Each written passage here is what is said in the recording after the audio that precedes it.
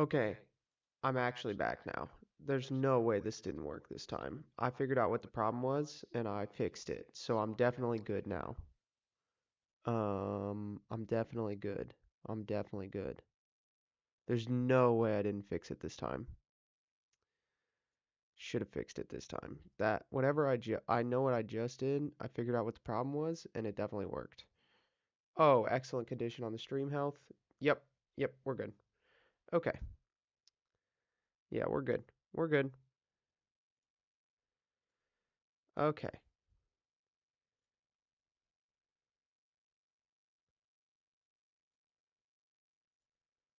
Okay. Okay.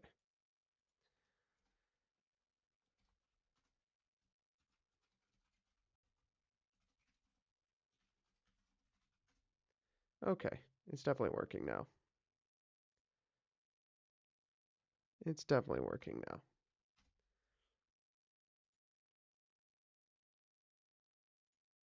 Yeah, yeah. Yeah, it's working. Okay, it is working now. It's working. Sweet. Are we back? I think we're back. The Roman is here. HG Moss is here. Xtex is here. The loyal Xtex.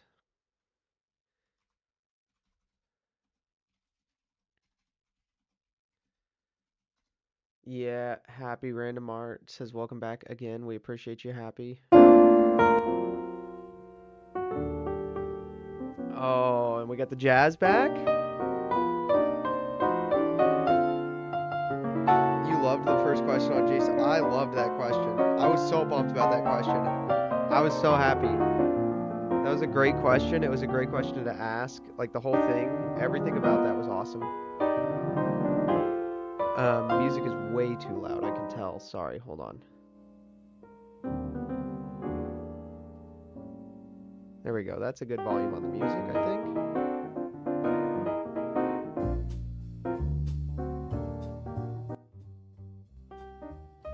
That's a good volume, I think. I'm back. So we're not going to be doing gaming. I don't think this computer will handle gaming and streaming anymore, but that's fine. It's kind of not what I'm feeling for doing anymore. I'm kind of thinking of doing I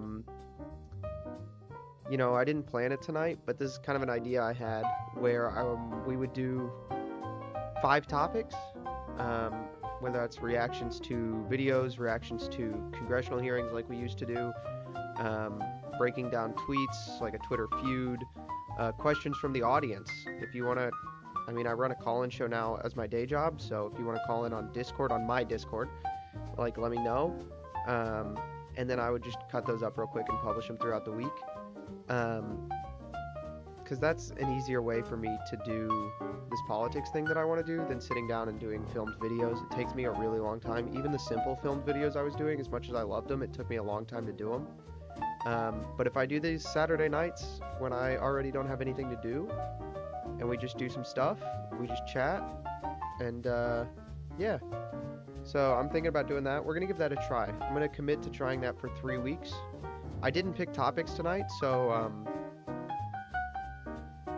let the jazz flow. Don't be scared, homie. I would love to let the jazz flow. I just don't want to. So these are open back headphones. I got new headphones recently. These are open backs. And I don't want it to be so loud in my headphones that it's hitting the mic and then it's creating a positive feedback loop with the volume. So, yeah. Christian Chiola is here. Hello, Christian. We got the gang back together, guys. So, if you guys have questions on politics, news, or you have tweets you want me to break down, you have any of my tweets. I tweet a lot of really weird stuff.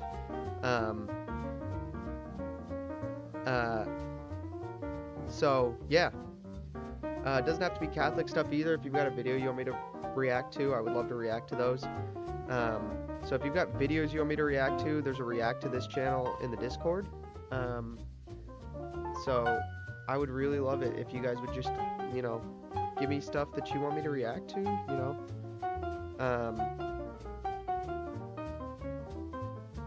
yeah. Let's do something cool. Never expires. Generate new link. Copy. Discord. Put the Discord link in the description if you've somehow found this stream without the Discord. Please join the Discord.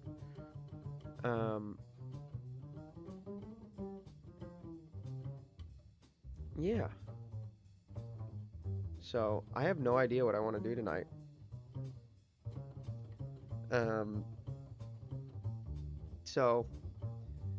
But I was bored, so if there's other Catholic creators, I put a message out if they want to join. They can join. Yeah. So, I wore my Defend Catholic Kid shirt today at Whole Foods. Karen stairs were straight fuel. I'm on fire today. So true. Big W. Let's get our stream elements, huh? I didn't set this up at all, so we're just doing this. We're doing this literally on the fly. It couldn't have been more on the fly than it is.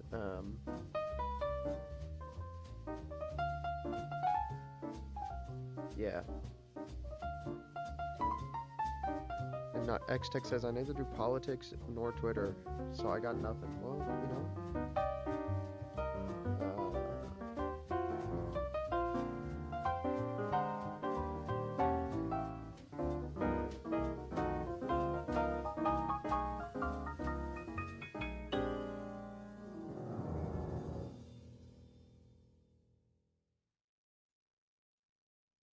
Yeah.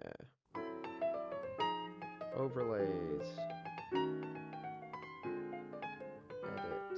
Let me see what stream overlay this is. Alert box. We've got the alert box. We don't really need the alert box. Oh, here we go. We'll get this one. Get this one going.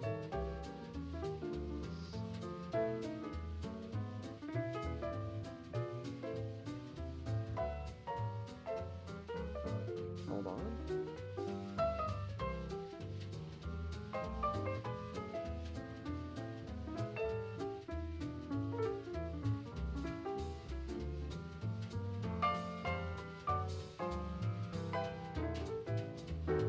Copy your overlay. Let's just add an overlay real quick. Where's the web source? I totally forgot browser source. Let's call this chat. Okay. And then we just need to put in a little, put that in right there.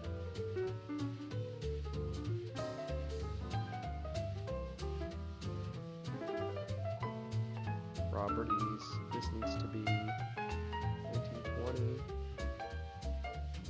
1080. Okay. And there's chat. Chats will pop up there throughout the night. There we go. We got chats again. That is really bad though. I cannot see that at all, huh? Alright, well let's fix that, huh? Let's fix that, eh? Settings, test message, widget options. I can't see that at all. That is terrible. Okay. Chat message options. Here we go.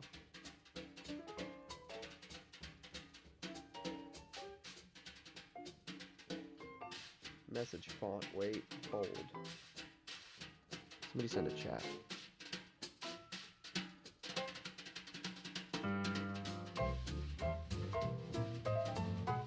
Is your audio working? Is it just my headphones? Is my audio really quiet?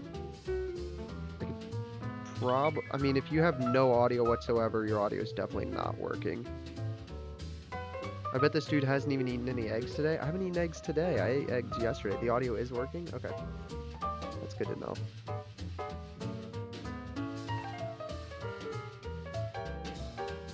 Is chat gonna pop up on screen here? Dude, what the heck? The chat messages used to, like, look good. And they don't now, do they? They look bad.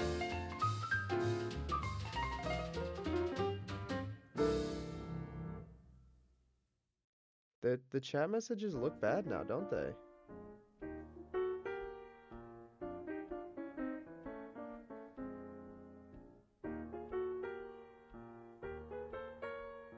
Yeah, your voice is pretty quiet. It's pretty quieter than the music, actually. That's really odd. Okay, well, I'll turn the music down.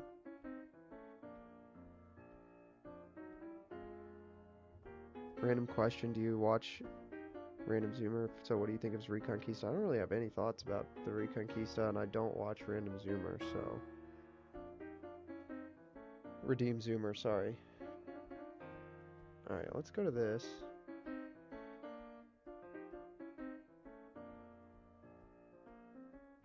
It's not, you're on point. Okay, I'm good. The audio's good? We're all good audio-wise all around. I can't figure out why the chat isn't, like, looking good.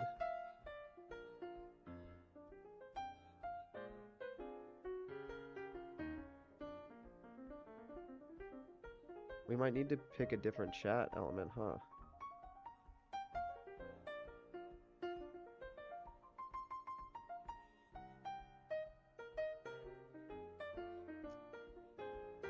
We're gonna have to find a different chat element. Our old faithful chat element seems to be kind of broken, doesn't it? It is broken. I mean, it's just like...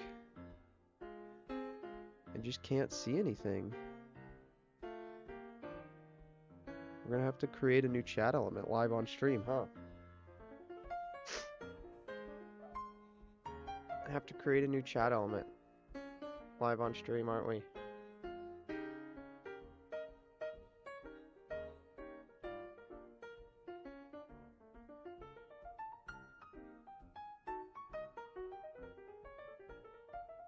We are the main character? I mean, you guys kind of are. Needs updating? I just, like, literally, like, on stream just now, reinstalled it and everything. So, like, I mean, we can try, like, guess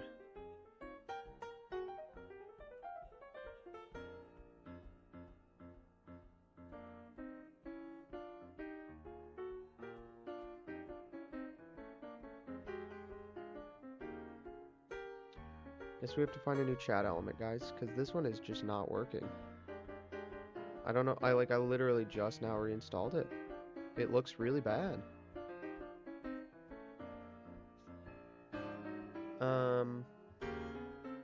Open editor. Data. I mean, this is the HTML editor, but that's not really helpful, is it? I suppose I could get, like, the Google API. I mean, the font could be the problem, but, like... Alright. I guess let's do this. Let's do this. Stream elements. Add chat.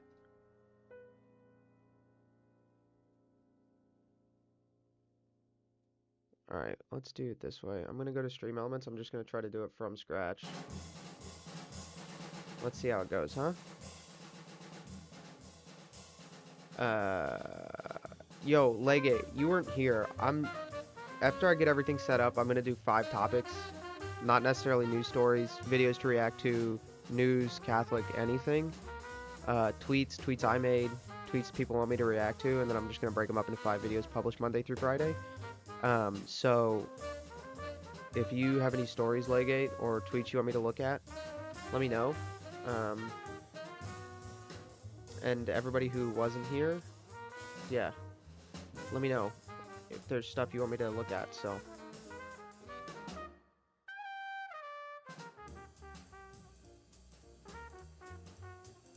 Overlays gallery.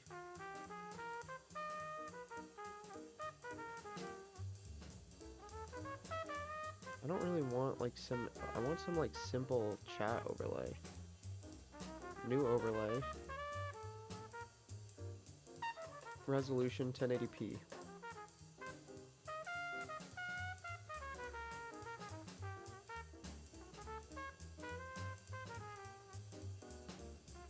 Oh, there we go. That's way better. Hello. I like this one more. Hold on. Messages are delayed. Let's turn the messages off. Dark chat. Checker chat. Custom. Text settings. Here we go. Text settings. Enable a custom font. Pick a font. Oh, we can pick a font. Here we go. Let's just pick a good font, huh? Just pick Anton. No, we do not want Anton.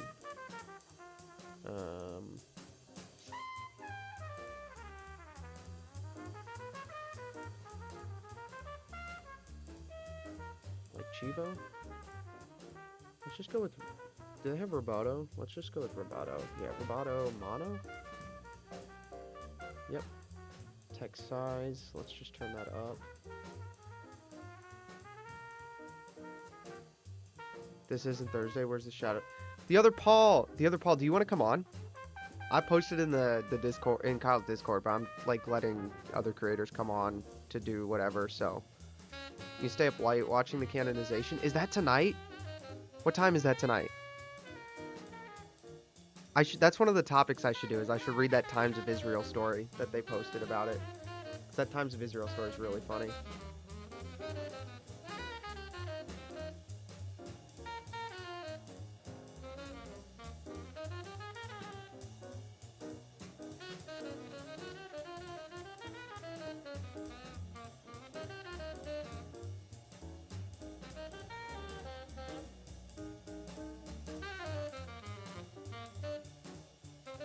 St. Carlos stream. Is that tonight? If that's tonight, we will stay up and watch it.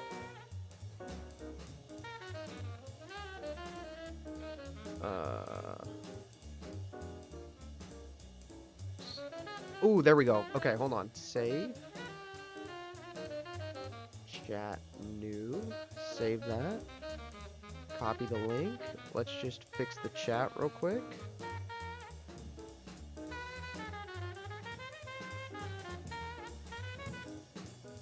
There we go. That's a way better chat overlay. I like that chat overlay. I actually do like that chat overlay. That's a good chat overlay. We like that chat overlay. We like it. Are we good with that? I kind of like it. So I hope everybody else likes it.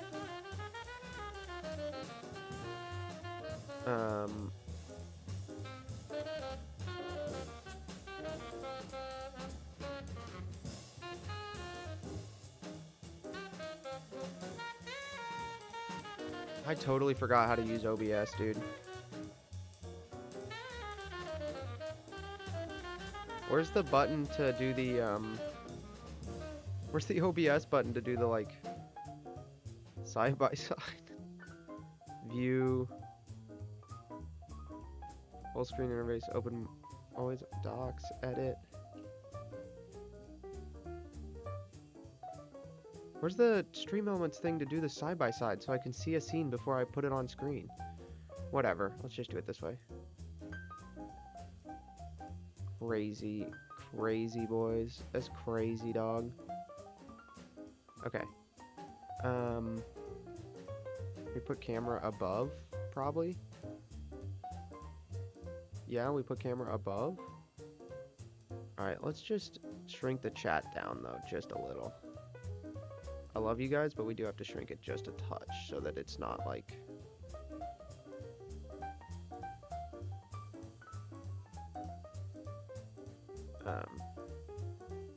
so it's not taking up.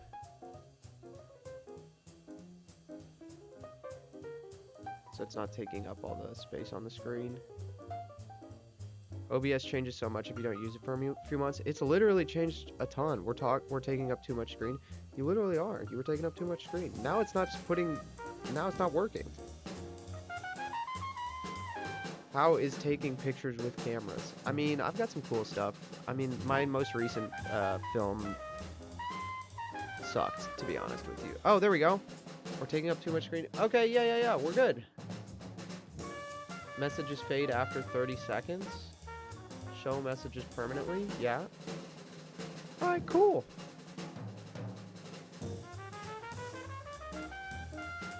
Alright, guys. We're good. 40% of the reason I have upload is I don't want to relearn OBS. Dude, okay. Yeah, but like...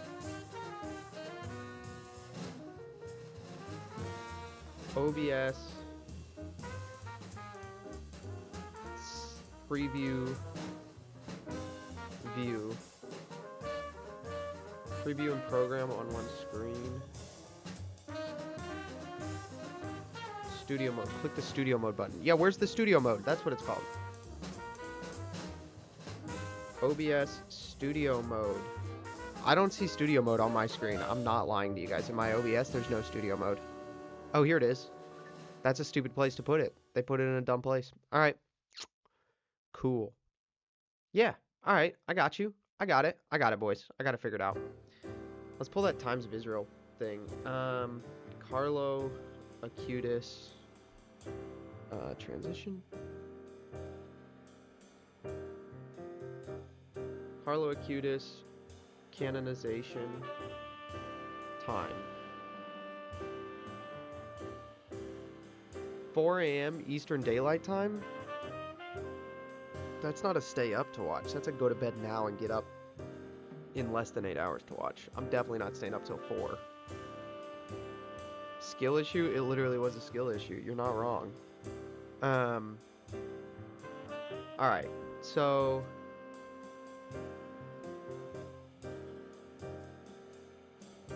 No, I'm not interested in this. Yeah, this article, we'll definitely look at this. Continue to site. We're not disabling the ad blocker. No thanks. Bro, your website is unusable. I want to read this article tonight, for sure. We want to read this article. I gotta remember not to click on my Twitter notifications. It's 2 a.m. Oh, yeah, because you're... I mean, yeah, you can get away with that. Because what? Is that mountain time? You're in mountain time? That's fine. You can get away with that. It's 4 a.m. Eastern. I ain't doing that. Sorry. What do you guys think of the hair? I'm growing it out again. What do you guys think of the flow? You like the flow? You like the flow?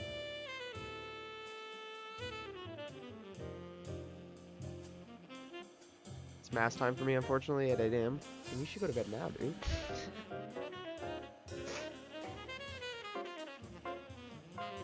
Menards, dude. Save good money in Menards.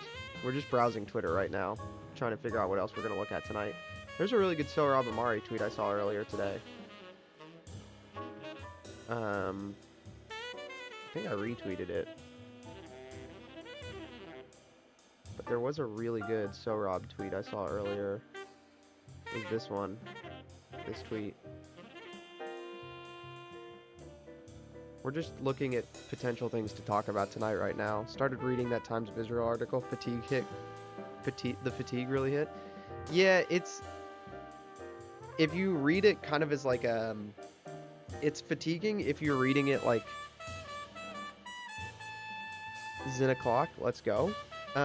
If you're reading it for like actual... If you're not... It can be fatiguing unless you're reading it as like a funny. You know what I mean? Like, if it's a funny, then you can get away with it. I'm gonna move this again. Just a touch. That way I don't have to lean so far back. I like that better. Okay.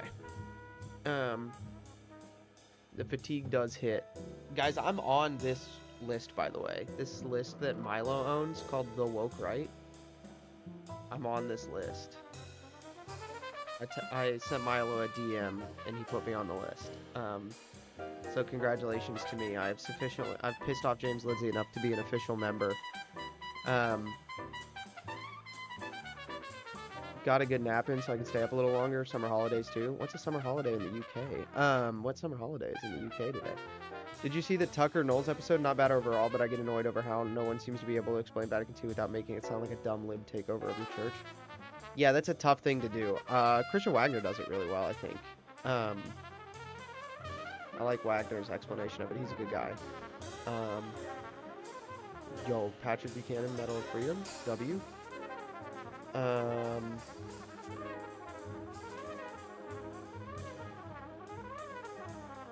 Lames Jinsey, so true. Yeah, has James tweeted anything today that we can use as fodder for a video?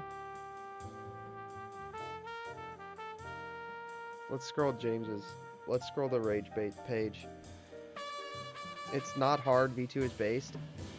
It is hard because Vatican II is so much different than a lot of the other councils in tone, it's hard for a lot of people to explain it. And that pretending that that's not true is like not helpful for, like, it's kind of gaslighting, you know? And it's not helpful for us to gaslight fellow Catholics. Father Arthur Belknap's unsolved murder case news article is pretty interesting. Father Arthur Belknap, okay.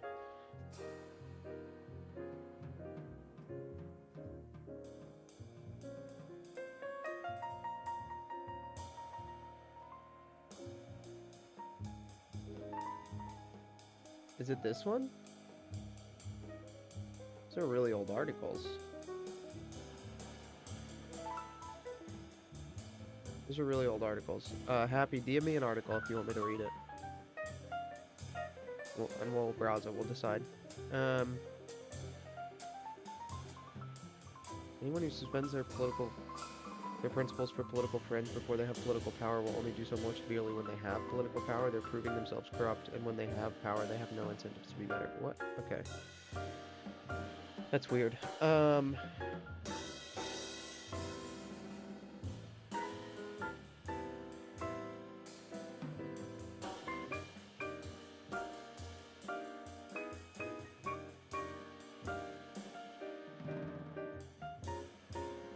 Power is not a Christian virtue, which anyone could check on either of the two lists of Christian virtues, and hundreds of people went feral and twisted themselves into knots to justify lust for power.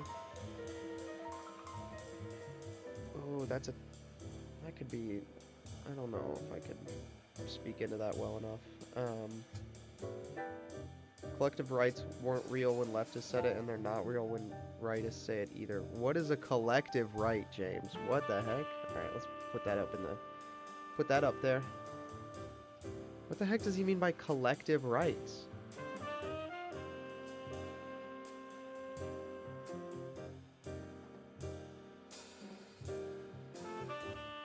What the heck is collective rights?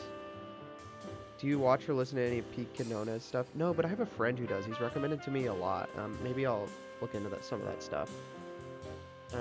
Put it in the react to this channel, and we'll see if we find anything. Alright, let's throw that up there. We'll look through that. Put it in the react to this channel in Discord. Find a video of Pete's that you would like me to react to. Let he who is without sin cast the first base. What? I've never stolen a baseball from somebody. Hello?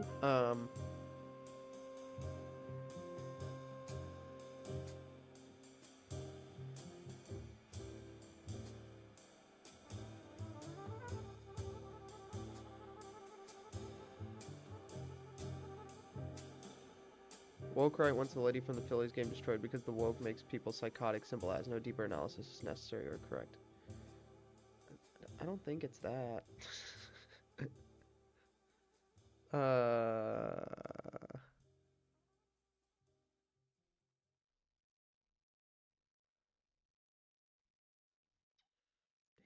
not finding anything good, huh? The traditional rights of Englishmen. Collective rights are a response to Carl Benjamin. He was talking about the collective rights of Englishmen. Oh, that's a good one then. Okay, wait. What did Sargon say? What did Sargon say? What did he say?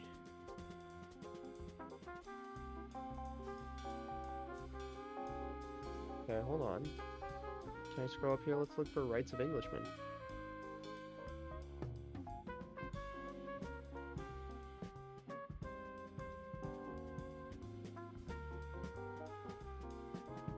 Let's go to latest.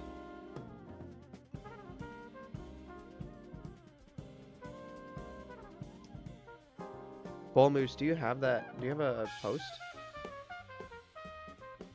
There is no out. Groups can and do have rights.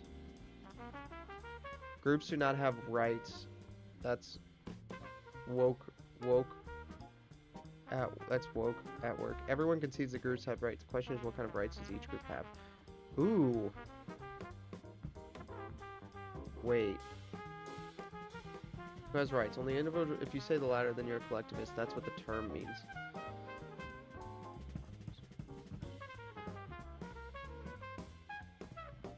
Okay, that's interesting. Hold on. That's interesting. I found the tweets. Okay. A couple days ago, I think Billy's Karen looks like a pro-choice LGBT voter who still wears a mask and lectures everyone on climate. She literally does. That's true. Um, Hold on. Oh, I closed the Times of Israel article on accident. No, I closed the father. Okay, this looks good. This looks promising.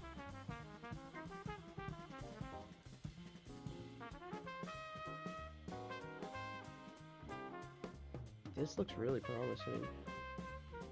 I think the issue is one of language. Individuals have rights, collectives do not. However, collective can have aligned rights. What is aligned rights? What?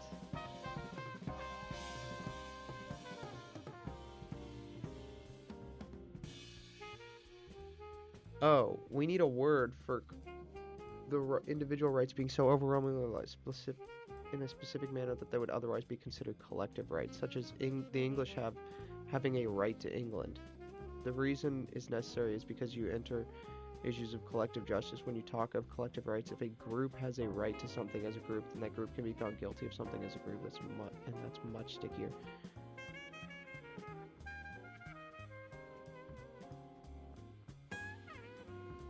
What?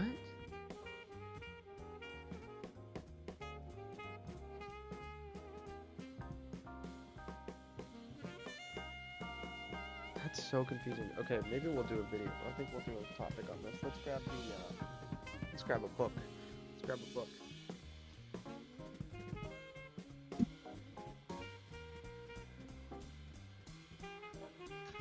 Ow. Let's grab a book in case we need to reference the book. Is Carl Catholic? Yeah, I don't know if he is. I don't know.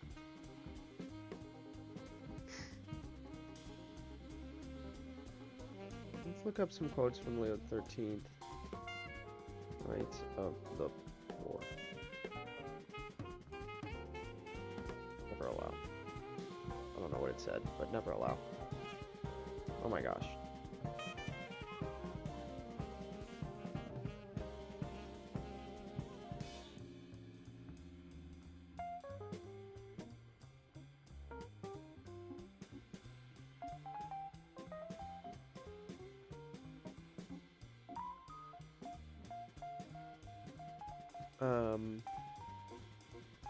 Well, what we want is the common destination of all goods. That's what we want.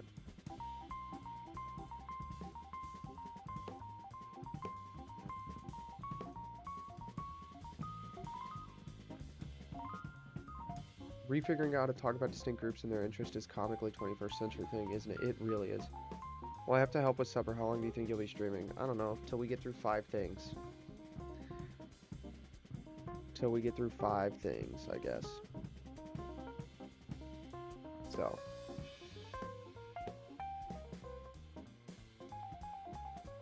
I think we'll stream till we get through 5 things, so.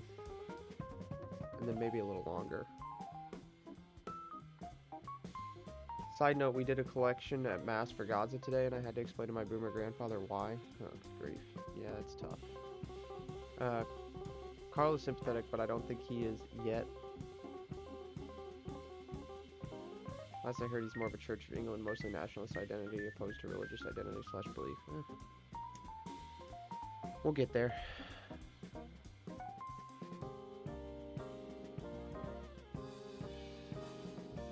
I don't know if I have anything to say on the collective rights thing without doing a lot of reading, so we'll try it. I don't know if there'll be anything there, so we'll try it. We'll try that. But where's Latin Mass in Steubenville? I'm in Tiltonsville and want to go. It's at St. Peter's on 4th Street at 12 p.m. every Sunday. Hey, look, there's me. Hold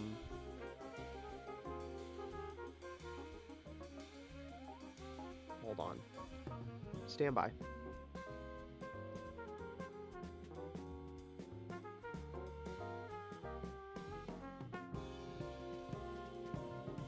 Nothing. Okay. I want to be clear. These are not my my searches. These are the most common searches because I've not used YouTube on this computer in a really long time. I heard Franciscan doesn't have them anymore. Franciscan does not have Latin Mass anymore, no. Nope.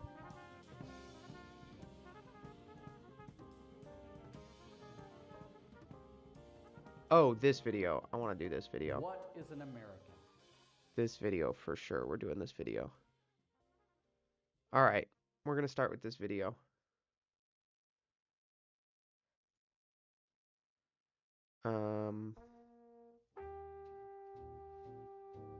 We need a background image to do this, though, because we're going to move the video. What we're going to do is we're going to do... Oops, crap.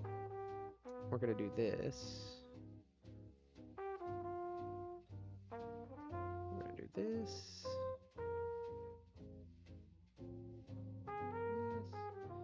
Isn't James a homosexual? No, he's married to a woman. So we need a background image for here. Let's think about that. Where are we going to get a background image? Maybe a looping animation would probably be best, huh? Okay. Let's, duplicate this scene.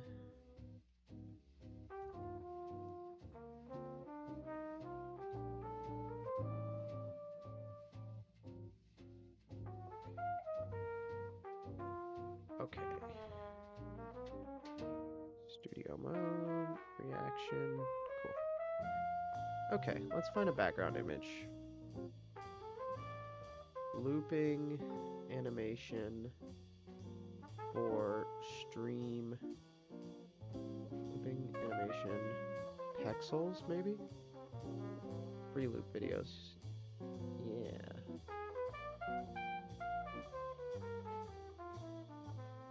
Doxed.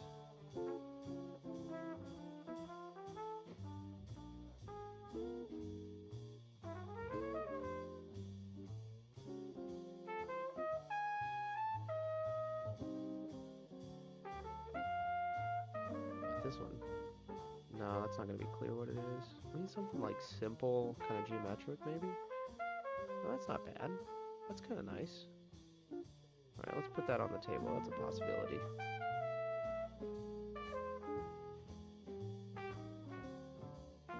It's too jittery. I don't like the jittery ones.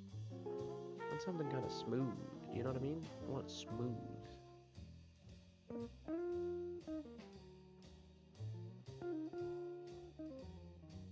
Smooth.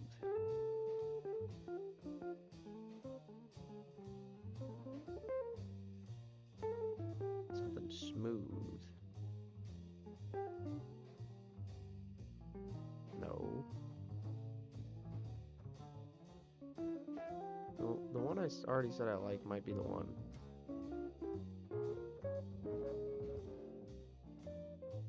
That might have to be it. I don't think there's much else here, huh?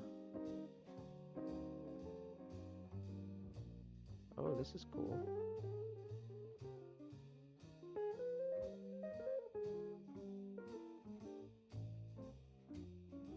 Is that too busy? You think that's too busy? Might be too busy. Good chance he won't.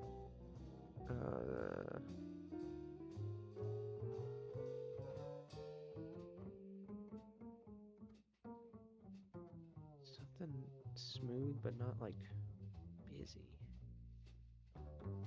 This is difficult. This is harder than you would think, huh?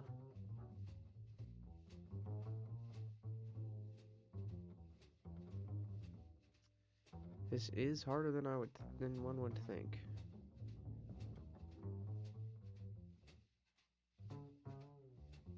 No. Oh. No.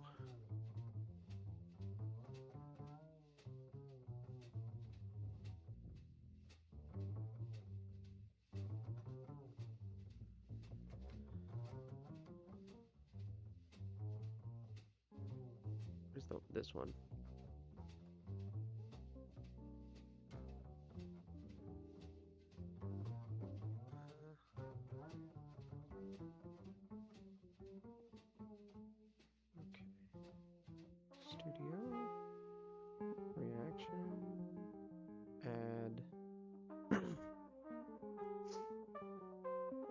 source. BG. Okay. Browse. Downloads. Open loop. Okay.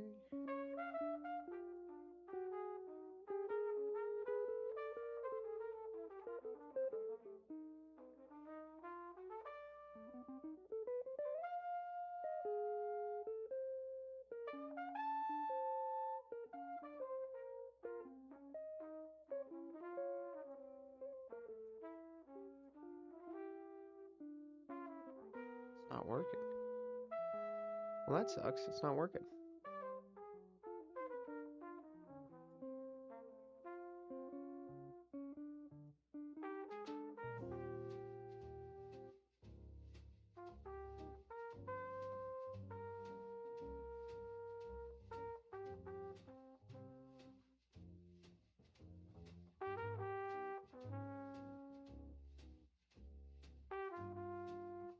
It's not working.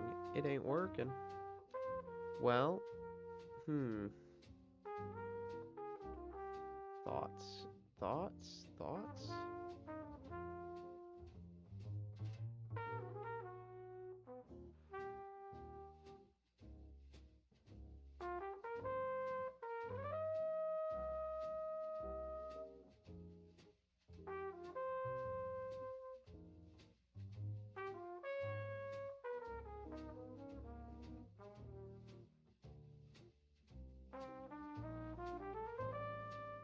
Oh, goodness.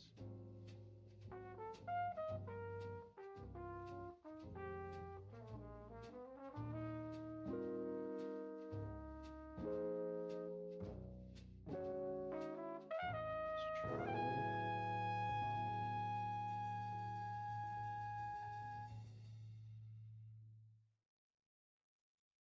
Password is not correct. Well, that's helpful.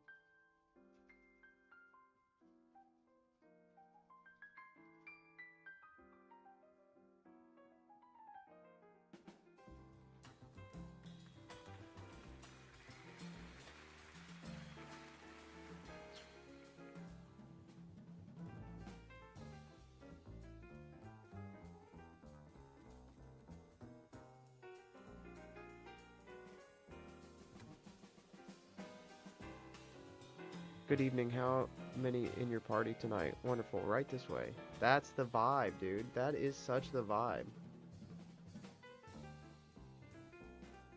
It really is the vibe, isn't it? I feel it. Don't you guys feel it? I feel it. I hope you guys feel it.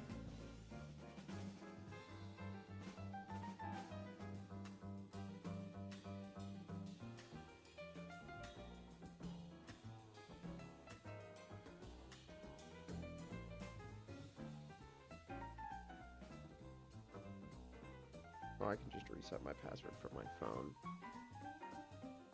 For this website. Reset your password. Continue. New password. Not now.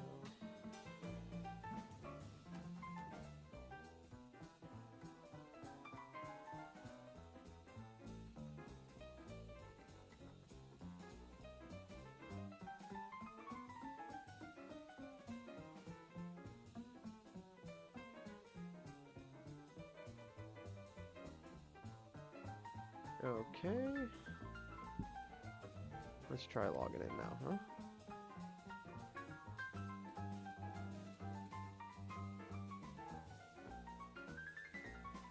Oklahoma. Oh yeah, how's that game going?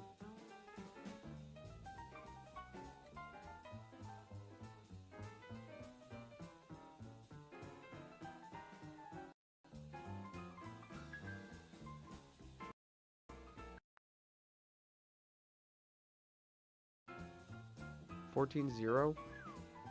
Yikes. Didn't James give you a call out on his latest special? Did he? Did I get a call out on Black Israel? I watched Black Israel. I didn't notice that if I did. If I got a call out, I did not notice it, and that's me being completely honest with you guys.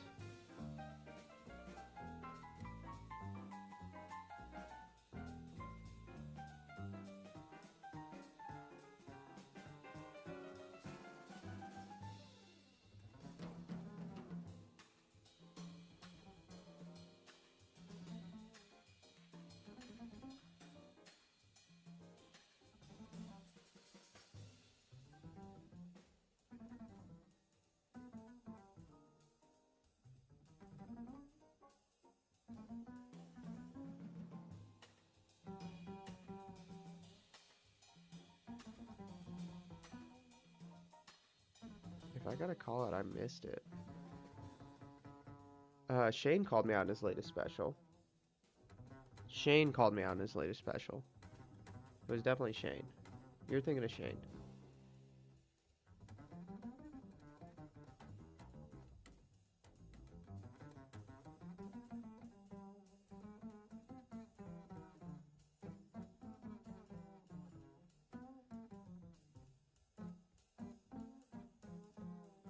Yeah, you're thinking of Shane. Shane gave me a call out.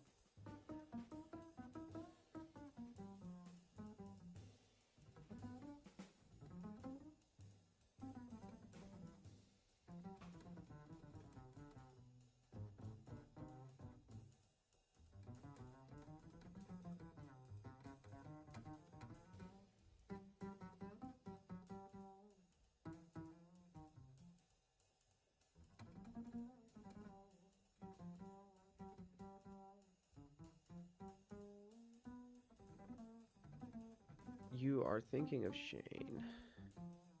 Sorry, I'm getting old. That's all good. Very confused. Mix up Shane. Yeah, they're very different people. Shane called me out. Yeah, Shane mentioned me in his latest special.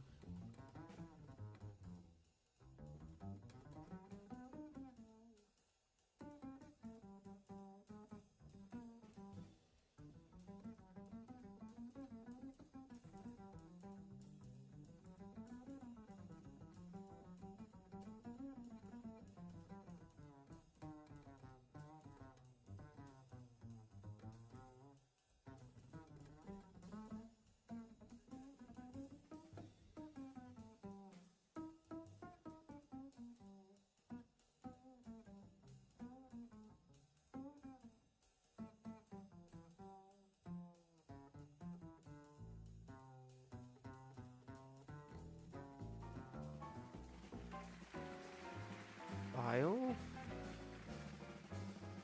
Scene collection import.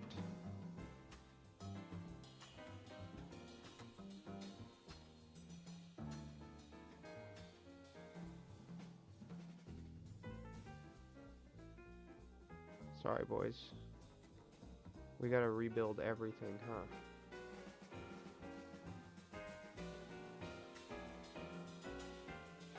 We gotta rebuild all this stuff.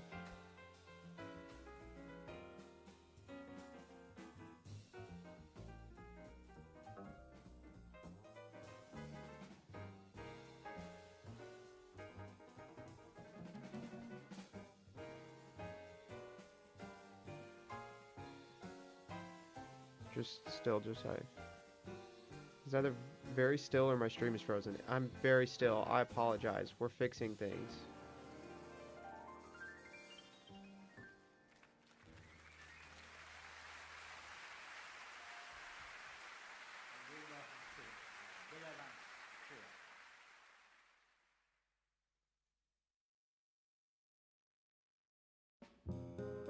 Part of the process. It is part of the process. If I had waited to do this, I would have not have gotten on tonight. I'm not lying to you guys. I would have been like, oh, I got all that done. Good for the night.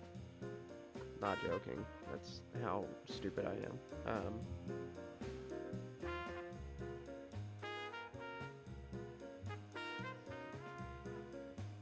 I think this is what I'm supposed to install. I think I install this.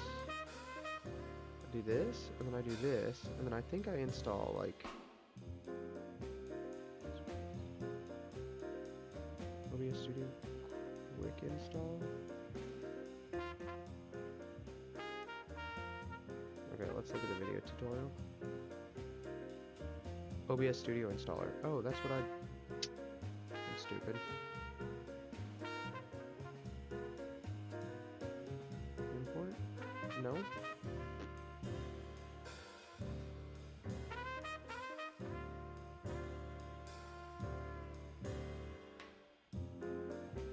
Nope.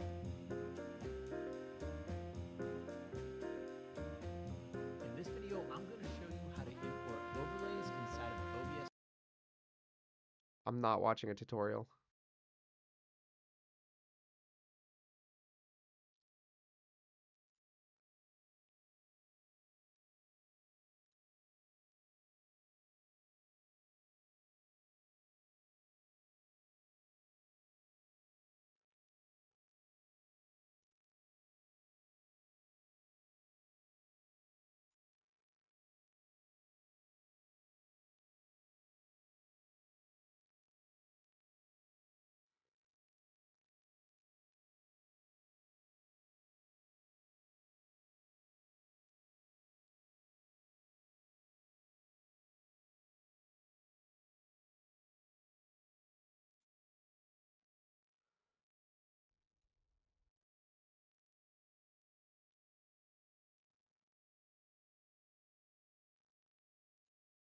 It's not there.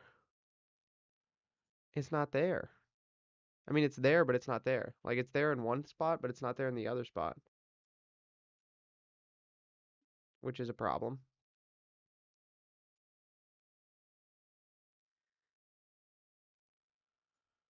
Okay, so here's what we do. Alt, Alt, right click, copy as path, and then we paste, import.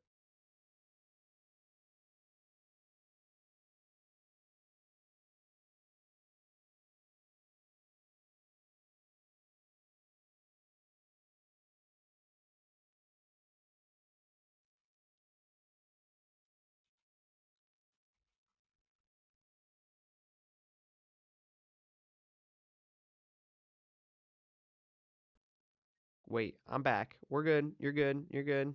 Don't freak out. Don't freak out.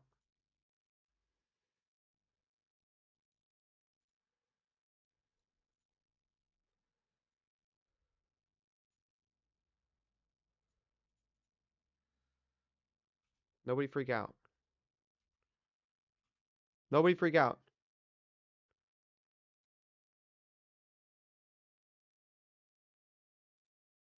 It's not working.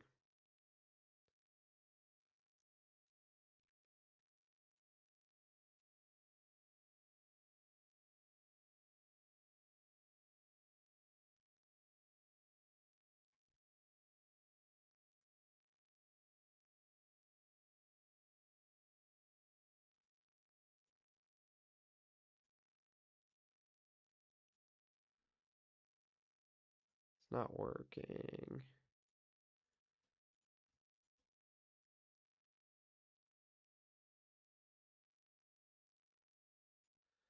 Hmm.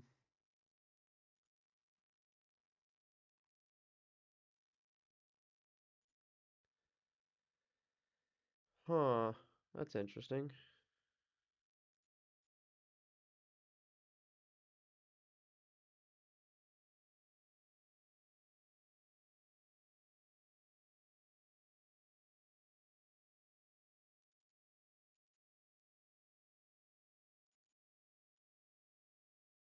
Dude, what the heck?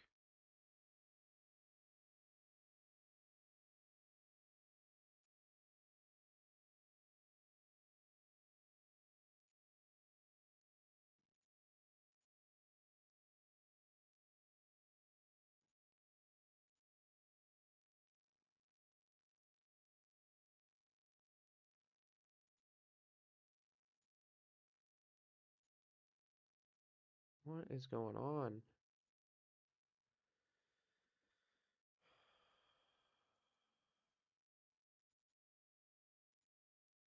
Dude, it does not work.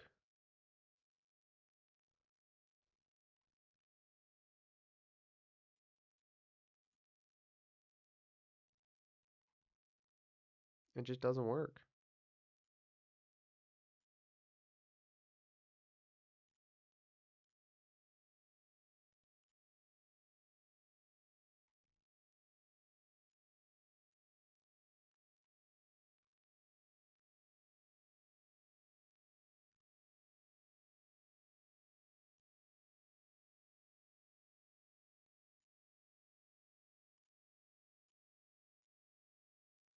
Okay, let's try one more.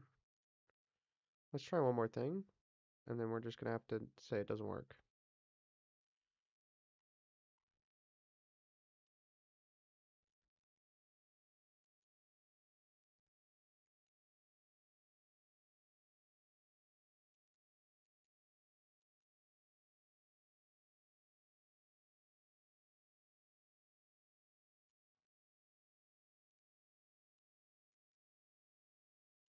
Yeah, it doesn't work. Okay, I'll figure that out later. OBS won't let me install new scenes. OBS will not let me install new scenes. That's really stupid.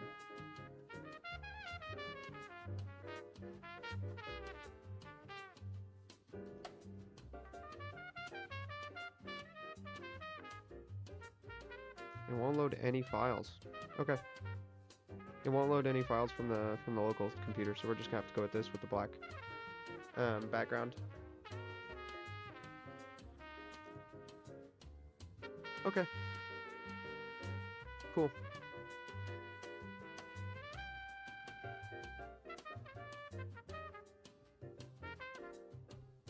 What is an American?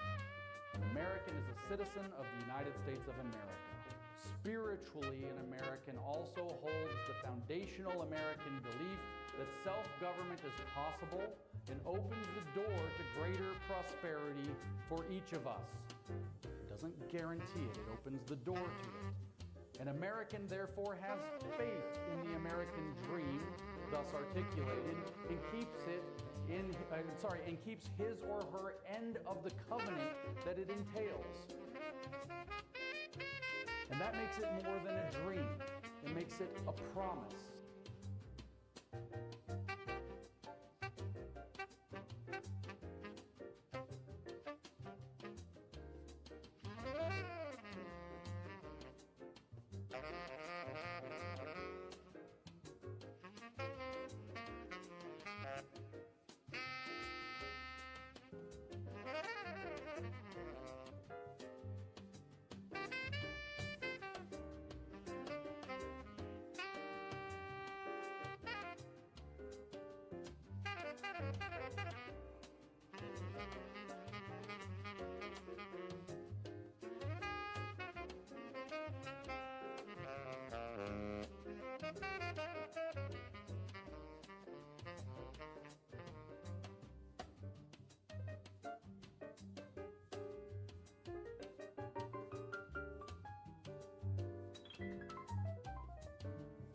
Oh, I gotta take my dog out.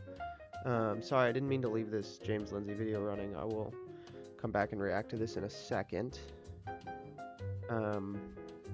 So... Yeah, I'm on mute. I know, sorry. I'm gonna be back in just a second. I don't know what that is. There's a stain. I'll be back in just a second. Looking like a punk rock frontman. Alright, I appreciate that. Be right back. I'm gonna take my dog out. Let me see if anybody wanted to come on this stream tonight. Well, I invited everybody. Nobody wanted to be on. So, okay. I'm gonna take the dog out. I'll be right back.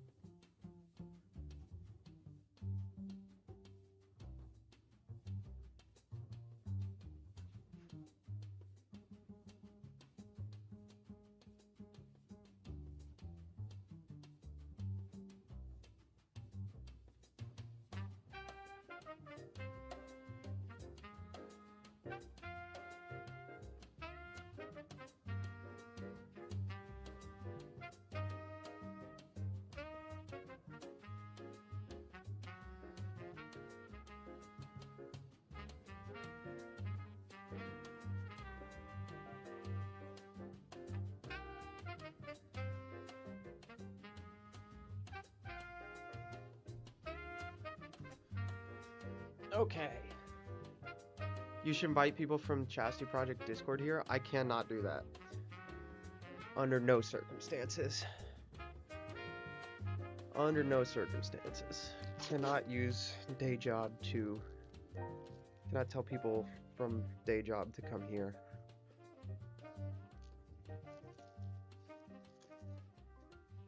I love you, Haley. Worst idea you've ever had.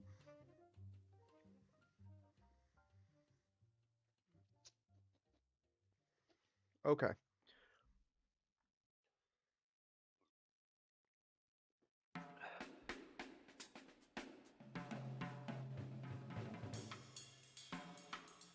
All right. You check something?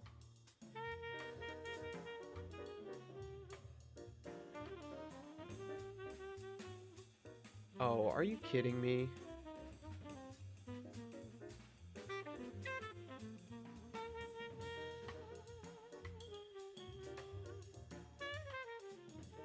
Hold on. I think because, like, literally played that video for 40 seconds on accident, and I got a notification that, like, heads up, we've detected audio from your stream that belongs to someone else here. You may be temporarily blocked. If you plan to continue, please ensure that the content owner has added your channel to their allow list. Dude.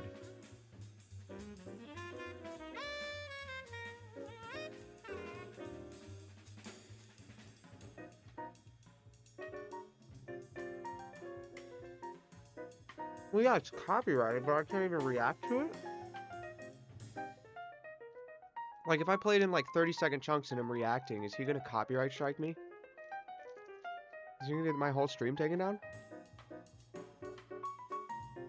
Fucking James Lindsay, dude.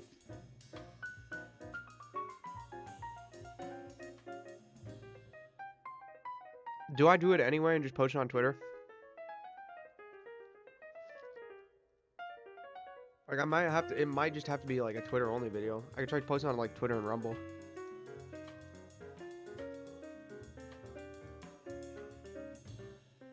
Hey, do not invite people here.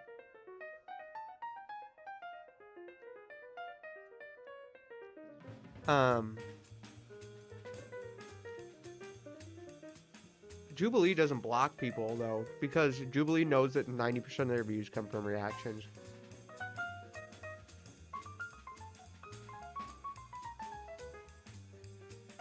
Okay. Do we just react to this anyway? I mean, if we're doing real reaction, right? We're not stealing, we're going to do a real reaction where we discuss it. Is it worth it?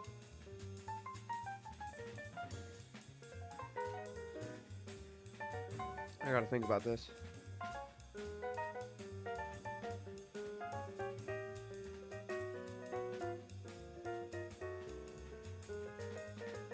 I gotta think about this, huh?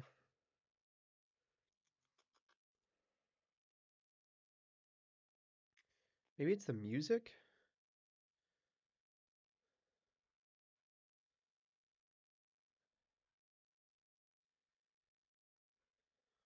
I guess we'll just turn the music off for now. Also, all y'all need to like the video. No, not a sponsor. Not a sponsor. Have a quarter I can flip? I have poker chips.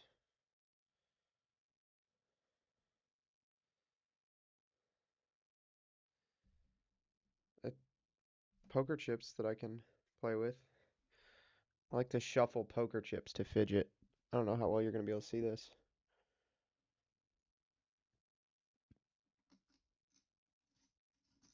Well, they fell over because I'm reaching across my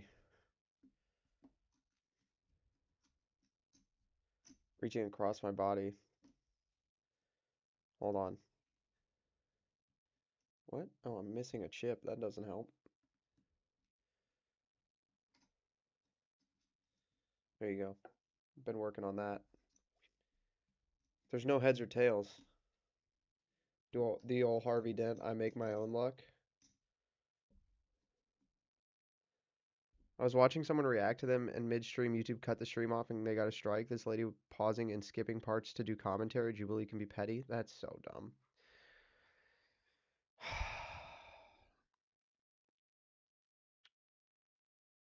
Okay, I guess I should do it. Yeah, and then just post it to YouTube.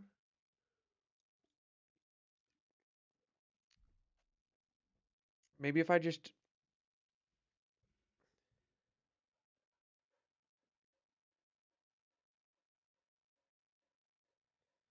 Gosh, I guess I'm just gonna do it.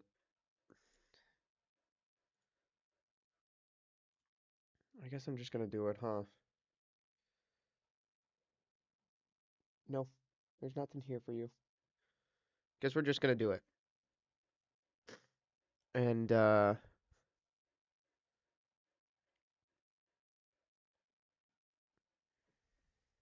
yeah, I guess we're just gonna do it.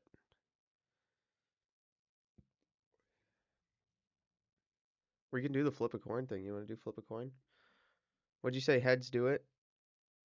Heads, tail, heads go.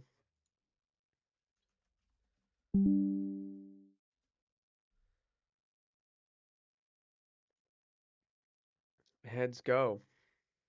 Gotta do it. Roll a die.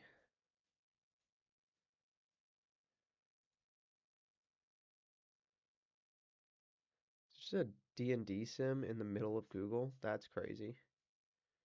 'Cause you can add a number. That's funny, actually. Spinner.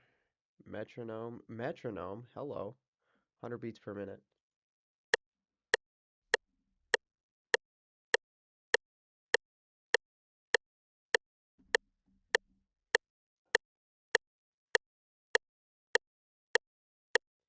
That's not annoying. Okay.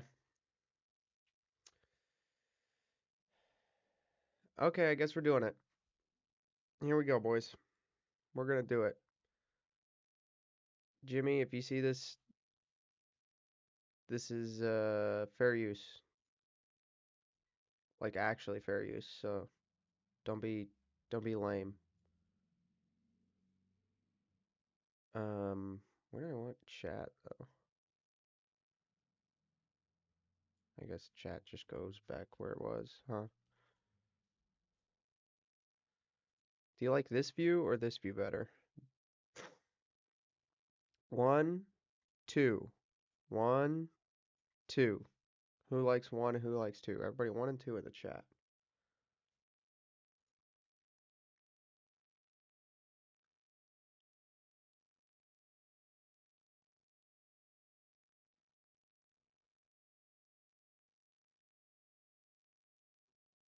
One, 1. Okay, 1 it is.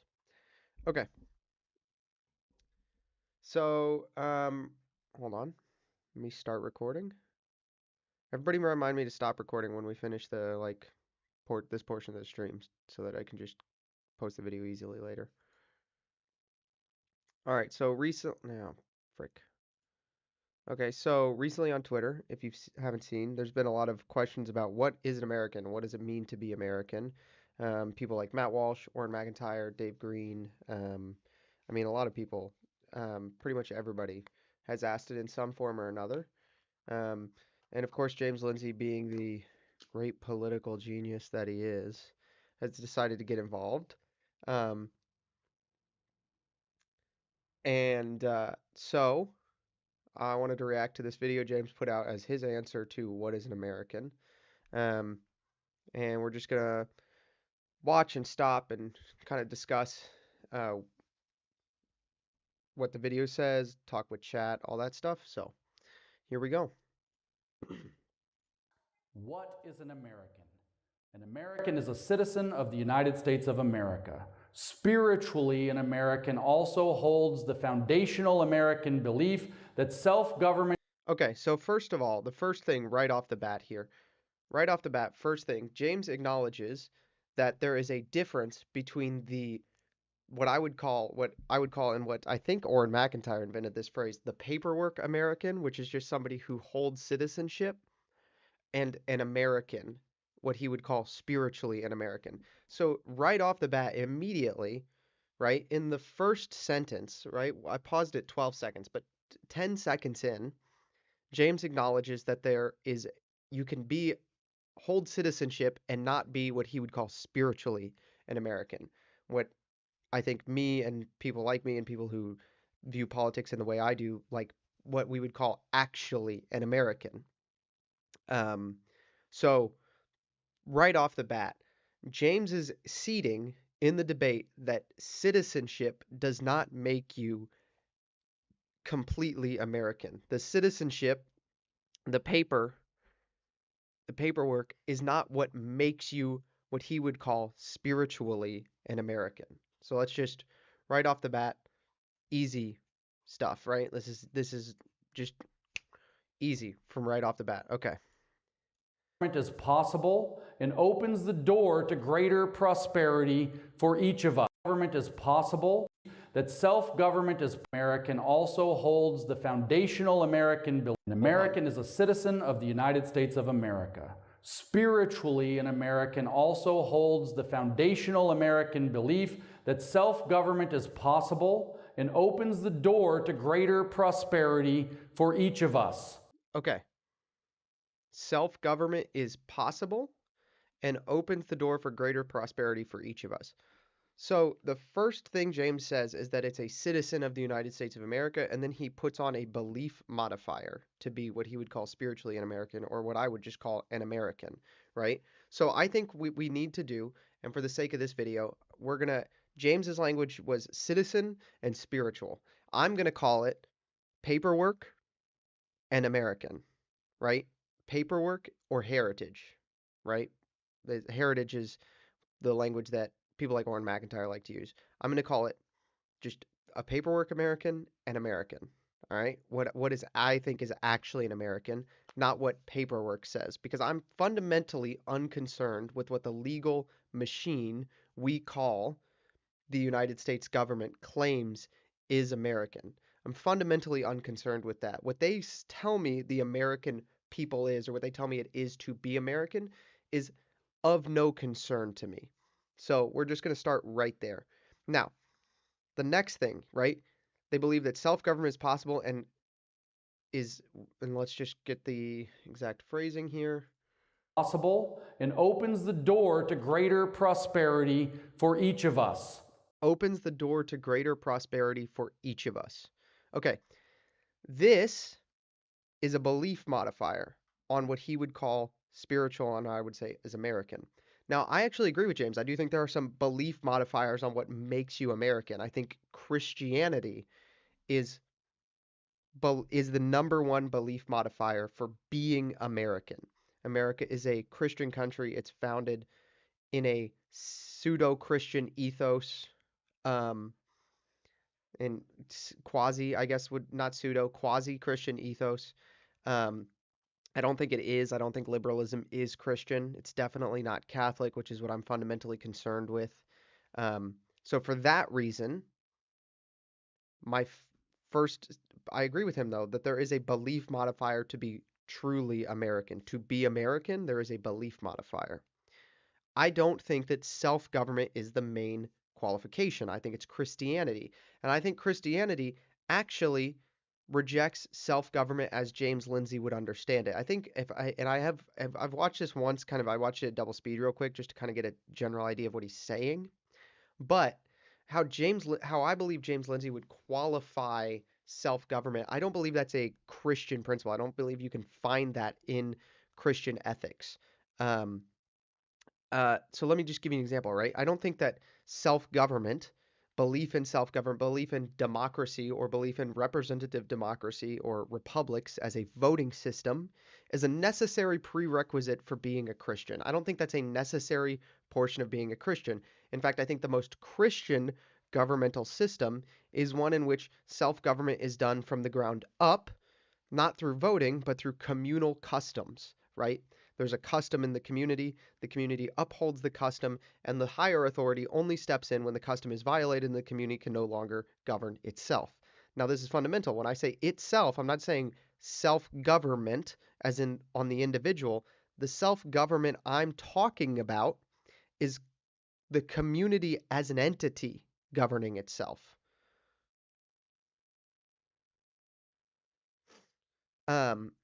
And so the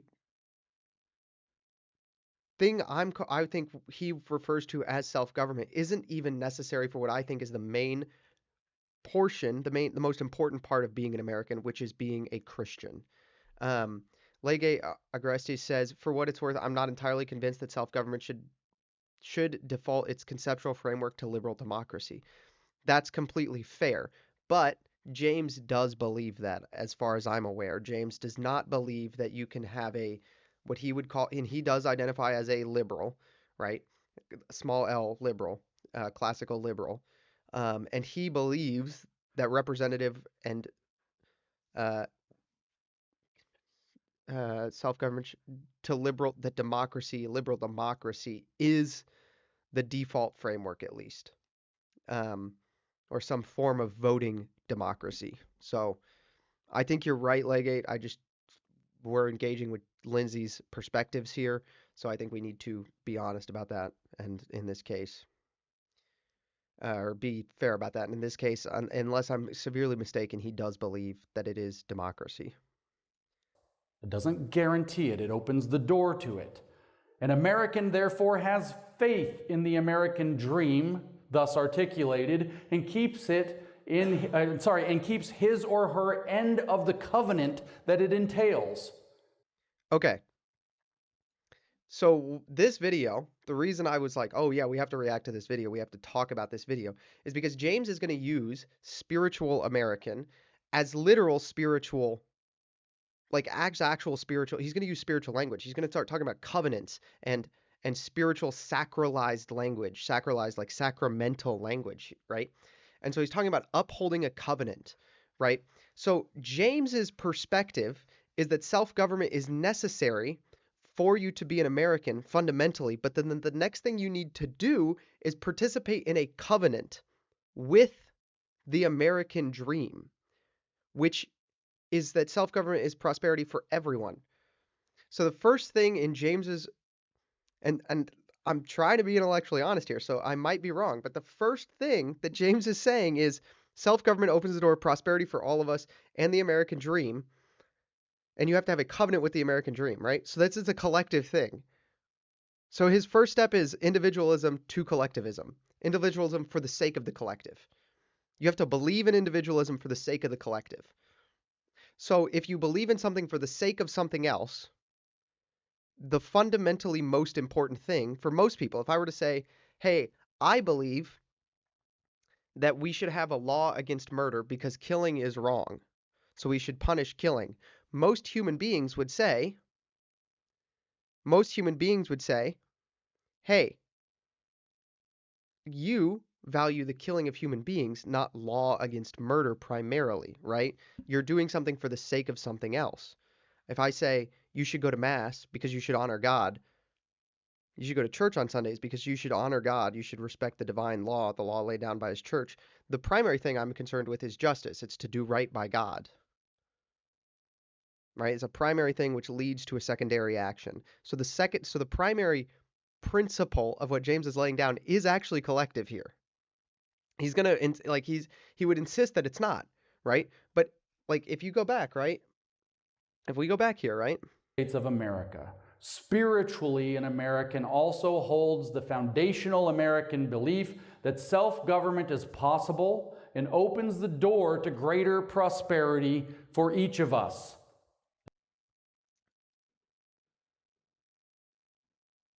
Okay, what are we doing here, right? Like what do we so the principle is that we should all prosper. We should prosper all for each of us, right? All of us should prosper. We should prosper together. We should prosper together by our individual actions. So it's necessary for us to cooperate. It's necessary for us to act as a collective in a belief. It's necessary for us to, as a collective, individually hold a belief so that the collective can prosper.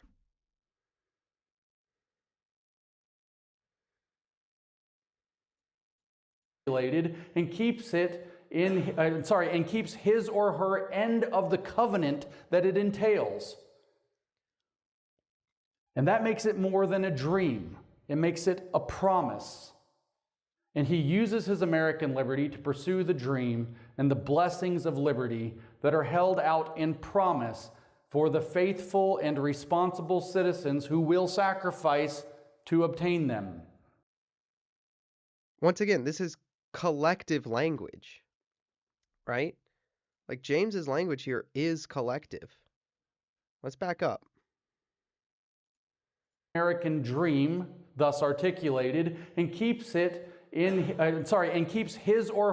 So James said the American dream thus articulated, which somebody smarter than me can verify this because I barely speak English, but I'm pretty sure what he means is the American dream is self-government for prosperity for all. Right? So the American dream isn't an individual achievement, it's prosperity for all. Prosperity for the collective. For her end of the covenant that it entails. And that makes it more than a dream. It makes it a promise. So it's a promise made to each person. Society makes a promise to the person. So society is an acting, efficacious entity in this covenant that he's proposing. And he uses his American liberty to pursue the dream and the blessings of liberty that are held out in promise for the faithful and responsible citizens who will sacrifice to obtain them. So we should sacrifice to obtain prosperity for all. This is Christianity, right? Not prosperity necessarily, but you should sacrifice for the well-being of your neighbor. Your participation is necessary. Faith without works is dead. You can't believe in the American dream and get rich. You've got to work for it too. Okay. So he's going to start using really, like I said, he's going to start using really religious language. Faith without works is dead. So you have to believe the thing, and then you have to live like you believe it. For the sake of the collective, for the sake of prosperity for each. For the sake of prosperity for your neighbor. An American is a classical liberal in all the regards presented here, who will fight and die if necessary to protect his God-given right to hold this faith in liberty, to keep this covenant and pursue this dream, the dream of the promised returns of the blessings of liberty. Okay. Is a classical liberal. Back up. An American is a classical liberal in all the regards presented here, who will fight and die if necessary to protect his God-given right to hold this faith in liberty. To hold this faith in liberty. So there's a faith aspect. You have to, like, he's treating this like it's a religion, right? But Scripture tells us we can't serve both God and mammon. So the James's perspective is that you have to hold faith in liberty, right? You have to hold the fundamental American assumption of individualized self-government, which in his mind is complete anthropological individualism. You have to believe it. You have to have faith in it. You have to have like faith. You have to have capital F faith, right? He's talking about he's talking about faith as if it's a faith in this covenant. To keep this covenant and pursue this dream, the dream of the promised returns of the blessings of liberty. And you have to participate in the covenant so that you prosper. This is like America is the new Israel stuff that like the Protestants and the evangelicals and like the Reaganites got really, and the religious right got really into in the 80s and the 90s, right? Like America almost is like Israel in the Old Testament. His just deserts, equity in the biblical sense. Equity in the biblical sense, but he never defines what that means as far as I'm aware. Let's just keep going another little bit, and then we'll try to figure out what equity in the biblical sense means. But he's also an atheist, so who is he to tell me? Like James Lindsay is an atheist, and I'm a Christian. Who's he to tell me what the Bible means by equity?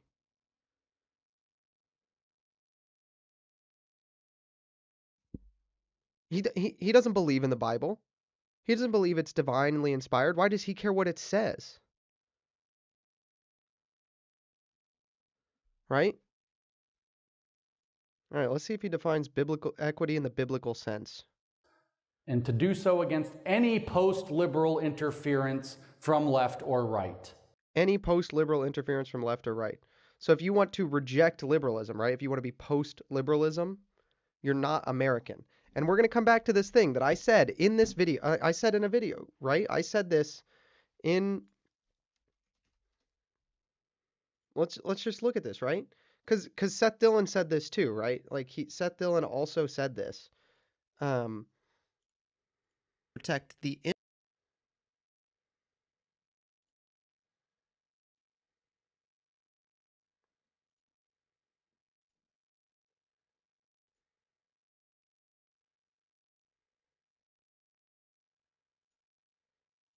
Let's look at this, right? Let's try to find this. But, you know, that's a separate question for another time maybe, but they call for dismantling liberalism. Yeah, so did the popes. Because once again, so did the liberalism is a trap that disprove that. You can't just assert it. In the country, not based on individual actions. Oh crap. Active guilt to assert it. That's ridiculous. I think so did Pope Pius XI. I think coercive state power is, you know, once again a buzzword specifically designed to scare people, but they reject proceduralism. Liberalism is a trap that disarms their side. Yeah, so did Pope Pius XI. So does the Catholic Church. So does every pope who's written on the topic since Pope Leo when the idea was around. Right. Every pope has rejected this, right? Let me look at this. Let me pull this book down, right? I've got this book, right? Let me pull this book down. I've got it right here. That's the wrong book. This book, that's the wrong book again. How did I grab the wrong book twice? I got the right one this time. I got the right book. Okay. This book. This is The Church Against the State by Andrew Jones. He has a talk in here on Pope Pius XI's Quadragesimo Anno. Okay? And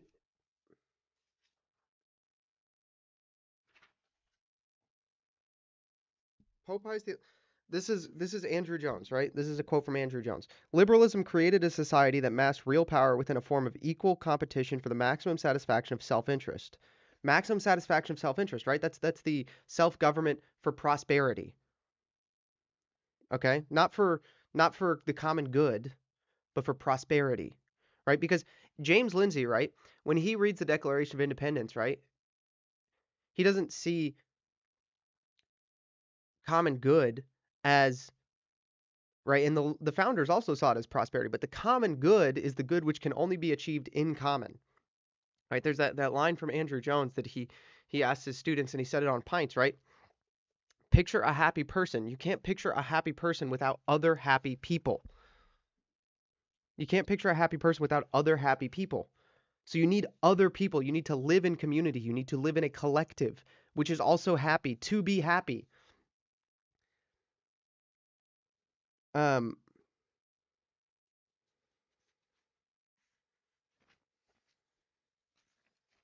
ba-ba-da-bum.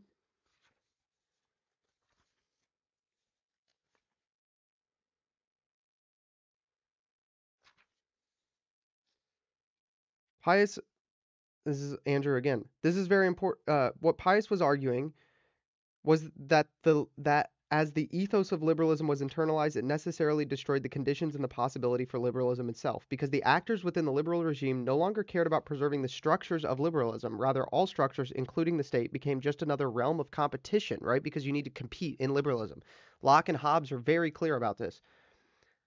Rather than all structures, including the state, became just another realm of competition for power, where the victors would use that power for their self-interest. Ludwig von Mises once wrote, quote, "Liberalism is not a policy in the interest of any particular group, but a policy in the interest of all mankind." Unquote. The problem should be immediately obvious. In whose particular interest is it to main the interests of all mankind? Okay, that's Andrew. And then Pius XI says, free competition, while justified and certainly useful, provided it is kept within certain limits, clearly cannot direct economic life, a truth which the outcome of the application in practice, the tenets of this evil individualistic spirit has more than sufficiently demonstrated. He says in another place, never mind. The ultimate consequences of the individualist spirit in economic life are that free competition has destroyed itself. Economic dictatorship has supplanted the free market. Unbridled ambition for power has likewise succeeded greed for gain. Okay, so the popes are not, like, the popes reject classical liberalism, right? So James's statement here, I want to be very clear about this. James Lindsay is saying that if you are a Catholic who believes what the popes believe, and Seth Dillon has said it, right? The video I made taking the Babylon Bee woke right quiz, Seth Dillon has said it too. These guys who use this term woke right, right? These right liberals, right liberals, right? There's left liberals and there's right liberals, and then there's the post-liberal Catholics, and then there's the post-liberal Protestants, right? And the post-liberal Catholics, I would throw guys like Jones, Jacob Imam, Mark Barnes, right? And then the post-liberal Protestants, you got Orrin McIntyre, and you have those guys, right? Jay Burden, Joel Webbin, okay? What James Lindsay is saying is that if you reject liberalism, if you are a Catholic who is faithful to what the popes have taught in every social encyclical on the topic, then you are not spiritually an American because you are not participating with faith in the covenant of America.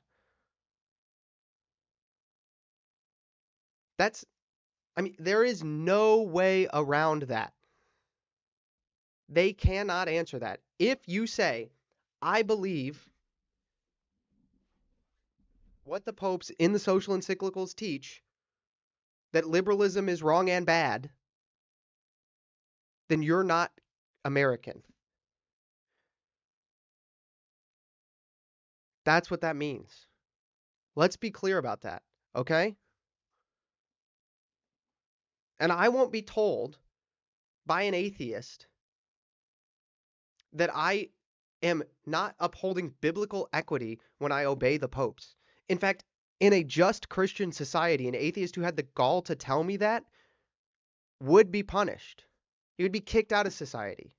Nobody would do business with him. So when he gets on his other podcasts and complains, oh, I said mean thing, like I insulted St. Michael the Archangel, and I insult Catholics on a regular basis, and Christians are like, I insulted Christians, and then they didn't want to hear me talk anymore, and nobody pays me. Oh, like, give me a fucking break. All right? Nobody cares. You deserve it.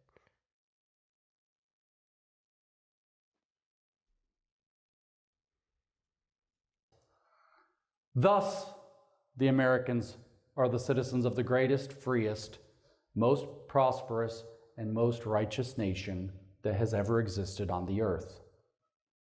What is an American? Americans are a faithful people with regard to the blessings of liberty. You have to have faith in the blessings of liberty. There's no mention of Christianity. There's no mention of Christianity. Okay. USA First Immigration Law.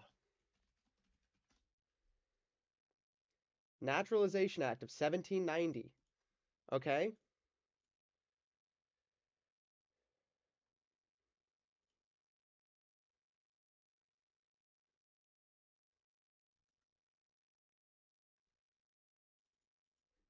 Let's just find the actual text of it.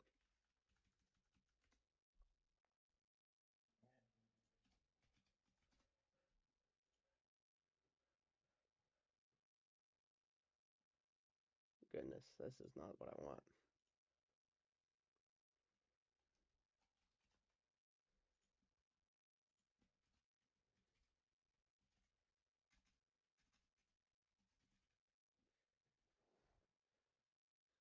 A person of good character and taking the oath or affirmation prescribed by law to support the Constitution of the United States, which oath or affirmation such court shall administer, and the clerk of the court shall record such application, and the preceding nation thereupon shall such person be considered a citizen of the United States.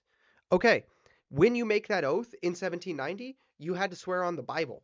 There wasn't an option to swear on the Quran. There wasn't an option to swear on, whatever book Vishnu claims is divine. You had to swear on the Bible. If you couldn't swear on the Bible, you couldn't take the oath. And you had to be of good character. What do you think that meant to the founders? It meant you were Christian.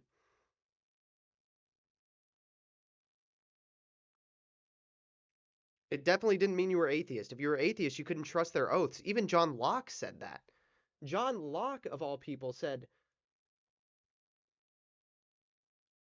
you couldn't trust atheists to take oaths.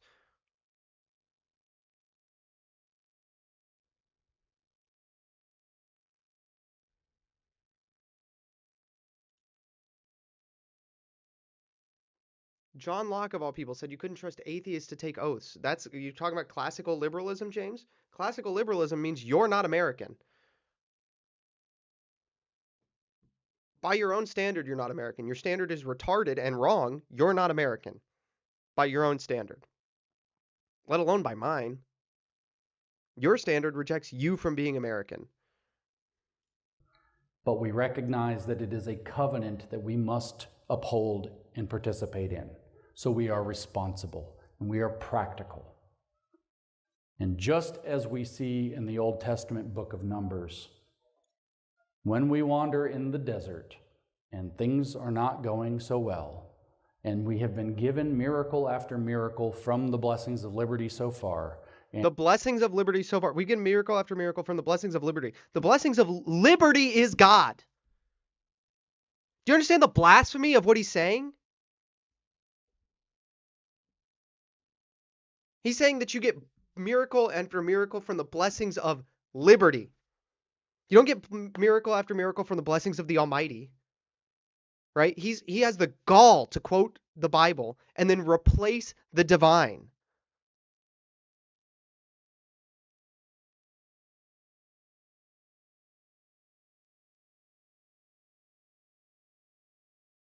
This is unacceptable rhetoric for somebody claiming to be able to define what is American. He can't even he can't bring himself to say the blessings of God.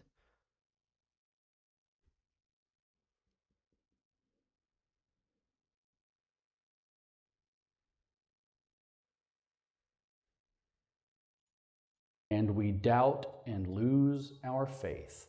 And if you lose your faith in what? In liberty. Any Christian who follows this guy, I want you to know this, that any Christian who is in their mind saying, James Lindsay has some good things to say, I like him, you know, his whole worldview is based on the fact that liberty is God, freedom is God, license is God. You follow a blasphemer, and you cannot serve both God and mammon. Wish to go back to the slavery and captivity of Egypt so we can have our cucumbers. Then we also forfeit those blessings of liberty and shall not be. You go back to the slavery of Egypt.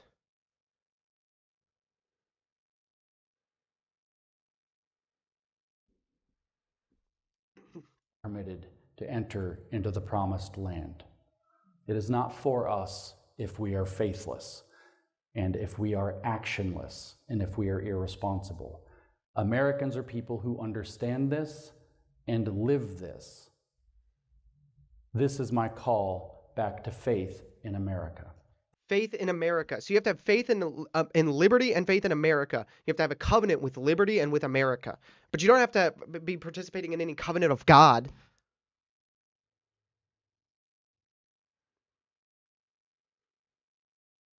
It's literally an altar call. I saw somebody on Twitter call this an altar call. That's what it is. It's an altar call to America. He believes in civic religion. He's thrown God out. He's thrown real religion out and believes in civics. That's liberalism. Thank you.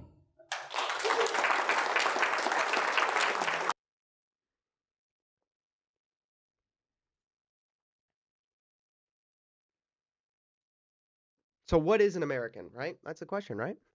What is an American? What is an American? An American is a Christian person who is willing to submit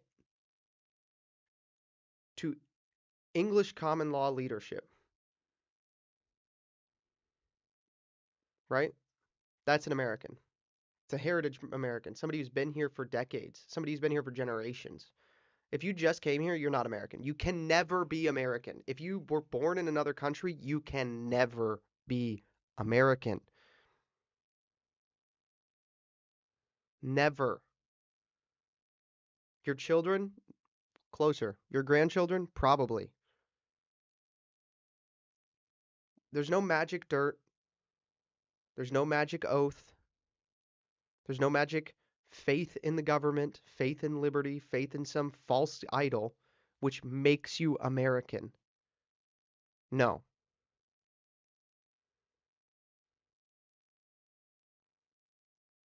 An American is someone whose family has lived here for generations and who has loyalty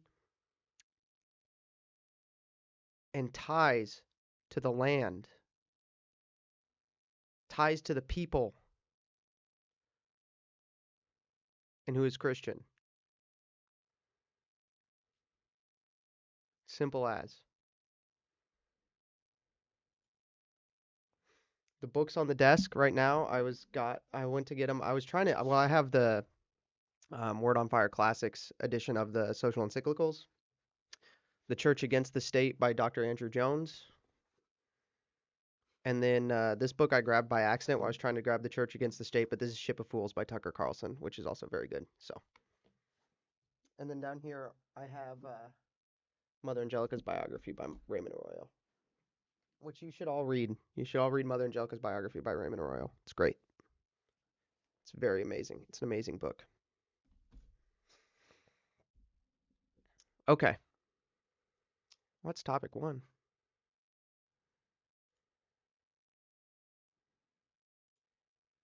There we go. That's topic one. We need 4 more topics. How long did that take? That only took 2 hours. Whoops. Okay.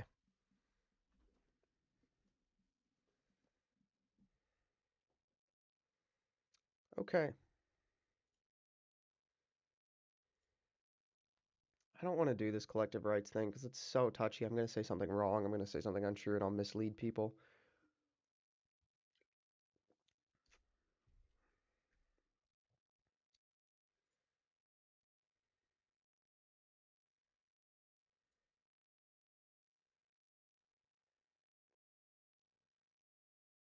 You want to get me on sometime to discuss Dune? Dune is great, dude. I love Dune.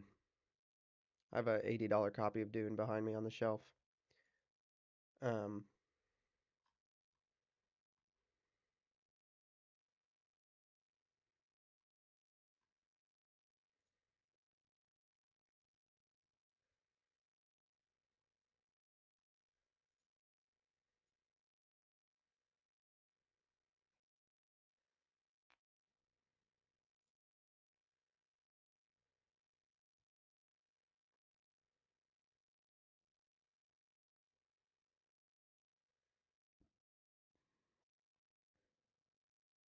so what do we want to do?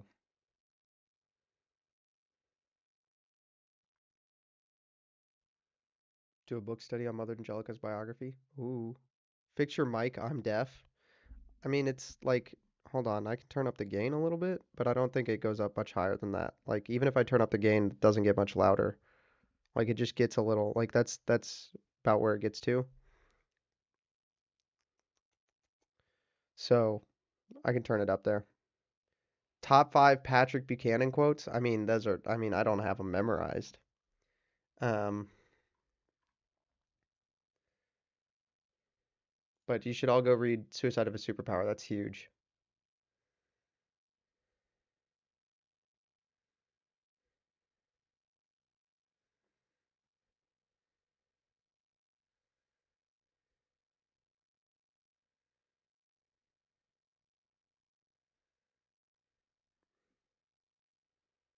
It did get better, thanks. Okay, I'm glad it got better. Dun dun dun. Dun dun dun dun. What else do you guys want to talk about? Let's go look at let's go to the Forbes breaking news page, see if there's any good congressional hearings to watch. Has the basement under the hatch been freed yet? It has not. The basement is not free. Let's go look at the Forbes breaking news channel on YouTube, huh?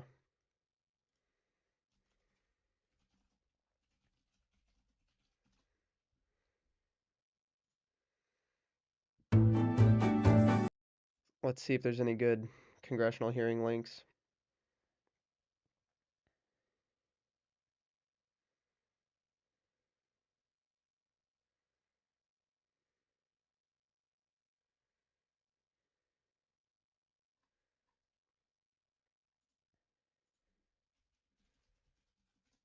I'm trying to find congressional hearings. Tim Pool is not based. Well, that's true. Have you seen the new Superman movie and did you like it? I haven't seen it. I have not. I've been trying to avoid. Oh, here we go. Yeah, we gotta watch that.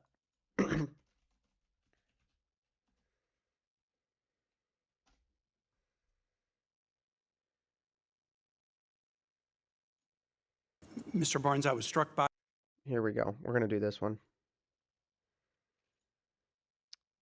Gotta do the intro again, gang. Hey everybody, how you doing? We're just gonna be watching and reacting to Tim Kaine's recent viral comments on rights coming from the government and not from God. So, Your opening comments, and I asked to get a copy of them so I could read them and make sure I quoted them correctly. You state, and this is a quote from Secretary Rubio, our rights come from God, our Creator, not from our laws, not from our governments. I find that very, very troubling. I'm a devout person. I was a missionary in Honduras. We've got other devout folks in this room, Christian, Jewish. so Tim Kaine claims to be Catholic. I should throw that out there. That's clear to clarify that. So Tim claimed is saying he's a devout person. He's saying he's Catholic, but he won't say he's Catholic. Muslim American. The notion that rights don't come from laws and don't Christian, Jewish, Muslim American. He has to make sure to point that out. But then he won't say I'm Catholic. He says I'm a devout person. He says he won't say I'm Catholic.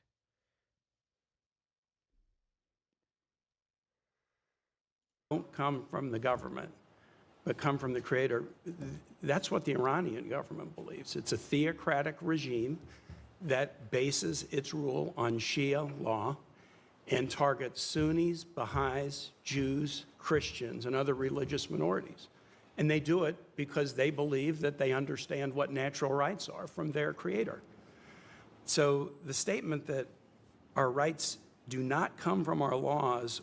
So his argument here seems to be because other people misunderstand natural rights, therefore natural rights do not come from God. Like, I misunderstand math pretty severely. I'm not very good at math anymore. Does that mean math isn't real? Like, you know, I play poker regularly with my friends. Some of my friends have a strategy that they think is correct, that is like the best strategy. Does that mean like there's not an optimal poker strategy? I mean, just like let's just do the reductio ad absurdum, right? This just doesn't hold up.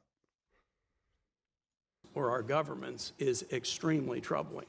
I think the motto over the Supreme Court is equal justice under law. The oath that you and I take, pledge to support and defend the Constitution of the United States, not arbitrarily defined natural rights. Uh, I mean, he's right. He's right. He's right about that one, right? We have in liberalism, in liberal democracy, the divine is the law. And I'm not saying that's correct. I'm just saying that like there's equal justice under the law, not under God, right? The Pledge of Allegiance is liberty and justice for all, right? One nation under God with liberty and justice for all. So it's under God. But in reality, we've got this like we've got this like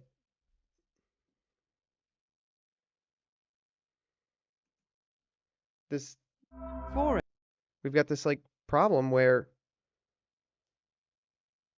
you don't you don't swear to uphold natural rights. You don't swear to uphold justice. You swear to uphold the Constitution. So when the Constitution violates your natural rights, like the Civil Rights Amendments do, they violate the natural rights of every white American in this country. And they do, the 14th Amendment and the Equal Voting Rights Act, or the Voting Rights Act of 1965. They violate the natural rights of white Americans because they demand, and this is true, you can look this up. This is true. This is what the gerrymandering thing was about recently.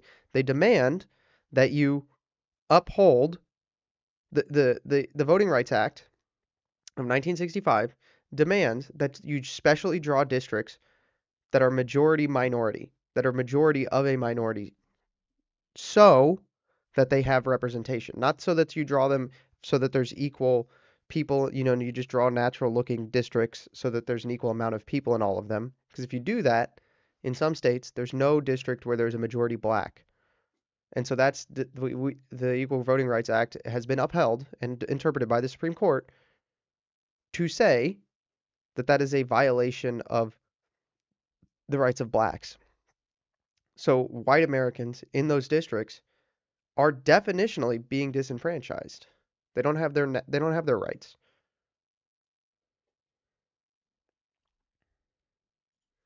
For it. TV. The world Let's look at is this. thinking. Now, you say, why shouldn't we follow, the unanimity of the world, of judges of the world? Why are judges experts on these questions? What did I learn at Harvard Law School that gives me any more insight into whether there ought to be a right to assisted suicide, or whether there ought to be a right to homosexual sodomy, or whether there ought to be a right to abortion? Any more insight than Joe Sixpack? Why do we think we give these questions to judges? It absolutely befuddles me. The judges have no special qualification for this. They get it only because they're operating under very vague, generalized treaties that I guess they could say they're forced into it. But they're no experts on that subject. Now, I believe in natural law, but I believe that in democratic political institutions, it's up to the people to decide what they think natural law demands. Okay, so this is Scalia's one problem, right? And this doesn't follow, but I want to talk about what he said first, and we'll get into why what he just said doesn't follow, right? But he's saying that judges don't, like legal systems, don't know, judges don't know, people don't know, legal systems don't know what natural rights are. What do you learn in legal, in learning how to use the law and learning how to write the law and learning how to interpret the law and learning how to argue the law? What do you learn about rights? What makes something a right? When do you learn what is a right? You don't. That's the point he's making. And so he's saying that he thinks that we should vote for it, right? But what this is this is moral relativism, and this is the main problem with democracy, right? This is the biggest problem with democracy, is that it is moral relativism en masse. It's not that I get to decide what's right and wrong. It's that like a lot of people get to decide what's right and wrong. It still denies that we ought to follow what is right and wrong absolutely in the eyes of the divine, right? Like there's some overarching natural law.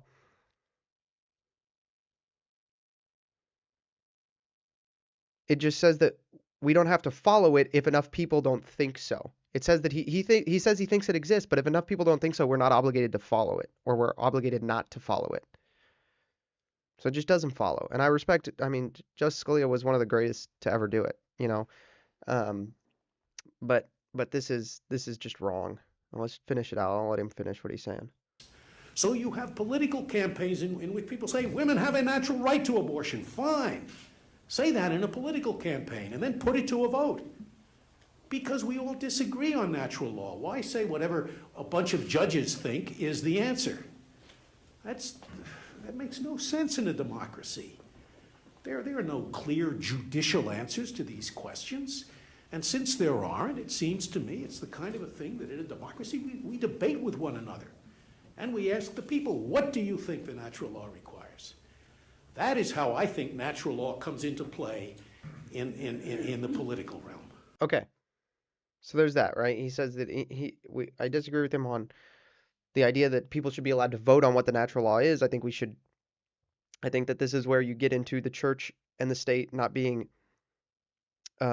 separate entities which never engage with one another, but rather the church and the state, right? The church is the bears the spiritual power, and the state bears the temporal power, and the church is the lay people, and they're bound to follow the things which the church says is of her authority. Okay, this is Christendom, right? This is Louis the Ninth. This is Saint Louis the Ninth, right? This is this stuff, right? So I think he's wrong, but he's Justice Scalia. The point he's making, though, that rebuts what Senator Kaine is saying, which is very important, is that the natural rights don't come from the government. Government doesn't get to decide what your rights are. Okay. Right? They don't come from there. That's not where natural rights come from. I'm a strong believer in natural rights, but I have a feeling if we were to have a debate about natural rights in the room and put people around the table with different religious traditions, there would be some significant differences in the definitions of those natural rights. Okay, so this is, and I'm not going to keep saying it. Once again, I'm going to say it last time, but once again, with all due respect to Justice Scalia, to the late Justice Scalia, he's wrong because of what Tim Kaine is saying here, right? Tim Kaine is making an actually very fair point that if natural rights are up for debate, then they come from the government. They can't come from God. They have to come from the people, and how do they come from the people? They come from the people through the government. The people only get to decide what natural rights are if they vote and they go through the government. So why does it matter fundamentally if it's through the judiciary branch or through the legislative branch or through the executive branch? Like fundamentally, it kind of is the same. You go on to say, I believe our country and our government is the best in the world, and our strength comes from our enduring values. I believe that. But then you say, and you got to choose what to... Our strength comes from our enduring values. That's what Secretary Rubio said, right? Like, okay, that's true. But our enduring values are the eternal values, which come from outside the government and outside the people. They come from God, right? That's what makes a country great, is its obedience to God. Say in your opening testimony, these values aren't an endless list of, quote, rights. You put the quote around that to kind of demean the notion of rights that people create and change and form to meet their own needs or desires. These values aren't identity politics. They're the historic natural rights that we have as individuals pursuing life, liberty, and happiness in the world. Pursuing life, liberty, and happiness. The State Department... Life, liberty, and happiness, right? Okay. Those are where the natural rights come from. Secretary Rubio is right about this. He's completely right. And they, like, the values aren't rights that are made up. They're the actual eternally existing natural rights, the rights which are given us by nature and by God, by nature and our Creator. Human Rights Report has just struck out all references to the rights of LGBTQ people in countries and the way countries treat LGBTQ. So there's this is a really interesting thing, right? Because in the way this phrasing works, right, is it says that the rights of LGBTQ people, right, makes it sound like that LGBTQ people don't have any rights, but there are specific rights which only LGBTQ people have. So there are no, this is true, right? When you create a group which doesn't exist, right? And Jason Everett says this a lot, and a lot of Catholics say this, and they're completely right. You know, I've heard Frad say it, I've heard, Wagner say it, and I've heard a lot of these people say this, that there are no LGBTQ people, there are human beings, right? So if you create a group which doesn't exist and then give it special rights, those rights don't exist. You people, I mean, do they have a right to liberty? Okay, but what? No one has a right to liberty. You have a right to freedom to pursue virtue. You do not. Evil has no rights. Error has no rights. Do they have a right to life? Do they have a right to happiness? Senator Murphy pointed out that the Human Rights Report has taken out information about freedom of association, about Freedom of association. Do you really want to talk about freedom of association? I don't think it's good to not to have a business that's whites only, but that's freedom of association. Okay? I don't think it's good to say I don't serve people of color. I don't serve colored people here.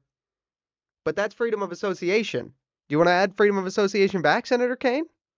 Because that's what freedom of association is. The only people who have the only freedom of association is people who agree with Tim Kaine on politics.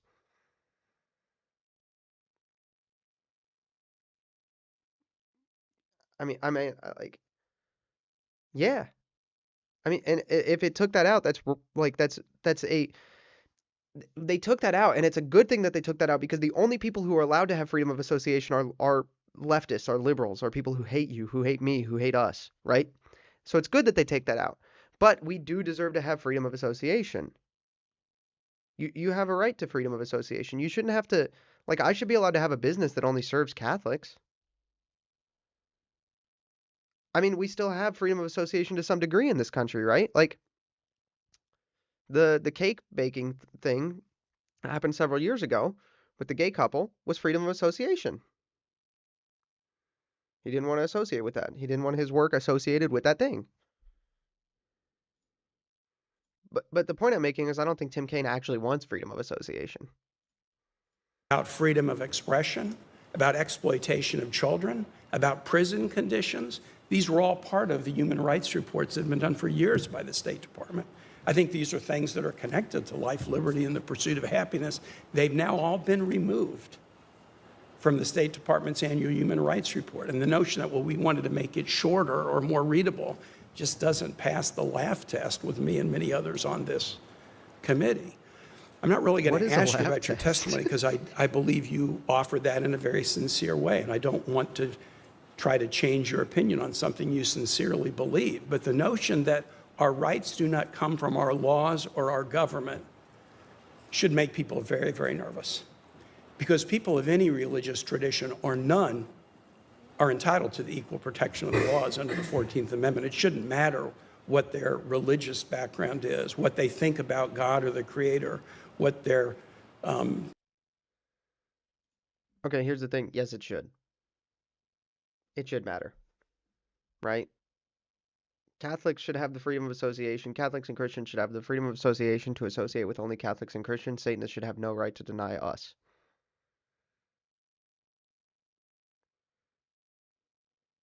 You know, I should have a right to worship a Satanist shouldn't. I'm not sorry. Legged Aggressive says, I just got back. Since when does anyone in U.S. politics actually think freedom of association should be legal? Nobody does.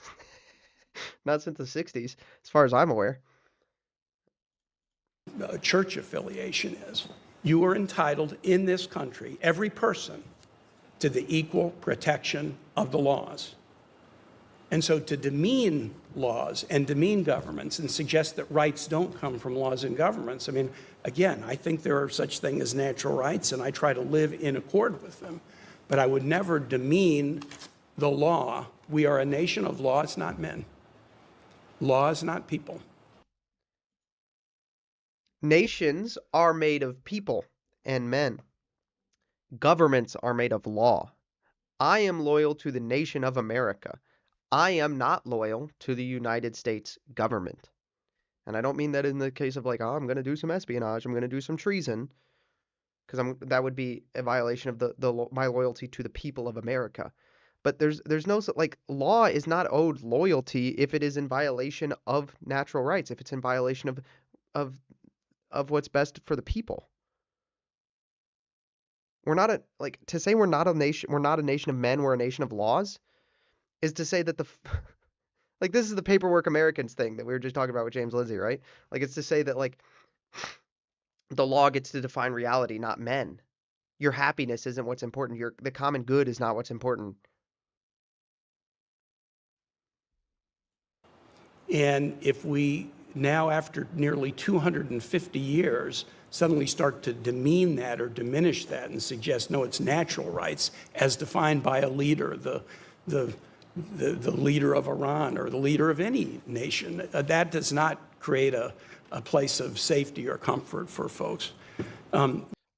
So here's what he's saying, right? He's doing a straw man. Also, he's doing a, I don't know what the logical fallacy name for it is. Somebody in this chat that's smarter than me is going to tell me. But what he's saying is like natural rights have to be defined by someone. Therefore, if you believe in natural rights, you believe in somebody's definition. Okay, I believe in the Catholic Church's definition.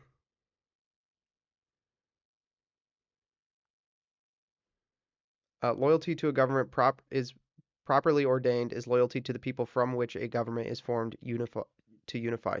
Simple as. Yep, exactly. That's what I'm saying. Yep. You know, is that the genetic fallacy? It might be the genetic fallacy, honestly. But just because, like, once again, this gets back to just because somebody else has a different definition of a word doesn't mean that the word doesn't exist, right? Like I would disagree with like Adrian Vermeule on what Catholic government is. That doesn't mean there's no such thing as Catholic government, right? You understand what I'm saying? Mr. Wilcox, I want to just now move to you quickly. Very important position. I think it might be the largest group of employees within the State Department in Virginia. We care deeply about it. All the Marine security guards who guard our embassies train at Quantico, the Foreign Affairs Security Training Centers at Fort Barfoot in Southern Virginia that trains our State Department personnel to keep themselves and their families safe. I'm a little bit worried about the effect of the massive rifts in the State Department on the security mission. Can you tell me how you would try to make sure that your division has the resources it needs to get the job done? Okay. Yeah, we don't care about the security mission. Not in this case. That's a topic for a different time. Cool. All right, well, there's two. There's two. Let me look at my Twitter bookmarks, huh? Let me look at my Twitter bookmarks. We need to do at least one fun reaction, guys. We need to do at least one fun thing that's not necessarily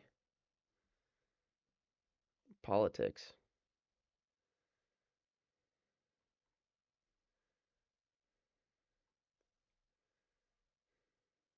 Oh, yeah. We should watch this video. This is another politics video, but this is What is an American? It's Eric Schmidt's speech on What is an American. It's 25 minutes long. Whew. Should we watch it? It's so long. I don't know if we can get through it. It takes us a really long time to get through short videos. That might be for a different time. Senator Schmidt's Senator Schmidt's speech at NatCon was apparently very, very good.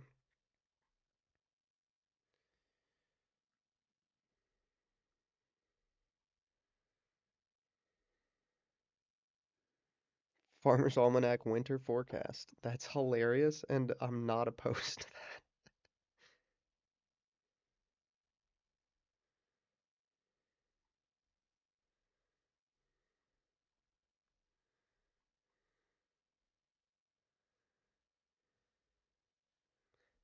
Alexis, you know I can't do that, and you know I have no idea what any of that, how to do that. You know I have no clue about any of that. But I'm glad that you know that. It makes me happy that you know that. Tell Isaiah I said hi.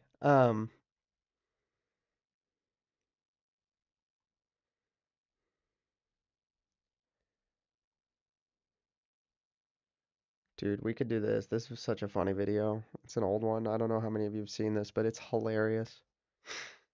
Um,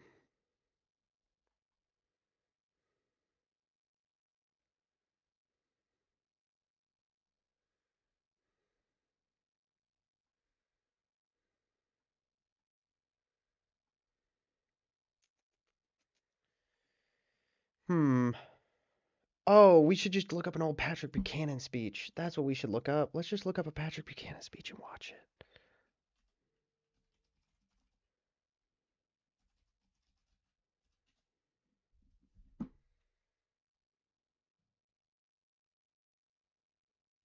Let's just look up an old Patrick Buchanan speech. Oh, the culture war speech. Dude, it's 30 minutes long.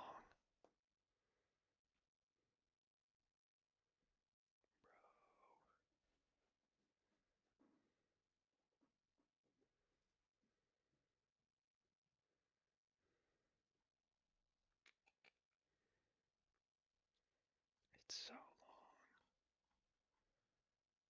Oh, I haven't seen this. Let's do I think a this. majority of people. Let's do this. Let's watch this. Let's watch this one. Proof Patrick Buchanan was right all along. Tucker Carlson, Orrin McIntyre. Good night, Milo. Thank you. Apparently, I look like Milo from Atlantis. Somebody said that while Alexa said that while I was in the middle of a video. So, night, John. Should we watch that one, or should we watch the culture war speech? Let's watch the culture war speech. Let's watch the culture war speech. Hey guys, we're gonna be watching Patrick Buchanan's famous culture war speech from, I believe, it's the 1992 RNC. If you have never seen this before, this is one of the greatest political speeches ever given in America, I think. It's phenomenal. So, I really would, I've seen this a lot. I've seen this a couple times, but I would love to watch it with you guys. Oh wait, I didn't start recording. I have to hit the intro again, boys. I'm sorry. Hey guys, we're going to be watching Patrick Buchanan's 1992 RNC speech called the Culture War Speech. This is one of the greatest speeches given in American political history. I hope you guys enjoy this, and if you do, leave a like and subscribe. It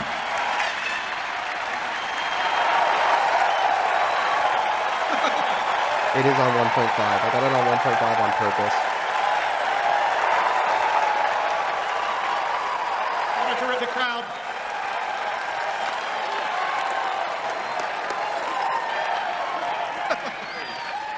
What a terrific crowd this is. What a terrific crowd. This may even be larger than the crowd I had in LJ, Georgia. He didn't have very big Don't crowds. laugh, That's we a good carried self-deprecating LJ. joke. He ran for president this year Listen, my against friends, Bush Sr. He We lost, may have taken the unfortunately. long way home, but we finally got here to Houston. And the first thing I want to do tonight is to congratulate President George Bush and to remove any doubt about where we stand. The primaries are This is really it. So this is Bush Jr. I think that's Bush Jr. Where's Bush Sr.? over. The heart is strong again, and the Buchanan brigades are enlisted all the way to a great Republican comeback victory in November. I need to get one of these signs. Hold on.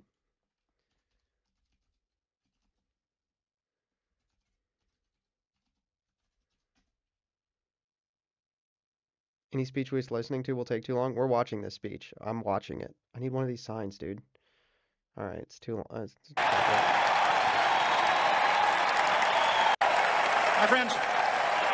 My friends, like many of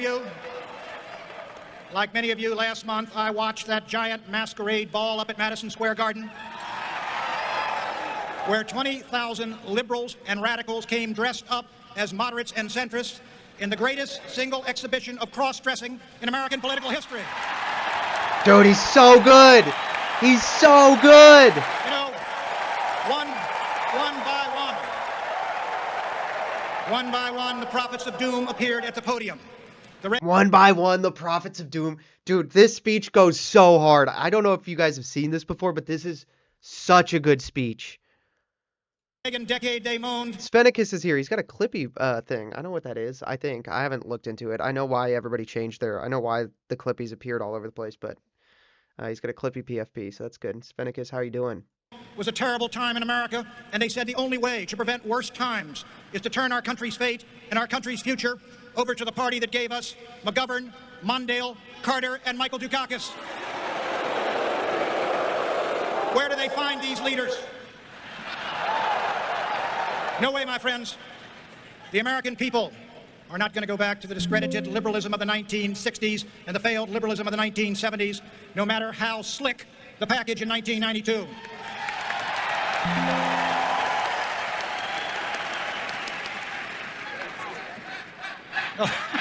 No matter how slick the package in 1992, Slick Willie was Bill Clinton's name, and he did go on to win this election, unfortunately, but it was Slick Willie. So it's a good line. It's a good line. Buchanan is the greatest political speechwriter in American history, by the way, if you don't know that. Hold it, my friends. You know, the malcontents of Madison Square Garden, Fennicus, we're going to discuss that when I finish this video. notwithstanding, the 1980s were not terrible years in America. They were great years.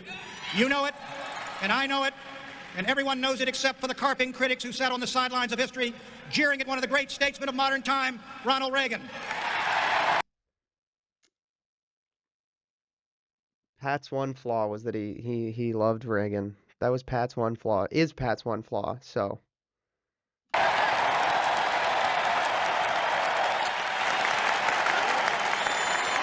know, remember that time?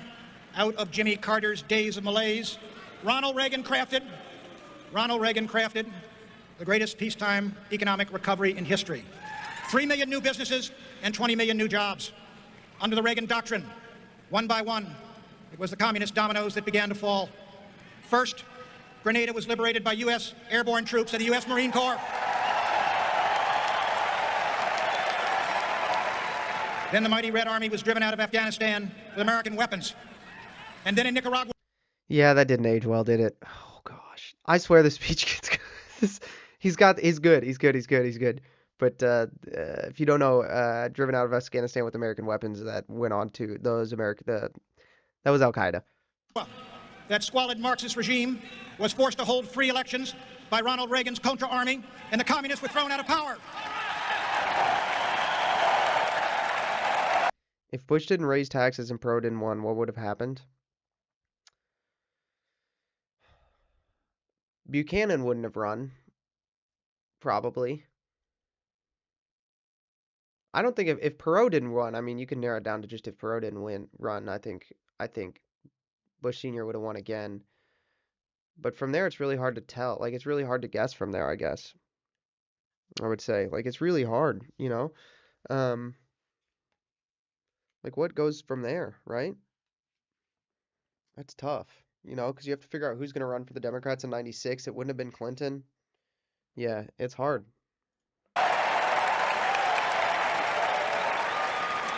Fellow Americans, we ought to remember, it was under our party that the Berlin Wall came down and Europe was reunited. It was under our party that the Soviet Empire collapsed and the captive nations broke free. You know, it is said that every American president will be remembered in history with but a single sentence. George Washington.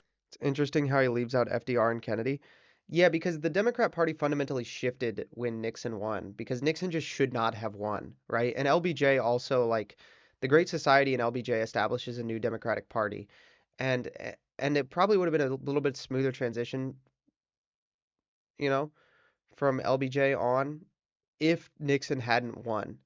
And Nixon really won because, I mean, Nixon won because of Pat, right? Like the Manila questions was a speech written by Pat, given by Nixon in the '66 midterms. And it was kind of what really ended up just making LBJ a paper tiger. You know, it ultimately led to him dropping out and Bobby Kennedy running, and then Bobby Kennedy, you know, was assassinated, and McGovern ran. You know, McGovern ended up on the ticket. So Washington was the father of his country. Abraham Lincoln freed the slaves and saved the Union, and Ronald Reagan won the Cold War. And it is time.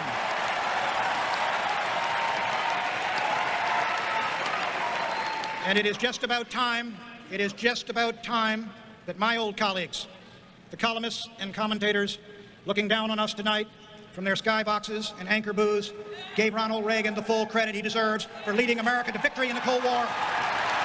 Dude, he's doing you remember when Trump, you know how Trump at the rallies and he's like pointing up, he's like, look at the fake news up there. That's what he's doing.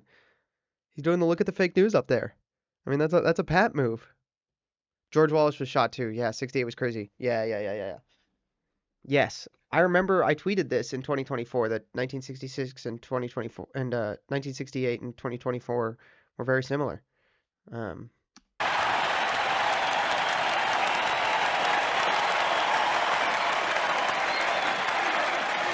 Clinton did play the saxophone. He was very good at it.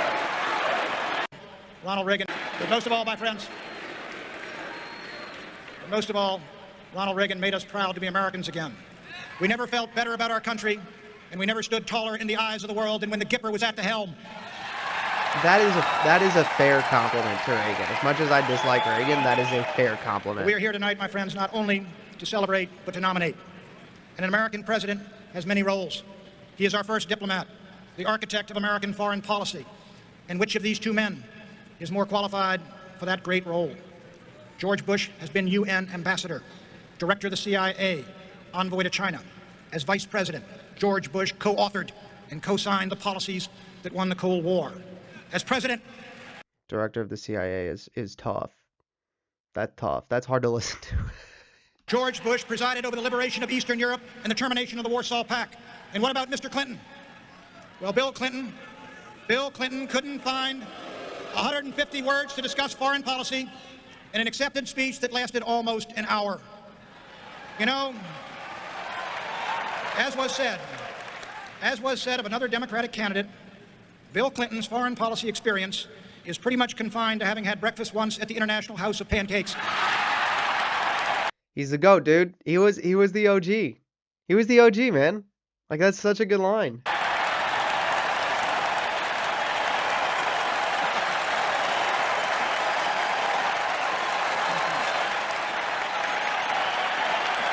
No. Let's recall. The CIA line is rough, however, for 1992 is probably huge for the Normie. Yeah, it was huge for the Normie in 92, especially for 92 because this would be like so when we talk about politics today, like some like stuff that like the dissident right and the post-liberal right likes to point out is that like the establishment right and the right liberals are still really relying on like the last time the right really had a win was Reagan and the Cold War. You know, that was the last time we had a major win. And so that's what they have to go back to. They can't like talk about what's wrong now, and they can't talk about things we got to do now, and you know. But this is 92, right? Like this is Reagan's VP.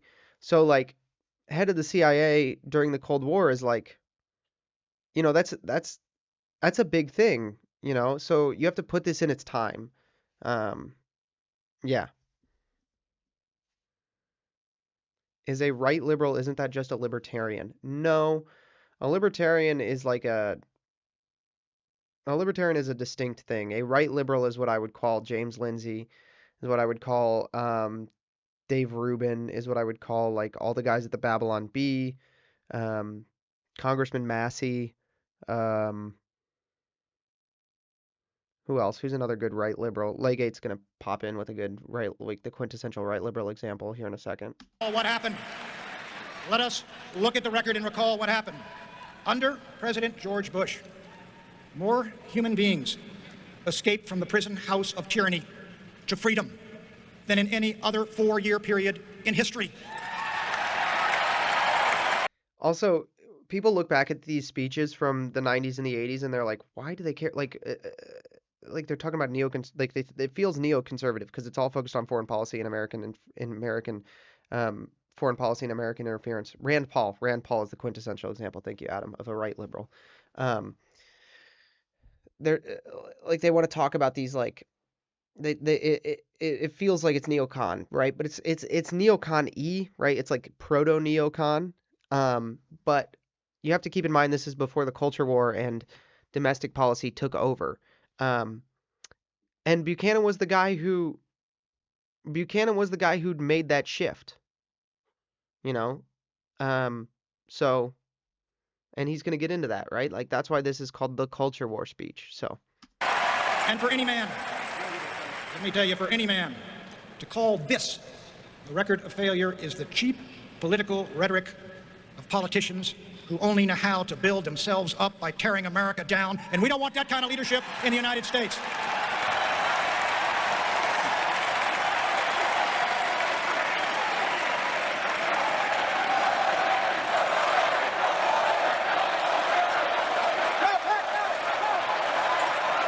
The presidency, my friends, the presidency is also an office that Theodore Roosevelt called America's bully pulpit. Harry Truman said it was preeminently a place of moral leadership. George Bush is a defender of right to life and a champion of the Judeo-Christian values and beliefs upon which America was founded. Buchanan did come around on the Mr. Clinton- Judeo-Christian values. Also, let's put that out there. Mr. He Clinton, came around however, on that. has a different agenda.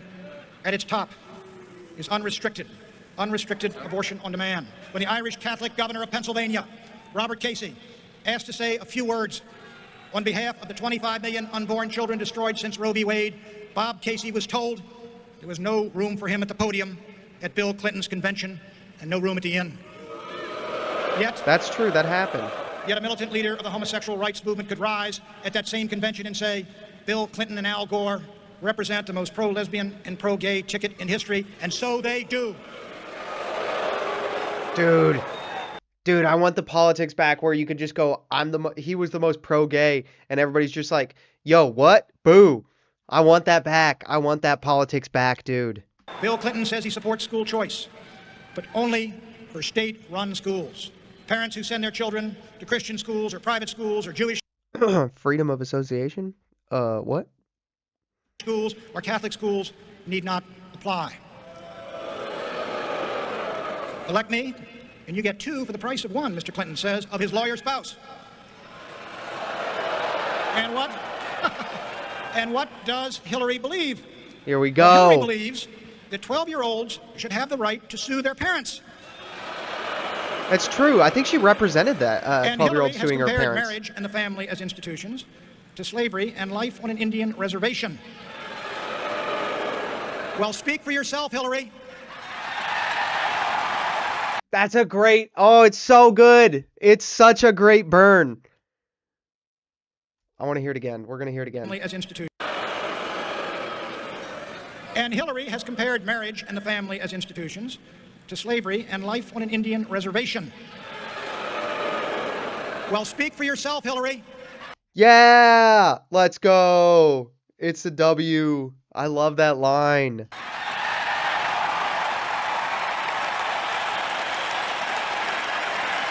Such a good line. So good. Hey, the person who was enslaved in that marriage was not Hillary, or who is enslaved in that marriage is not Hillary. It's Bill. Let's be honest. You know what I'm saying? Friends, Go Pat, go. Go Pat, go. Go Pat, go. Go this, Pat, go. this, Go my Pat, friends, go. this is radical feminism. The agenda that Clinton and Clinton would impose on America. Abortion on demand, a litmus test for the Supreme Court, homosexual rights, discrimination against religious schools, women in combat units. That's change, all right. But that's not the kind of change America needs. It's not the kind of change America wants. And it's not the kind of change we can abide in a nation we still call God's country. Dude, can we talk about the wherewithal with the energy in that room? The energy in that room, right? He's looking at the crowd. He's looking at the crowd. The energy in that room to look, the wherewithal, the absolute raw genius of political acumen to look down the camera for this line. That's not the kind of change America needs. It's Look not at the this. kind of change America wants. And it's not the kind of change we can abide in a nation we still call God's country. Bam! He looks dead down his camera. The energy in that room to tear himself away from the energy and look dead down the camera while he says the line. Just raw talent, genius.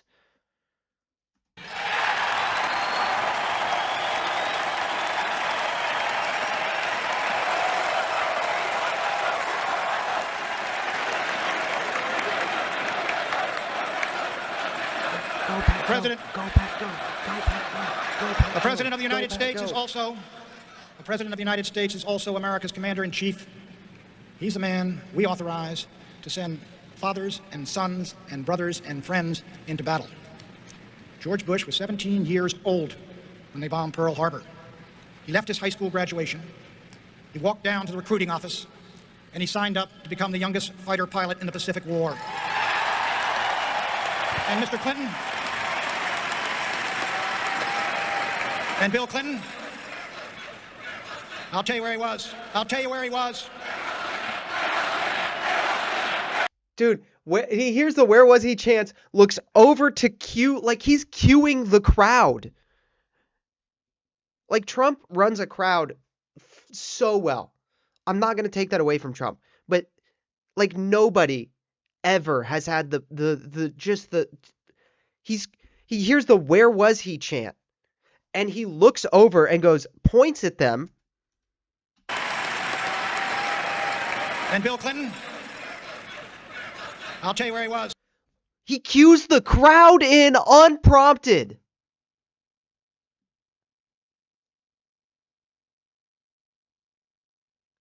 Gosh. I'll tell you where he was. He cues the crowd in so that the rest of the crowd comes in so he can have his pause moment for "where was Bill?" I'll tell you where he was. And he just keeps saying, "I'll tell you where he was." Let me tell you where he was. And then "let me tell you where he was." Okay, so now he's trying to calm him down. I'll tell you where he was. When Bill And he speeds up the "I'll tell you where he was" so he gets him to naturally stop. Clinton's time came in Vietnam, he sat up in a dormitory room in Oxford, England, and figured out how to dodge the draft. Let me ask the question to this convention. Which of these two men has won the moral authority to send young Americans into battle? I suggest respectfully, it is the American patriot and war hero, Navy Lieutenant J.G. George Herbert Walker Bush. Yeah, dude, he's got him on a string. They're just putty in his hands. Look at him run the crowd. My fellow Americans, this campaign is about philosophy, and it is about character. Look at it. He finds the crowd. He finds the camera again. Legate said this earlier about the earlier thing I was pointing out. How far away was that camera, and did he have to pre-plan to hit the camera angle 100%? Yes. He has to know where that camera is. He has to have thought in his head, I got to figure out where the camera is.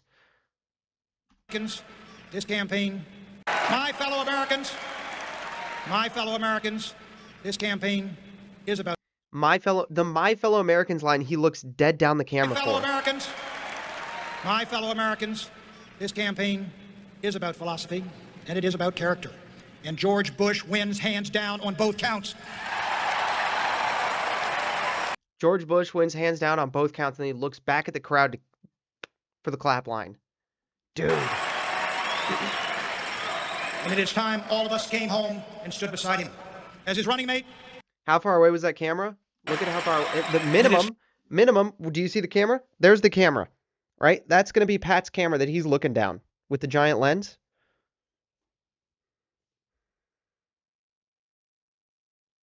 That's going to be the camera he's looking down. And that's Pat. Look at how small he is. So that's how far away he is. Time all of us came home and stood beside him as his running mate. Mr. Clinton chose Albert Gore. But just how moderate is Prince Albert? Well, according to the National Taxpayers Union, Al Gore beat out Teddy Kennedy 2 straight years for the title of biggest spender in the U.S. Senate, and Teddy Kennedy isn't moderate about anything.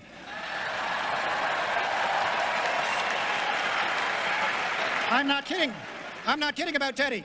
How many other 60-year-olds do you know who still go to Florida for spring break?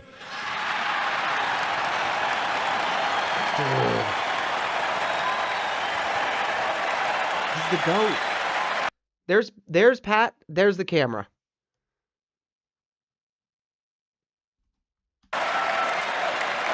He has to know on that stand which camera is his.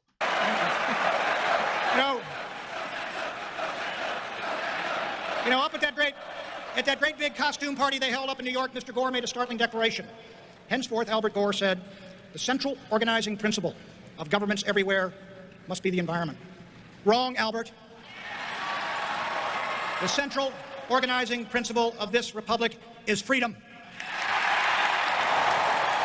Every time he's talking to every American, he finds his camera and nails it.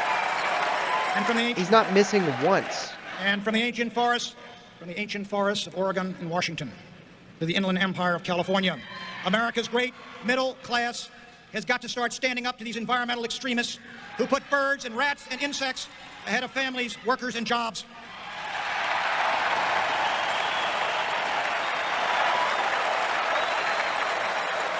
1 year ago, This convention aesthetic doing it. is way better than everything's. 1 year ago, my friends, 1 year ago, I could not have dreamt I would be here tonight. I was just one of many panelists on what President Bush calls those crazy Sunday talk shows. But I disagreed with the president, and so we challenged the president in the Republican primaries.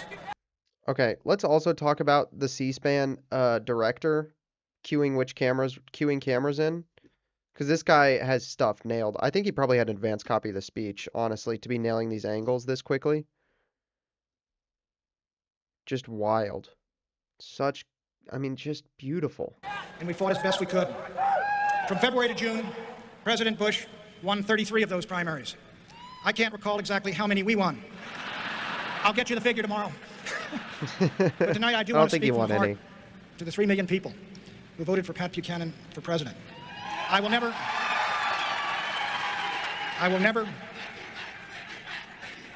forget you Thank you, Pat. or the honor you have done me.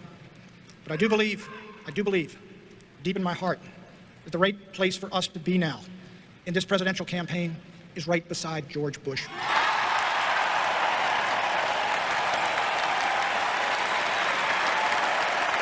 This party is my home, this party is our home, and we've got to come home to it. And don't let anyone tell you different. Yes, we disagree. That's a Perot. That's at Perot. With President Bush, but we stand with him for the freedom to choose religious schools. And we stand with him against the amoral idea that gay and lesbian couples should have the same standing in law as married men and women. We stand with President Bush. We stand with President Bush for right to life and for voluntary prayer in the public schools.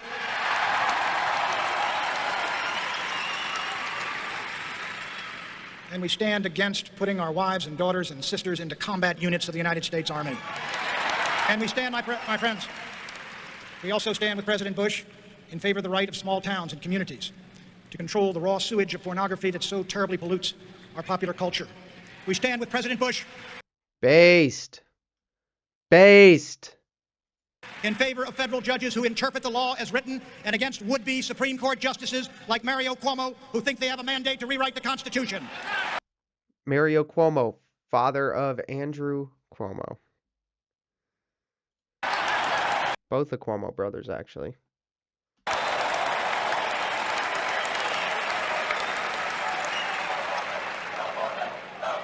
Friends, this election is about more than who gets what. It is about who we are. It is about what we believe and what we stand for as Americans. There is a religious war going on in this country. It is a cultural war as critical to the kind of nation we shall be as the Cold War itself, for this war is for the soul of America. And in that struggle for the soul of America, Clinton and Clinton are on the other side, and George Bush is on our side.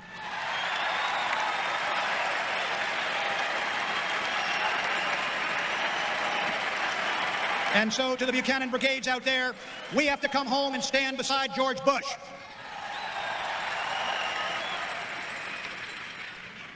In these 6 months of campaigning from Concord, New Hampshire to California, I came to know our country better than I have known it ever before in my life. And I gathered up memories that are going to be with me the rest of my days. It was that day-long ride through the great state of Georgia in a bus Vice President Bush himself had used in 1988 called Asphalt One. The ride ended in a 9 p.m. speech in a tiny town in southern Georgia called Fitzgerald. There were those workers at the James River paper mill in northern New Hampshire in a town called Groveton. Tough, hardy men. None of them would say a word to me as I came down the line, shaking their hands one by one. They were under threat of losing their jobs at Christmas. And as I moved down the line, one tough fellow about my age just looked up and said to me, "Save our jobs." Then there was the legal secretary that I met at the Manchester airport on Christmas Day, who came running up to me and said, "Mr. Buchanan, I'm going to vote for you." And then she broke down weeping, and she said, "I've lost my job, I don't have any money, and they're going to take away my little girl. What am I going to do?" My friends, these people are our people. They don't read Adam Smith or Edmund Burke, but they come from the same schoolyards, in the same playgrounds and towns as we came from. They share our beliefs and our convictions, our hopes and our dreams. These are the conservatives of the heart. They are our people, and we need to reconnect with them. We need to let them know we know how bad they're hurting. They don't expect miracles of us, but they need to know we care. They were the people. They were the people, my friends.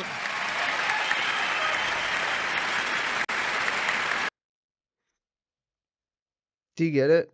Do you guys get this? Do you understand what just happened there? Like, this is the 90s. This is before the Republican Party was established as the party of, like, the working class. And he's not only is he, like, saying, like, this is the people, like, he's not saying this is our electorate. Yeah, like, these are our people. Do you guys understand? Oh my gosh. And he has the whole, yeah, you can hear a pin drop. He has the whole stadium dead silent. Listen to this. They share our beliefs and our convictions, our hopes and our dreams. Look at these. These people are staring open-mouthed. People. They don't read Adam Smith or Edmund Burke, who came running up to me and said, Mr. Buchanan, I'm going to vote for you. And then she broke down weeping. And she said, I've lost my job. I don't have any money. And they're going to take away my little girl. What am I going to do? My friends, these people... Even in the crowd, it's not quiet because people are whispering. Nobody's talking. Are our people. They don't read Adam Smith or Edmund Burke, but they come from the same schoolyards and the same playgrounds and towns as we came from. They share our beliefs and our convictions, our hopes and our dreams. These are the conservatives of the heart. They are our people, and we need to reconnect with them. We need to let them know we know how bad they're hurting. They don't expect miracles of us, but they need to know we care. They were the people. They were the people, my friends.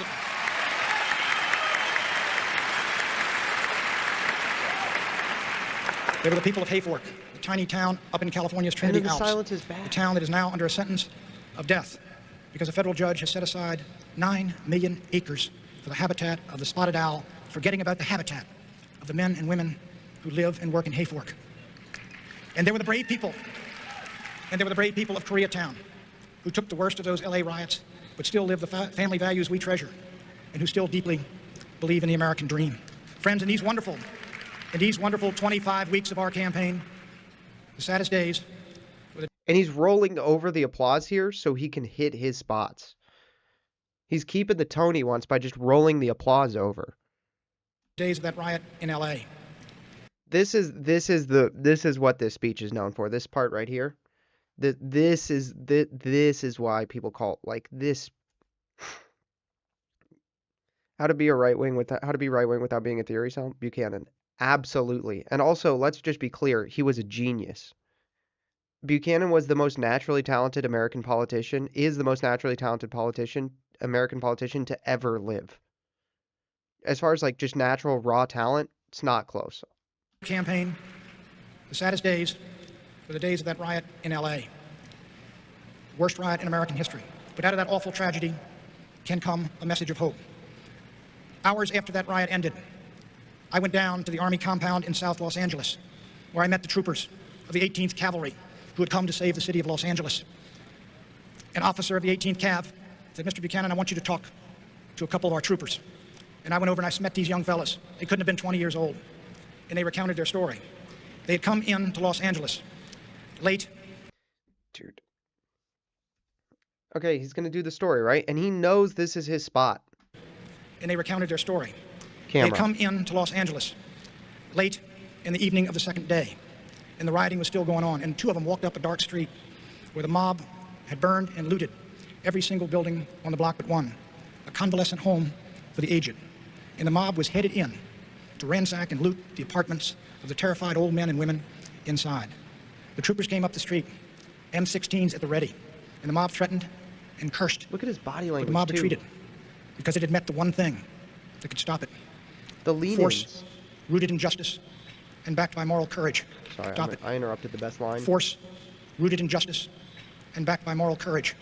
You know, greater Rooted in justice and backed by moral courage. Greater love than this hath no man, than that he lay down his life for his friend. Here were 19-year-old boys ready to lay down their lives to stop a mob from molesting old people they did not even know. And as those boys took back the streets of Los Angeles, block by block, my friends, we must take back our cities. and take back our culture and take back our country. God bless you, and God bless America.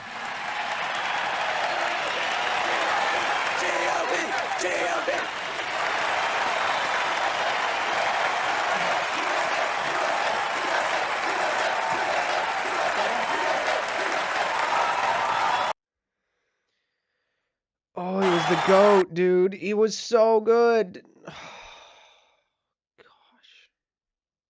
He was so great. Man. Give him a Medal of Freedom. Give him Medal of Freedom. He deserves it. Give Patrick Buchanan the Medal of Freedom, honestly. All right. W's, boys.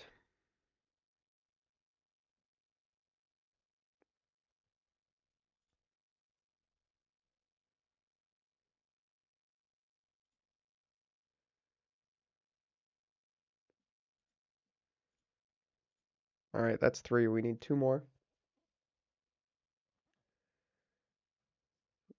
We can do it again. Nothing is impossible with God. So true.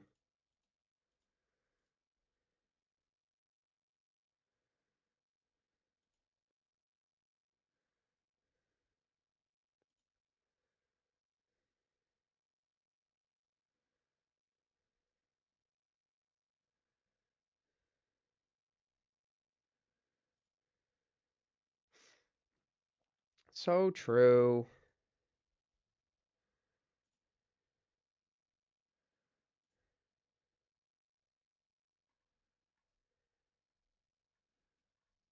Try and find some good, like...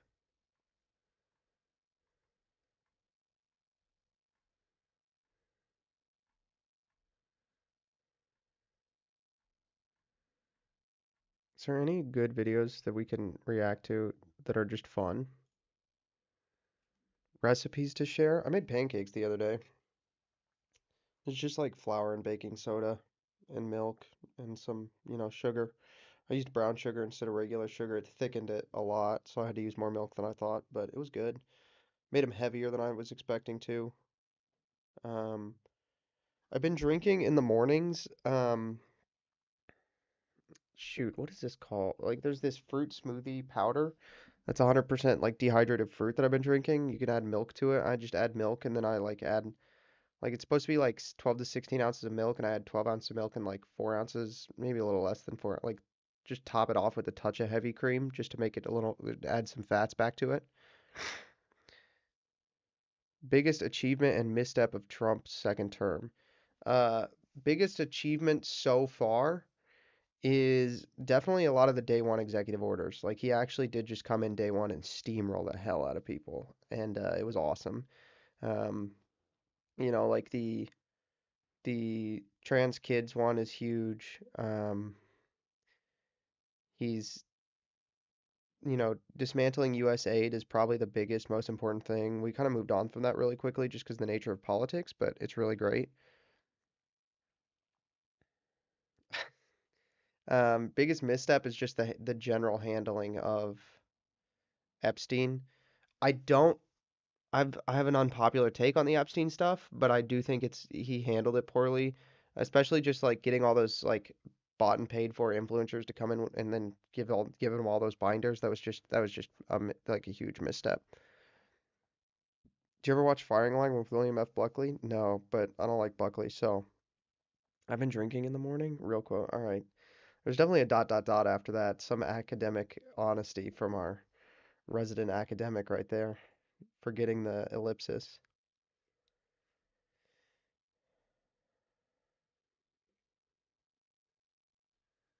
Yeah, the binders is the biggest gaffe because it led to a lot of the Epstein stuff so far.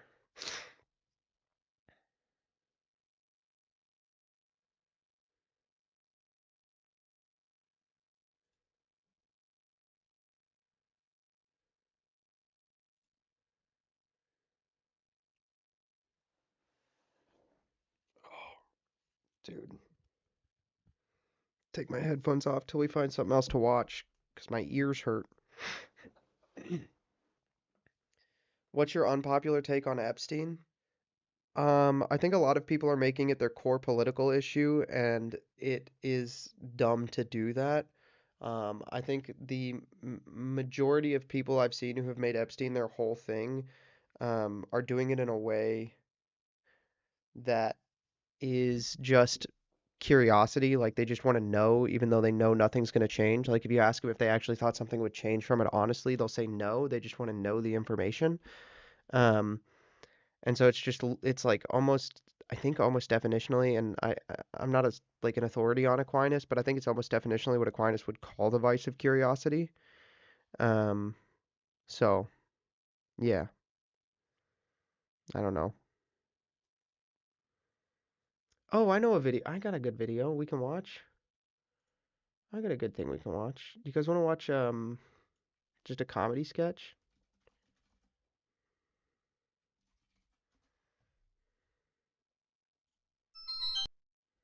You guys want to watch Chris and Jack? This video is really funny. Called "A Deal with the Devil." Um, so hold on. I'm gonna use the restroom real quick. Let me double check this. Okay. I wish somebody would come on and just chat with me tonight so I can have a little support here because I feel like I'm just kind of ranting. I wish I could have a little support. Um, is it AIDS Needle? Dude, I want to watch AIDS Needle. That's such a funny video.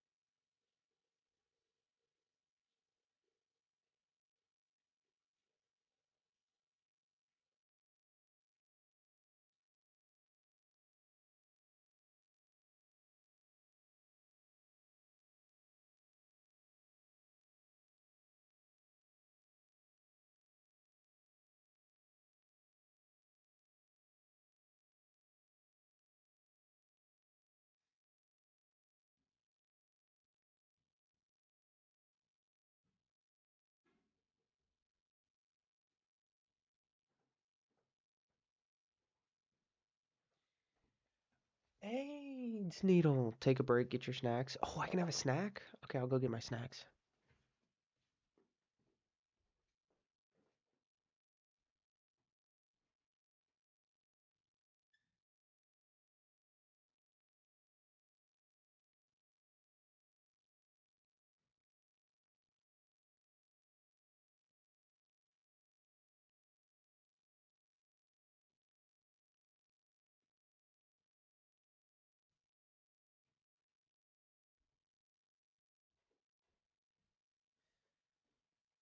I'm not gonna lie to you guys. I'm not gonna lie to you guys, but the thing I normally eat in the evenings is just a giant spoonful of peanut butter, and I feel like I don't want to do that in front of my computer with the microphone and make you guys sit through all that noise. You know what I am gonna do before we record again is grab the pop filter. So I'm right here though.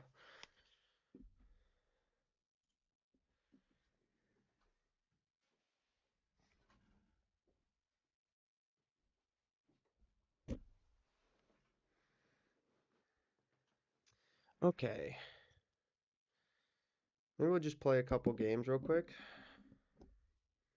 and find some games to play, maybe, just so I can get a little bit of a break from having to think intellectually. Also listening to stuff. Dude, what? How did I used to attach this?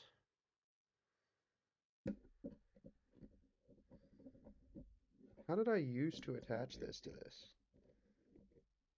What the heck? What the heck?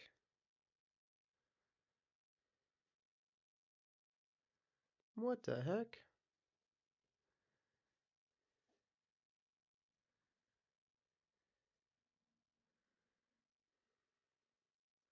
I don't remember how I used to attach this.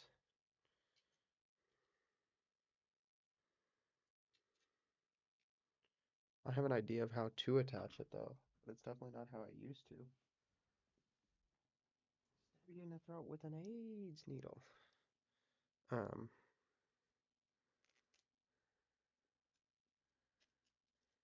That's not gonna work.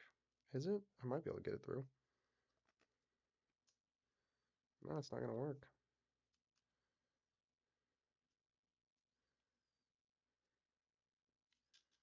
That's not gonna work. It doesn't want to fit.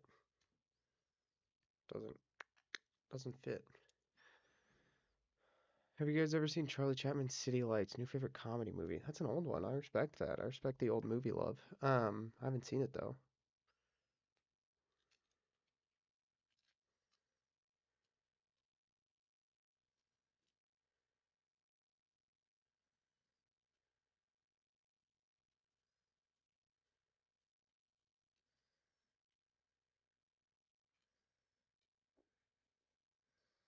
I was literally just talking to Mark Barnes the other day about or yesterday actually, about the People sketch from James Donald Forbes McCann, where the punchline is just that Kierkegaard monologue. Such a good video. Um, yeah. What else? I mean, we can watch a Chris and Jack sketch. I'm trying to figure out how I attached this, because I used to have this attached to this, and I don't remember how. Maybe I have to unplug this. Did I have it attached like here? I might have. Oh, you know what I did? That's what I did. I had it attached down here.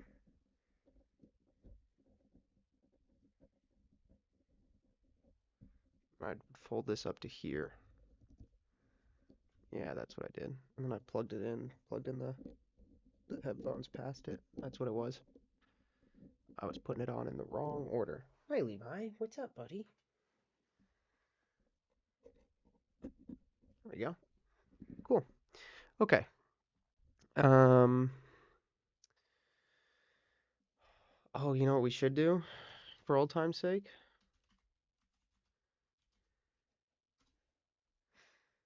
We should play Chrono Photo.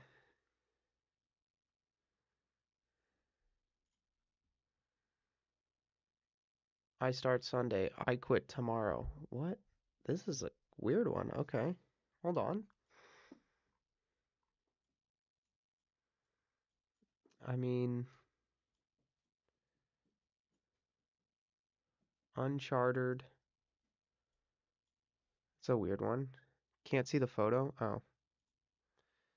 Duh. Uncharted.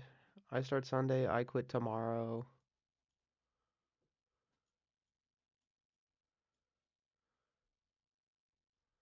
Such an odd one. I mean, it's got to be pre-20s, right? It looks pre-20s. Just look at these guys back here. This feels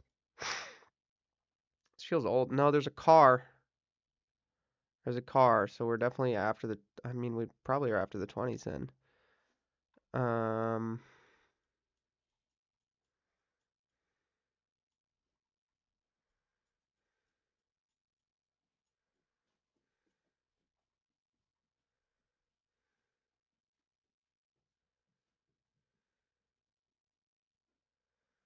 I don't know, 30? Yeah, I was thinking 30. Mid 30s. 48. Holy cow. That's not great. All right, well, this one's definitely newer.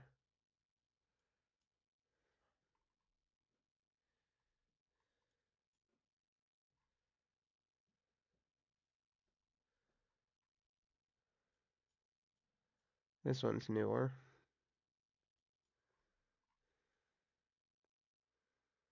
These cars look newer than 2000s, but I'm not seeing any smartphones, which is odd.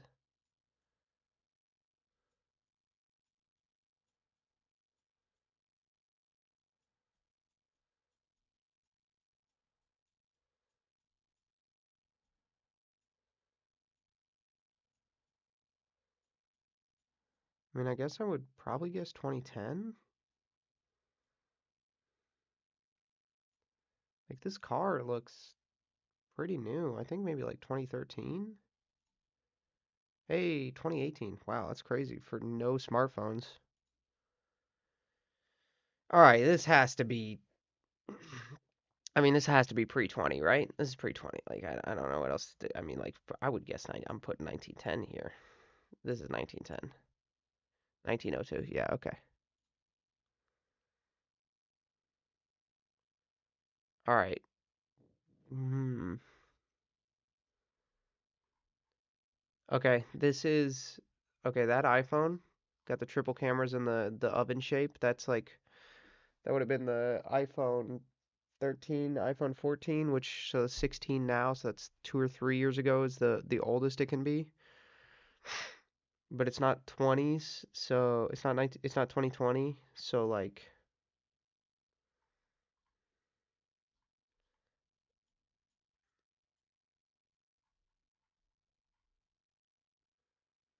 now is that a USB-C or a Lightning port? I'm guessing 2024. I think that's a USB-C port. Okay, it was Lightning.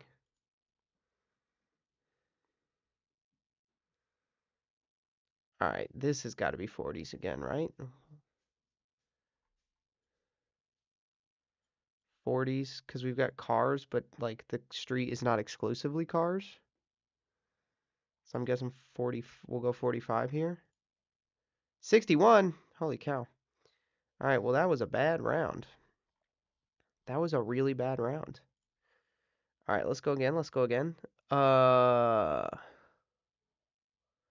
dude, what? That's a crazy photo. That's a crazy photo. What the heck? Okay. It's an insane photo. 92, the hair. It does look like kind of like the Friends hair with the blonde. And this kind of looks late 80s, early 90s. I'm gonna go, I think you're right. 94? 92! Dude, that's crazy that you knew that.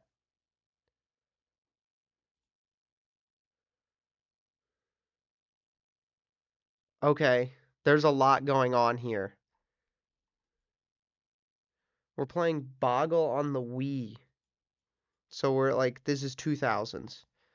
They've got the fireplace sealed for insulation. Half globe, wild. Christmas morning. When did the Wii come out? 2007? 2007? I feel like it's got to be 2007.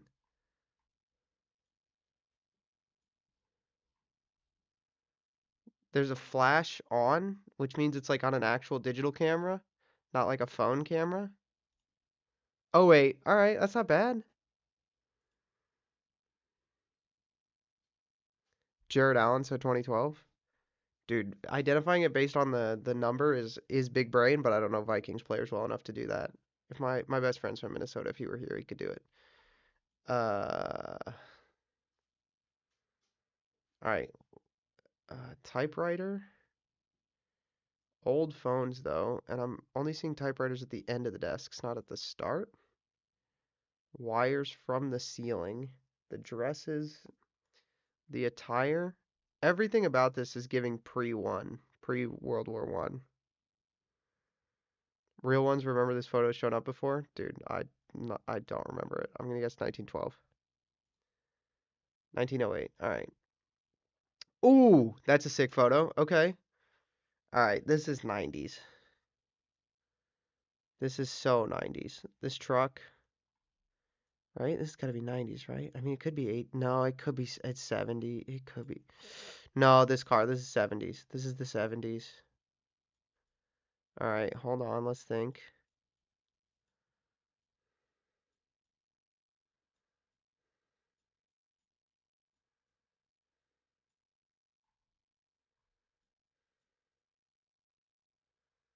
Can we get anything else out of this? No, not really.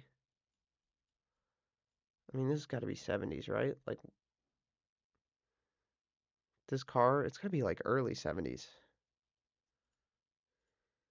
76. All right. I should have guessed 75. There's a lot going on. What? There's a lot going on here. Uh, I don't even know where we are. Is this America? No, this isn't America. Where are we?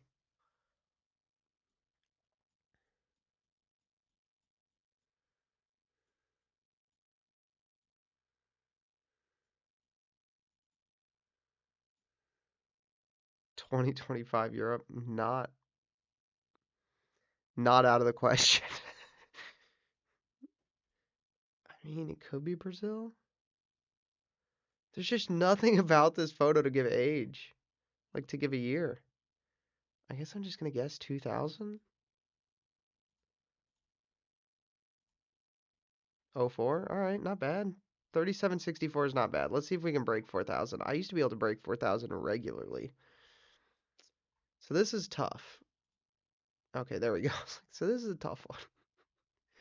So this is a tough one. There's no photo.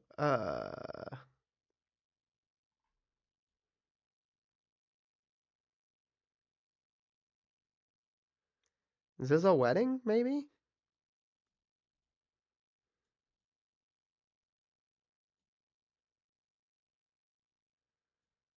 Old F1 photos? Just for you. Just for you. It feels wedding-y. No, I'm not seeing any military uniforms. It feels wedding-y. When did Elizabeth I and Philip get married?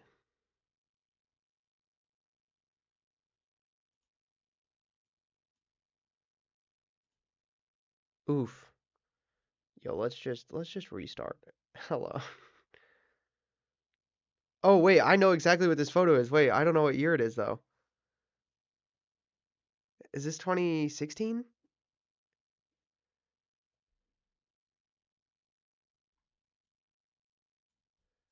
This is like one of the OG defund the police photo. I think this is 2016.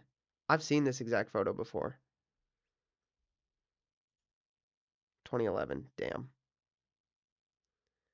Oh, we got this photo before, dude. We got this photo before. Wii U though. Keep in mind, right? We got a Wii U. Wii U. So we're like 2010s. Come on. All right. 1908. I don't know. What do you want me to do with this? Like, there's not much else to do there. 28. Yeah. Everything before the war, I have no clue. All right. That's 2000. 98. Not bad. We cannot break 4000 on a zero.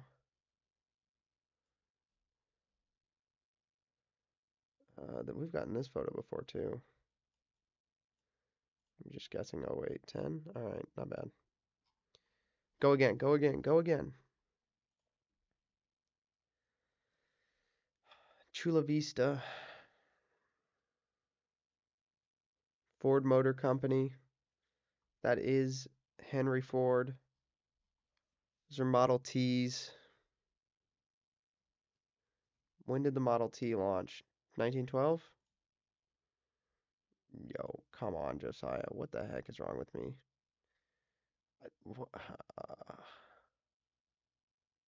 I have no clue what to do with this. What? Like, this could be last week. What's with the shoes?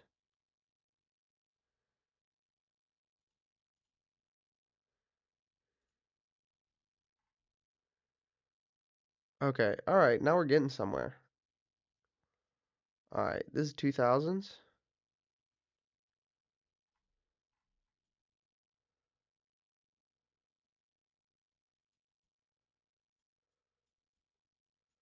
Gotta be 2000s. The MacBook has like a disk drive, dude. I mean, I guess it could be 2010, but like this tech back here, this right here. I guess, yeah, I think maybe 2010. 2015, holy cow.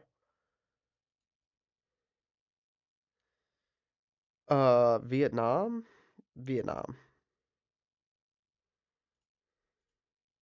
Let's go.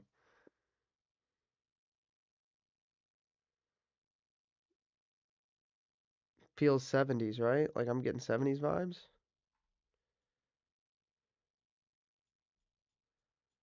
Feels super 70s.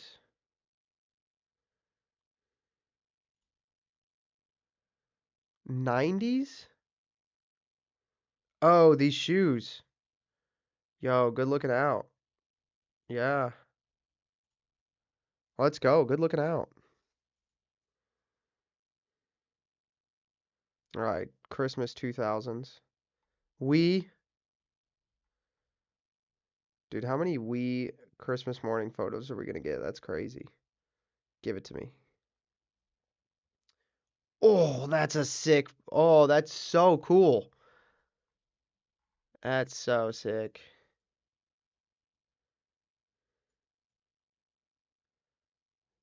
Feels very late 50s, early 60s.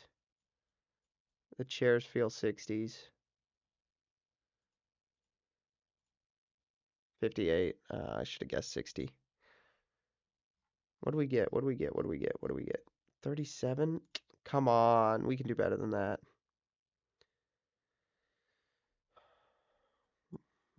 I mean, this is WW2, right? I mean, it could be Korea. Could be Korea.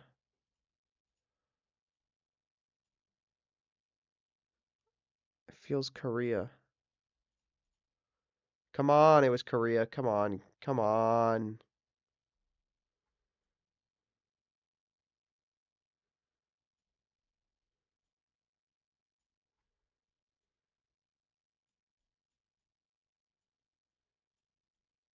I don't know why Korea. It felt Korea. It was giving Korea. This is 60s too.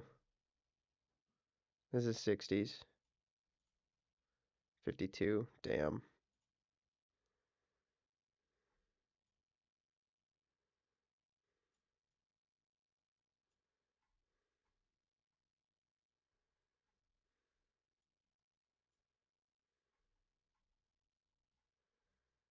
Okay, these odd denominations make me think World War II because it makes me think maybe it's stamps for rationing. Like these odd denominations, right? 7.5, 19. Like this, I think World War II because I think this is like rationing. 39. Yeah, it was World War II. Yo, what is going on in this picture? This is okay. All right, what's going on? What are you making? Yo, okay, okay. I mean, 90s, 2000s? I'm gonna guess 2000 because I think it's 90s or 2000. 1970. Yo, all right, we're not breaking 4,000. Don't buy in. Segregated. Oh, yo, that's MLK.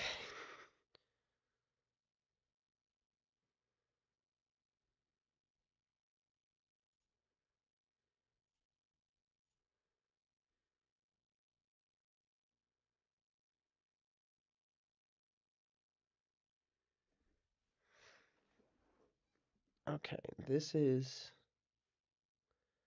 I mean, we got the Model T in the background. This is 20s. Feels very Depression era though, so maybe like 30. We start with 30. We go 30, 25. Okay.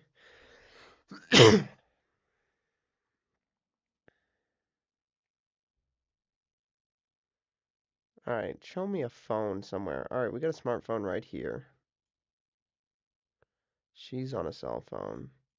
So we're 2010s.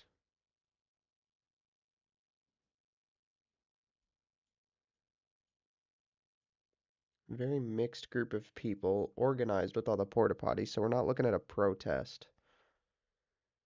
Oh, I bet this is the Obama. Yeah, this is 2009. I bet this is Obama's inauguration. Good looking out, boys.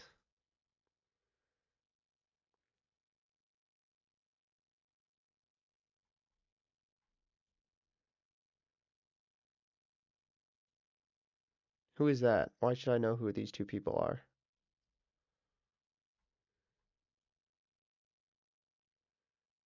Telegraph machine? Telephone? Is it Albert Bell? 21. All right. 40s?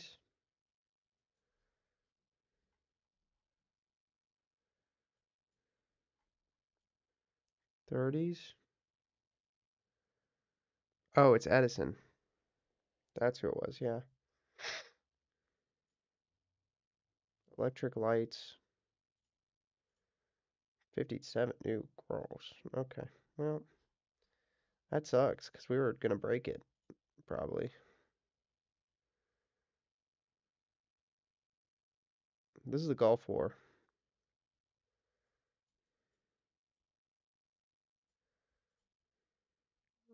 That was Nom? Alright, redo. Yo, Wright brothers. Oh, shoot. When was the Wright brothers? Oh, no. When was the Wright brothers?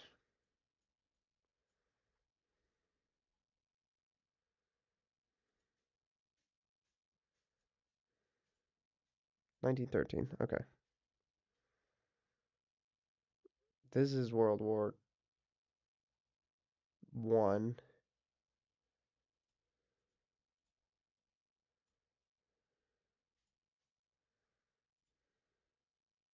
What?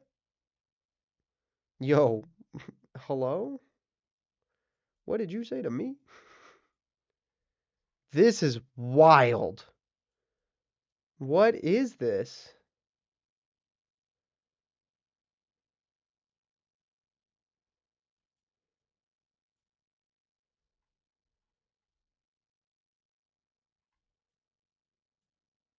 Get the hats. We do have a camera here. So it's some kind of event. Yeah, it's the Macy's Day, right? I feel like it has to be Macy's Day, but like it doesn't like if it's just like pick a day of the year. Well, I mean, we're like, okay, Thanksgiving, but like 29, 27, 29. I should guess 29. I think this might be 2005. This could be 2005.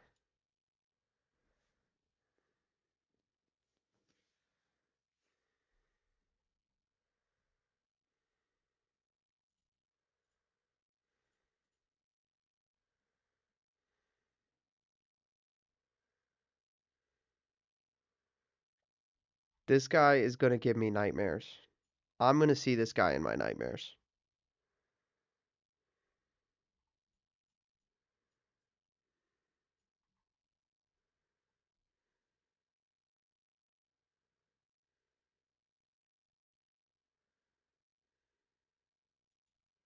I'm just gonna guess so I don't have to see him anymore. Yeah, it's fine. I don't care. I didn't want to see that guy anymore.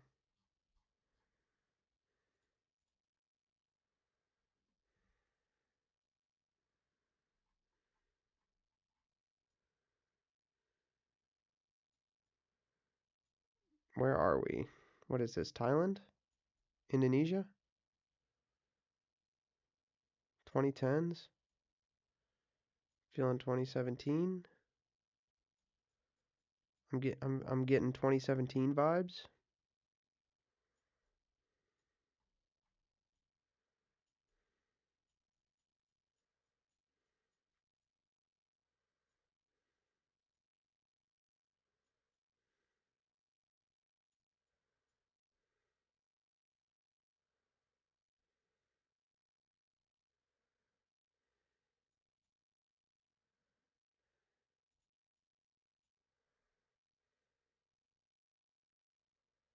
How would you do with the 19th century version of this? Very poorly. Unless it was the Civil War, I'd have no clue what was going on.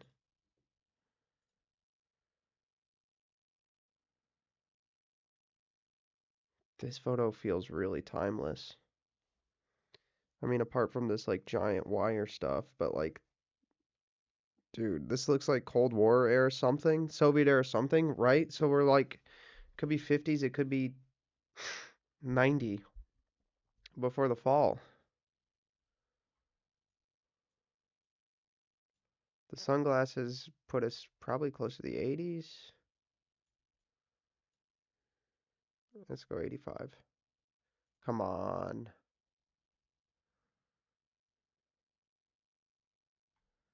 Just a giant totem pole in the middle of a city? What was going on?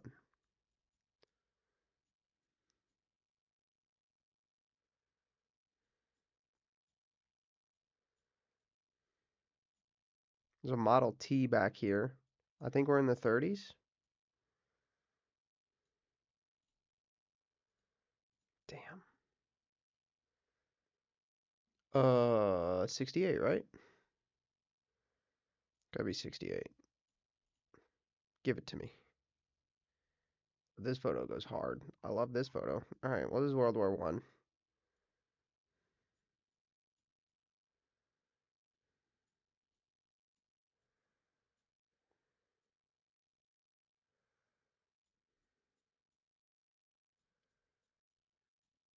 This is World War One. Not much else to be done here. I would guess near the end of the war, so we'll guess 1917. Yeah. Did we do it? Did we break? Let's go. Okay, we broke it. Okay.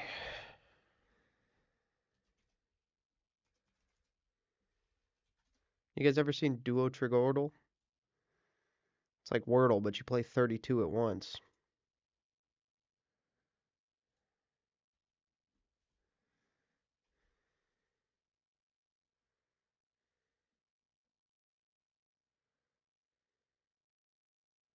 I forgot what my original guess words were. I think one of them was brick. Okay, I need a word with A-E-S-T, stare.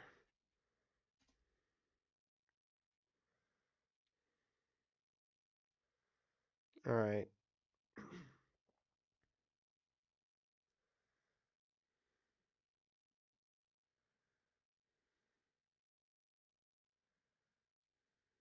All right, now we need a word with at least two other vowels to guess. Two other vowels to guess here. Some other common consonants.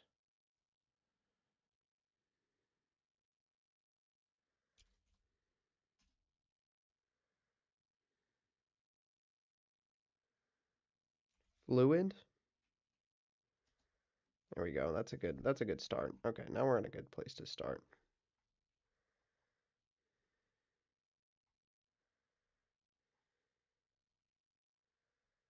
I had one with three in place. Oh, here. I have state? That could be state, but let's just wait. Let's just turn solve assist on too. Because all that solve assist does is it fills words where you all have all greens. Okay, ST, and I have no U, no I.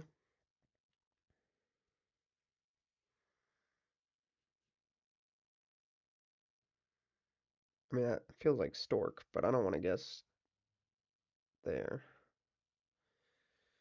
Don't know if I want to guess there. Ooh, wait, hold on.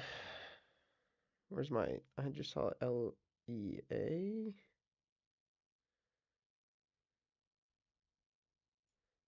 And there's a T.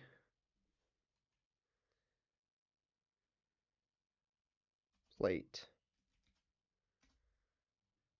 Got, oh wait, we got one. Paste. Okay, we got paste. It's not state. Okay. Something.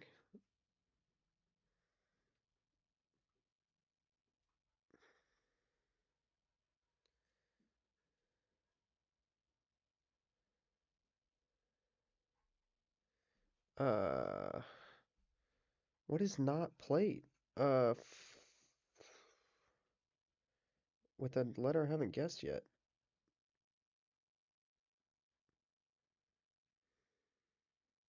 Dude, that's hard.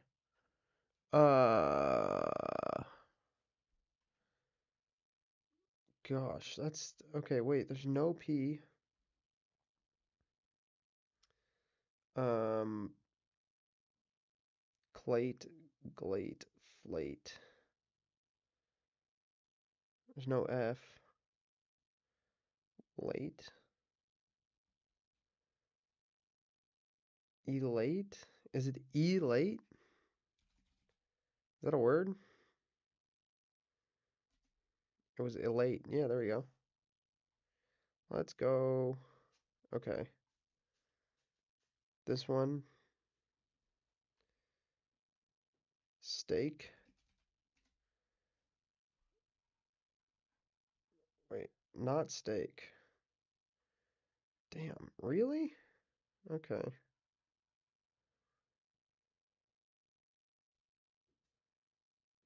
Stave?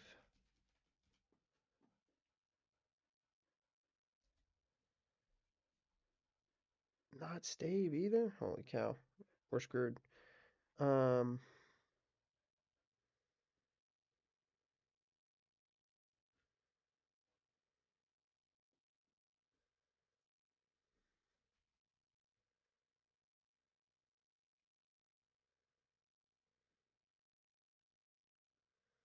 V. Wait. Ovate. Ovate. Okay. Stage. There we go. Finally. All right, stage.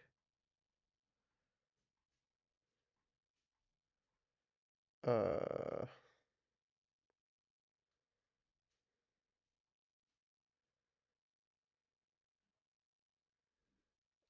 black.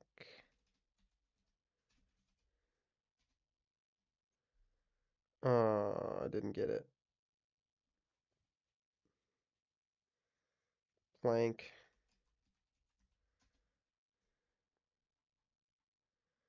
Oh well. I lost. All right, have a blessed Sunday, buddy.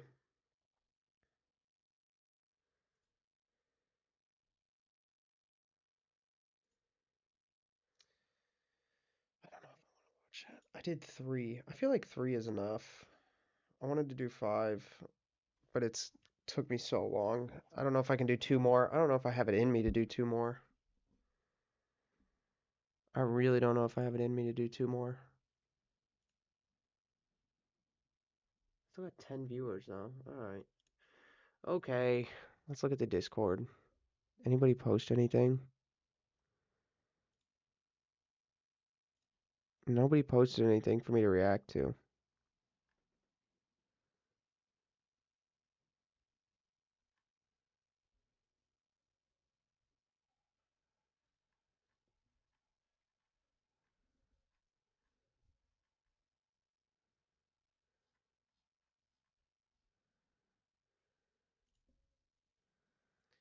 To talk about Father Arthur Belknap. Happy, I don't know anything about this, so all I would be doing is reading the article, which is not actually transformative. It's not reaction content.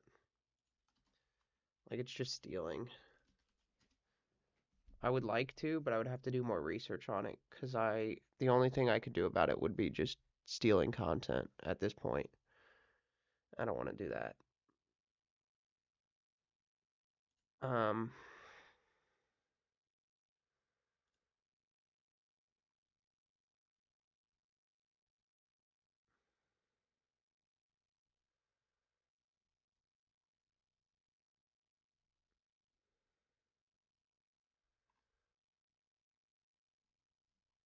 dun dun dun dun dun dun dun dun dun dun.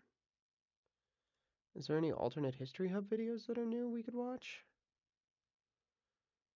He's Catholic. He's a good guy. I would just be stealing too, because I don't know anything about any of that. Frick.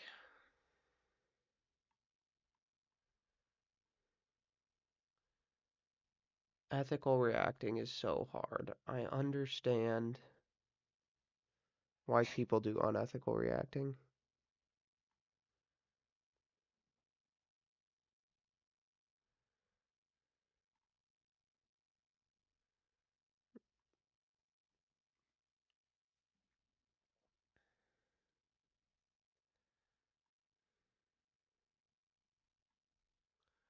Ethical reaction is so difficult, it's crazy.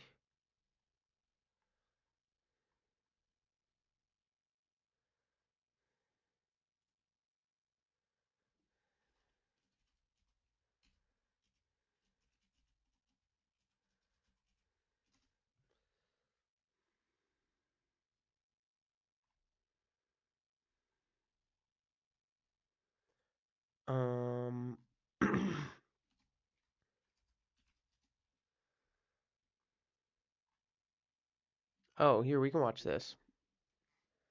I think we've watched it before, but we can watch this video. Okay. We can watch this video. This video is good. Let's watch this video. Alright, guys, we're going to be watching a video called The Great Dissent from the Federalist Society. It's on a opinion Justice Scalia wrote when he was the lone dissenter on the case Morrison v. Olson, which is a Supreme Court case that was 8-1, so he was the only dissenter. And this video is on his dissent. It's really good. I am the one of the 8 who filed the dissent in this case, and I suppose when one dissents from as many of the court's decisions in one day as I have today, you get to discuss it. I discuss it because I think it's one of the most important opinions the court has issued in many years. To many people, it may seem that this case is of some political interest, but is not likely, now or in the future, to have any proximate effect upon their lives or the lives of their children. It does not, after all, involve freedom of speech, freedom of the press, freedom of religion, or any of the wonderful guarantees of our Bill of Rights. I think That this is is all wrong. original drawing, guys. This is really great. You should go like this video.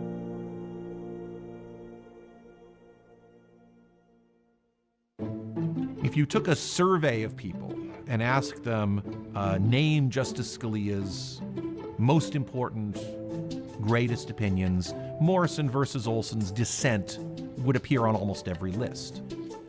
Which is interesting because it was a lone dissent. I think he had a very, very astute grasp of the real-world dynamics of power and how law would change relationships of power. And that's what is at the heart of the brilliance in this dissent. At the time of the decision. So, yeah, so let's just give a little background. I'm really bad at explaining these cases. But let's just give a little background on it. So in 1978, the office created basically created the Office of Special Counsel, which would import an independent counsel separate from the chain of command of the Justice Department. And a lot of people don't really think of this as a huge thing today because that's just how it is, right? Because we think of like Mueller, right? Robert Mueller. We think of Robert Mueller and Trump. And so we don't really think of it as a huge thing that there's somebody in the Justice Department, a special counsel that can be acting in the Justice Department, which is outside the rank of the chain of command of the Justice Department. We don't really think of that as a big deal. But you really should, because it's a huge thing. And part of the reason this law is passed in 78 is because in 1972, 72 or 73, you have what was called the Great Saturday Night Massacre, which is when Nixon fired the special counsel. Now, Nixon actually didn't fire the special counsel. Nixon told the Attorney General to fire the special counsel, and the Attorney General refused, and so he resigned. And then he told the Assistant Attorney General to fire the special counsel, and he refused, and he resigned. And then he told the Solicitor General of the United States, who is now 4th in the chain of command at the Justice Department, but at the time was 3rd in command at the Justice Department, to fire the special counsel. And he wanted to resign, but on the advice of his friends, the Attorney General and the Assistant Attorney General, who were, the head of the Justice Department, went ahead and fired him so that somebody would be on high ranking at the Justice Department, so the Justice Department wouldn't be in a complete freefall collapse. And this was legal at the time because the special counsel was not outside of the chain of command. And this was the special counsel, of course, looking into Watergate. Now, this is all,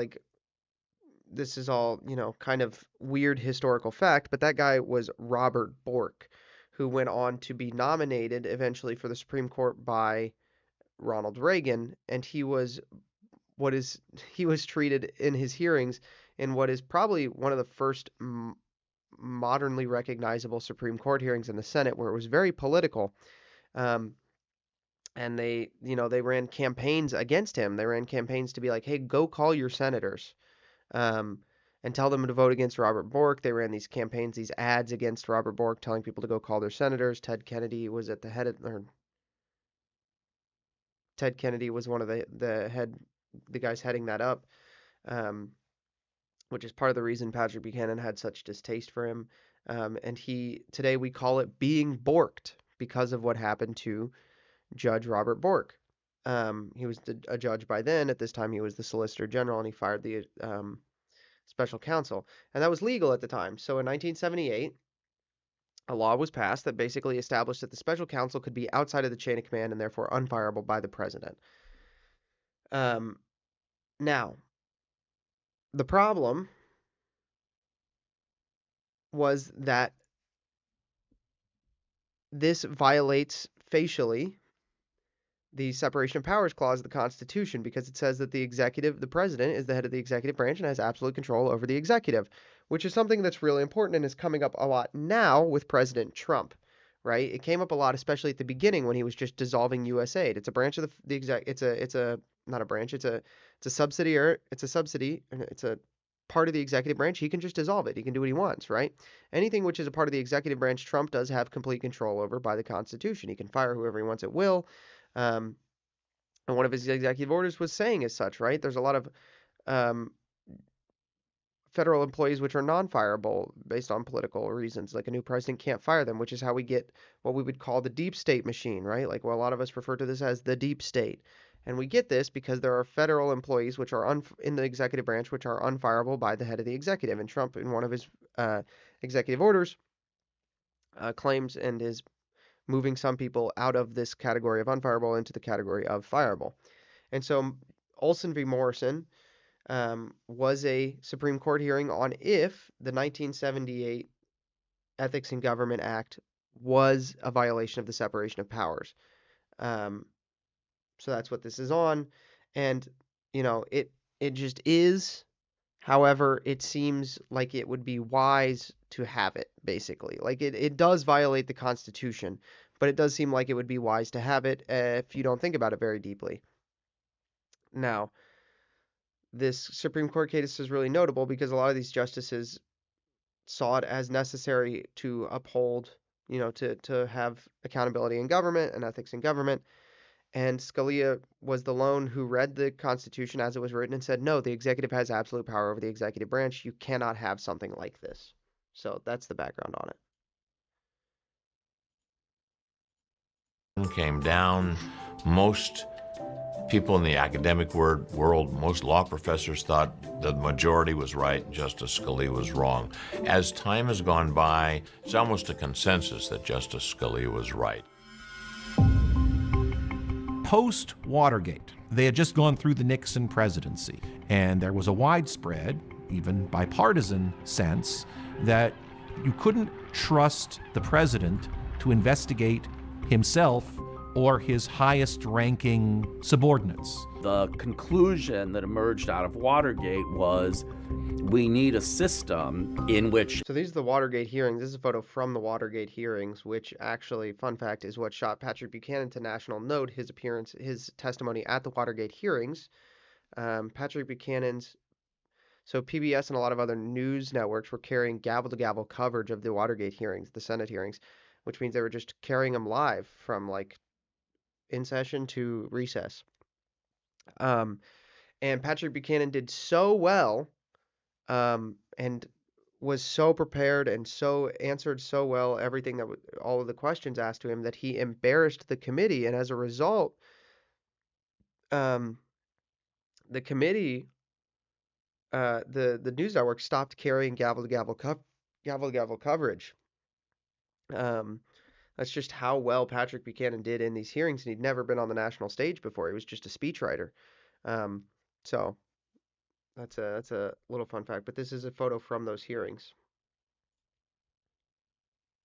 An experienced prosecutor has enough independence that the president can't just turn around and fire that person. Congress introduced by statute in the Ethics in Government Act an alternative mechanism for policing what it saw as the prospect of executive malfeasance. A panel of judges would appoint a special prosecutor, called in this case an independent counsel, to investigate the activities of the person in the executive branch whose conduct was being questioned. And that's what happened in this case. The controversy that led to the appointment of the independent counsel was this dispute between congressional committees and environmental enforcement agencies in the executive branch. It was the responsibility of the Office of Legal Counsel, the office that I headed, to provide the president with constitutional advice as to whether this was an appropriate occasion to,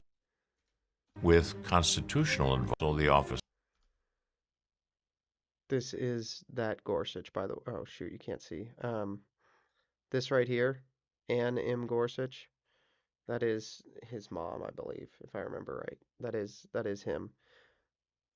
That I headed, to provide the president with constitutional advice as to whether this was an appropriate occasion to exercise executive privilege. That angered Congress, and Congress decided to conduct an investigation over how the Justice Department handled that entire controversy. Morrison was appointed as what is called a special counsel. The special counsel was a law enforcement official, technically part of the Department of Justice, but not actually answerable to the hierarchy of authority in the Department of Justice. He had, by statute, all of the authority of the Attorney General of the United States to pursue criminal investigations. Yeah, so this is the biggest problem, right? So the special counsel literally has as much authority as the Attorney General, but is completely outside of the hierarchy set up by the Constitution, which is why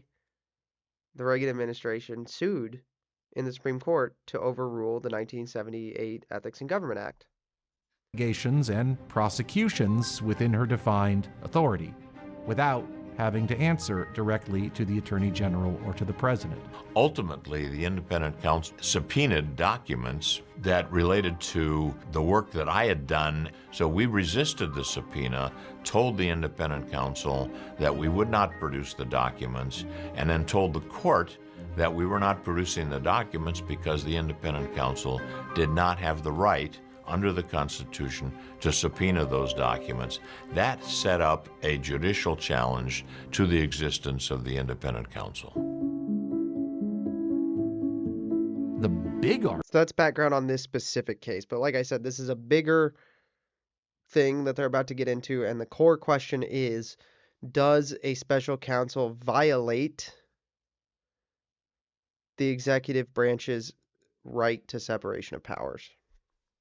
Argument is whether or not you could have a special counsel who operated independently of the president, because she could only be removed for very narrowly defined causes. Justice Scalia's dissent today is famous for his very, very strong and powerful rhetoric about that aspect of the case. The majority opinion, written by Chief Justice Rehnquist, looked at various different aspects of the independent counsel provisions and said, well, it's not too much power. It was deliberately structured as a case-specific, fact-specific. You have to look at the particulars of each instance. So it doesn't have the character of what we might call a rule. And this is also one of the reasons why Justice Scalia got so upset about it. A little bit of erosion here, a little bit of intrusion here. In the totality of circumstances, it's not too bad and it's tolerable. So what they're talking about is basically what they're saying is that the majority opinion in this case, the 8 against Scalia's 1, was that they were looking at the individual circumstances. They weren't really looking at the rule as a whole, right? That's what he's saying, the character of a rule. They were talking about in this specific case and these little, here and there, like this here and that there and da-da-da-da-da, all that stuff. That's what they're talking about, right? They're talking about, there's basically what they're explaining is that the majority opinion was primarily concerned with the facts of this specific case, whereas Scalia was upset by that because he was concerned with the overall precedent being set, which is why it's looked back on as a great dissent, like we've been talking about. It's the kind of situation that Justice Scalia recoiled from. But I do think the principle that Congress has the capacity to create some structure for ensuring an independent, impartial, legitimate investigation of the president or the president's top aides when there's a strong enough basis for believing they may have committed crimes, that the principle that there's room in the separation of powers system for some structure that allows for that, I think is appropriate. And that's what is not permitted under Justice Scalia's very, I would say, simple, mechanical approach to this complex problem. Justice Scalia's dissent in Morrison versus Olson was a very forceful, very powerful, rhetorically flourishing defense of the position that the president has to be able to fire at will, at least, at a minimum, anyone who's exercising law enforcement power within the executive. I would say Justice Scalia disagreed with the majority for both a kind of formal set of doctrinal or constitutional reasons, and because he thought that beneath those reasons, there were real questions about the distortion of the balance of powers. Yeah, but to be fair, that is what the Constitution says, right? So you would need an amendment. So what this guy is saying, what the guy they have here who's kind of disagreeing is saying is like, it's probably a good idea that somebody can enforce the law, but you would need an amendment to do that, right? Because you can't just say, well, the Constitution is missing a part here that the founders didn't foresee, therefore we need to ignore it. Like, what you need is an amendment just based on the system we have.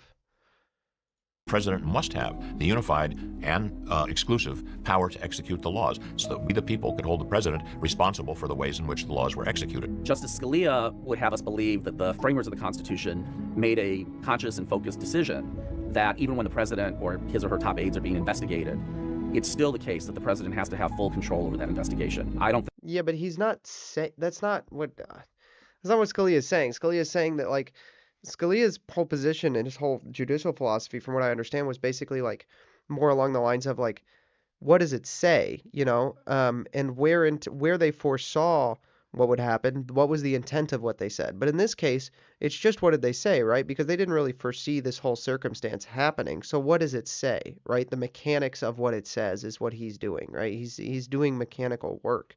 And the point he's making is that you can't just erode this power willy-nilly. You need to get something like a constitutional amendment, or not like it, but you would need a constitutional amendment to completely ignore the Constitution in this case, or to change it completely. You can't ignore it. You would need to change it, is what he's saying. I think the framers focused on this particular issue. They talked about politically removing the president from office, obviously, because the impeachment process is established in the Constitution. But they simply didn't give any thought one way or the other as to what the structure for an investigation might be of whether the president or his or her top aides had committed crimes, and what the structure for prosecuting that might be. Yeah, Didn't I agree. the framers consider the possibility that there might be a rogue president and rogue law enforcement machinery? Of course, not only did they consider it, they wrote 6 separate provisions into the Constitution to deal with that. Those are the provisions for impeachment and removal. If the Congress believes that the president is misusing power, there is a procedure specified in excruciating detail in the Constitution. So this is kind of where the Federalist Society guys get a little off. Like the Federalist Society as a whole. I mean, the Federalist Society was founded by Scalia, and Robert Bork, actually. And this is kind of where the Federalist Society gets gets annoying to me, because they just want to say that the founders foresaw everything, and it's like, maybe they probably didn't. Like they're not prophets, you know. They're not like infallible. They mess stuff up. There's stuff in the Constitution and the Declaration of Independence that's wrong. But like the point is that the point of the court, and therefore the duty of Scalia, was to follow those rules. And in this case, that meant, look, it's not there, you know. So you need to add an amendment. You would need to add an amendment, you know. Like, this is where this Federalist Society's guys kind of start to get under my skin a little.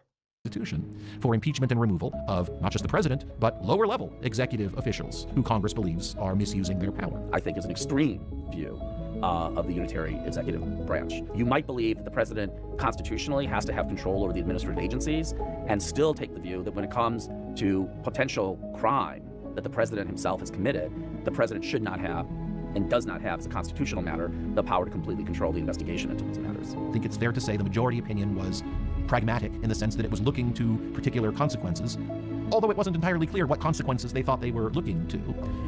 And Justice Scalia's approach can fairly be described as formalistic. You come up with very clear rules and you deduce from those rules the outcomes in particular cases. I agree with the many people who have said the dissent is a brilliant piece of analysis. I think it is brilliant in its understanding of how that statute would work in operation, but I don't think it follows. In fact, I think it's a very long leap to go from the brilliant realism of his descriptive insights about how this statute would work to his, in my view, very simplistic constitutional conclusion that there's a straightforward, simple answer to this inherent conflict of interest problem. Frequently, an issue of this sort will come before the court clad soda. I mean, it just is simplistic. I don't think that's a bad thing either. It's just a series of rules that you're supposed to follow. Any system which is sufficiently well designed is going to be, to some degree, simplistic. Conflict of interest problem. Frequently, an issue of this sort will come before the court clad, so to speak, in sheep's clothing. The potential of the asserted principle to effect important change in the equilibrium of power is not immediately evident and must be discerned by a careful and perceptive analysis. But this wolf comes as a wolf.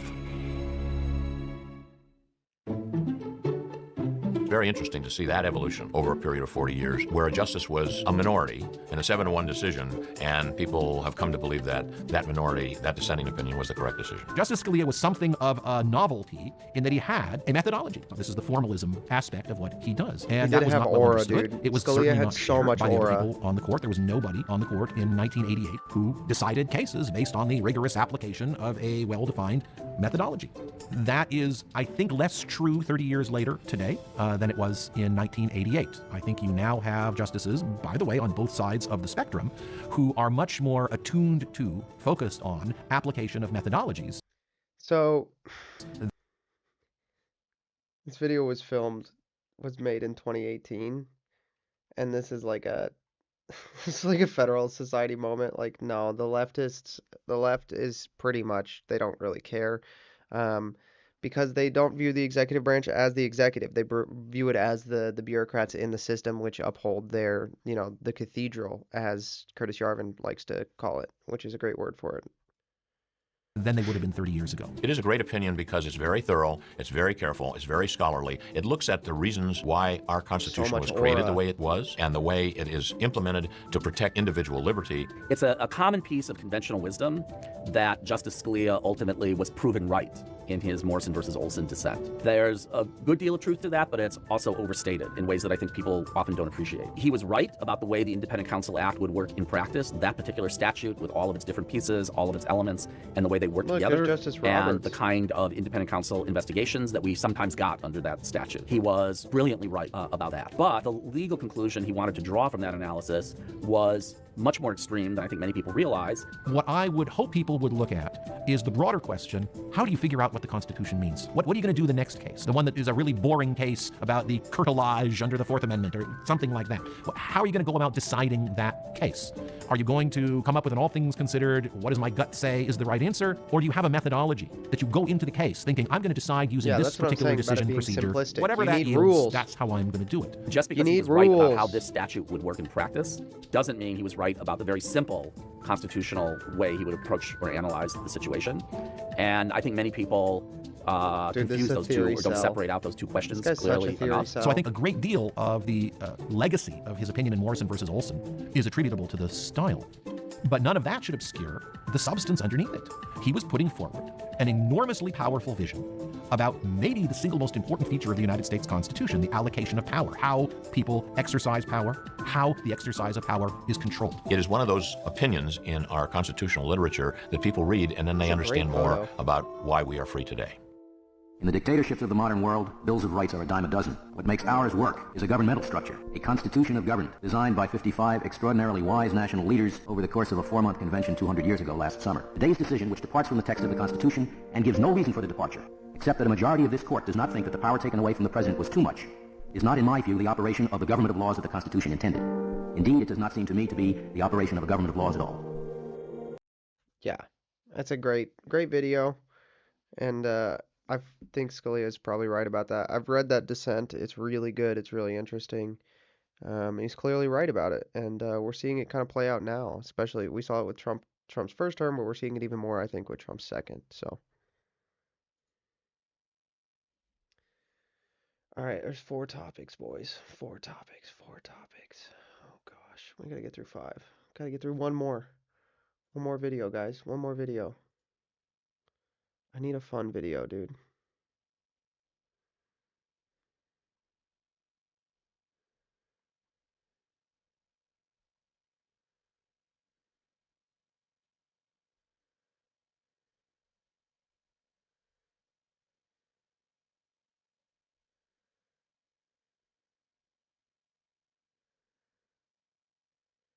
Hop on Mr. Beat. Who is Mr. Beat?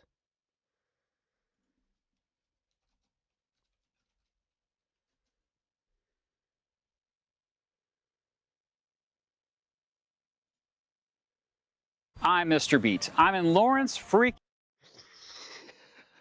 I found him. What's your opinion on Bongo Cat? I don't really have an opinion on Bongo Cat.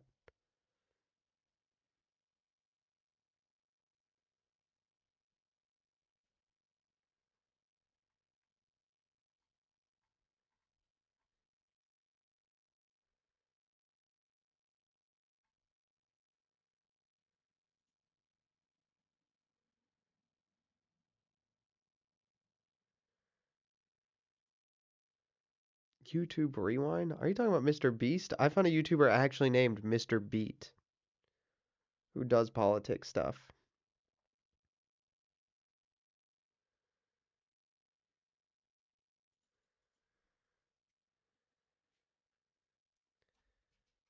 Should we watch an old 1791L?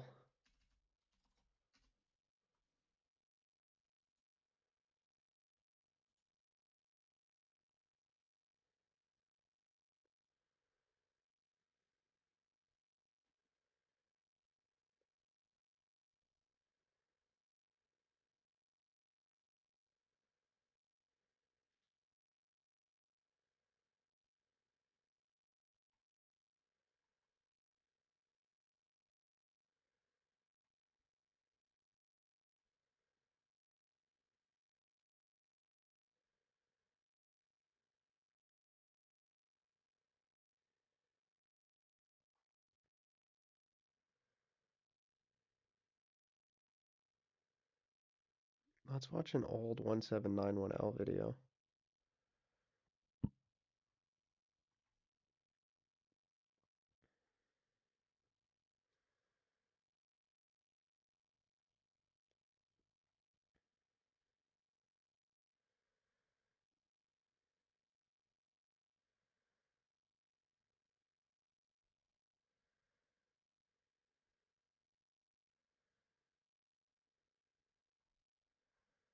Dude, I love these videos, but this is like...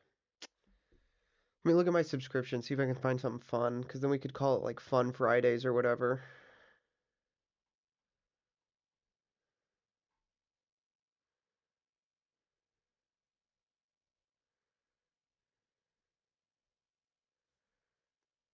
Then I can post the fun videos on Fridays, and then I can call it Fun Fridays.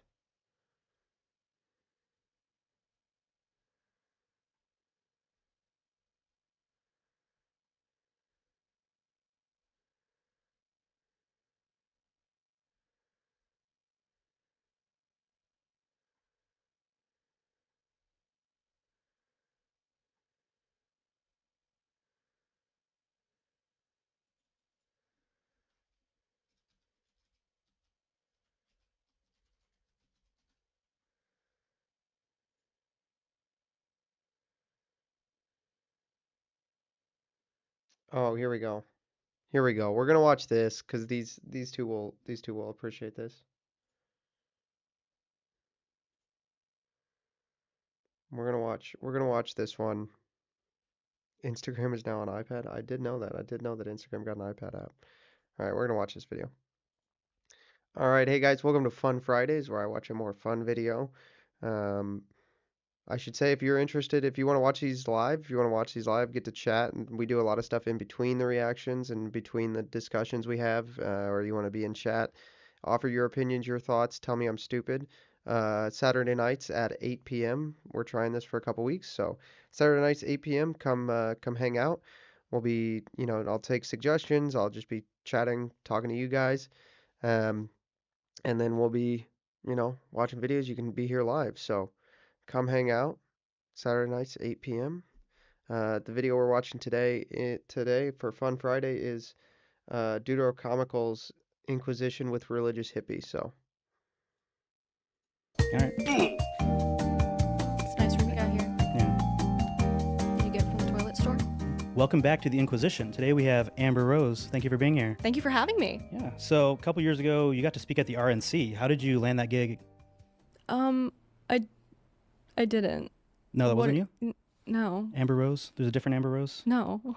Yeah. Okay, hang on. That's not. Is that? Okay, all I'm the gonna. questions? Yeah, I can just skip the next like 10 questions there 'cause that's Oh. gonna be irrelevant now. Okay. Oh, so you do have a YouTube channel? Bro, that's wild. Don't look up the other Amber Rose. Nobody Googled that. That's wild. That's a good joke. Yo, that's a good joke, Seth. That's a good joke, dog. Good joke. That's a good one. Oh, Okay. yes, I do have a YouTube channel. The Religious Gypsy. So how did you come up with that name? The hippie. Religious Hippie. The Okay, Religious Hippie, yeah. Yeah, I came up with that. It was actually a nickname for me back in the day, believe it or not. I was crazy hair and everything, and I very floral patterns and Yeah, there you go. peasant shirts and stuff. And so, like, depending on the day, you'll either burn incense or you'll burn sage. Correct. Maybe men too. It depends. It just depends. Yeah. Okay. No, I'm sure we'll get into that. Yeah. So Amber, did you go to college?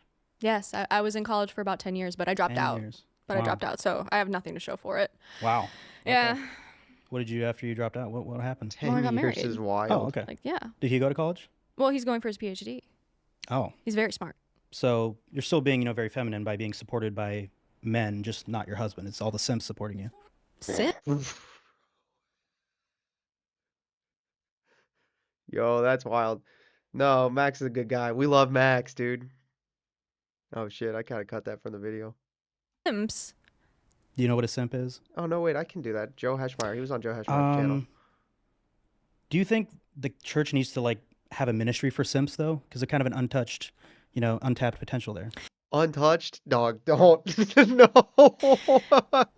I mean, yeah, but some just can't be helped. So. Have I mentioned that I watch all your videos? No. Okay, good. Just want to make sure. So actually, this is a true story. My priest actually recommended your content to me. I want to make sure. Is he saying I didn't want to make sure I didn't say that? We'll workshop that one. It's true. It was, I did a general confession, and then he gave me that as penance. So I finally did watch. I did watch one of your videos because he made me. Oh, okay. Yeah. Well, you know what? Now you're in a state of grace, so you're welcome. Also, this is very interesting, but some people accuse you of being trans. Is there do you know where that comes from? What? Something about your Adam's apple showing? Is that? No. Can you show the camera maybe? No.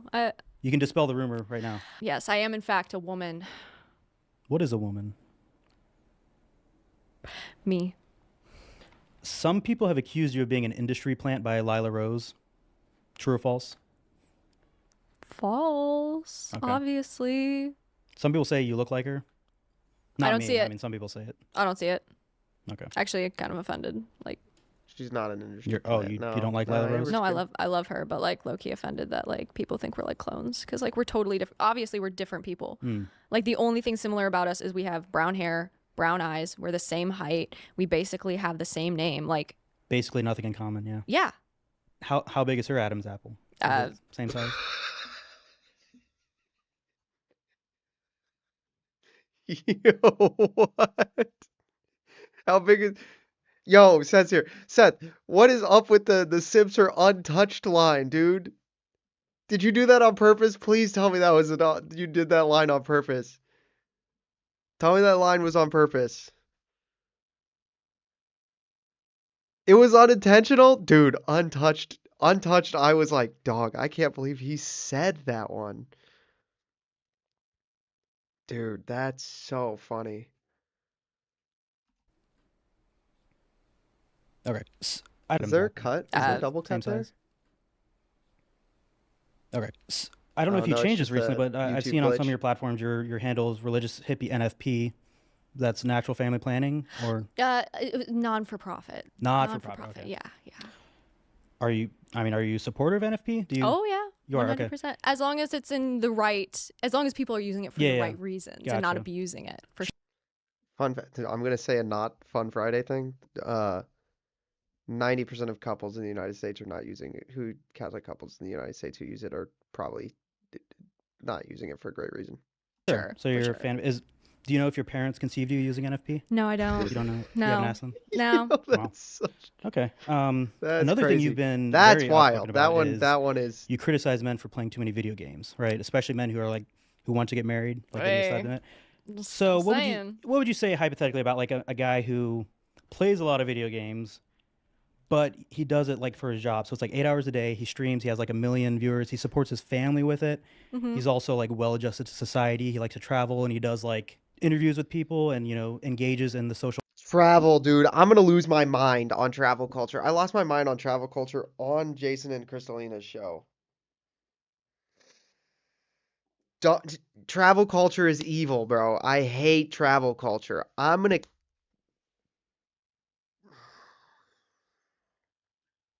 Travel culture is a cultural sickness, which is the vice of wanderlust, widespread, and no one talks about it, and it pisses me off. Commentary, like, would that be an exception to the rule?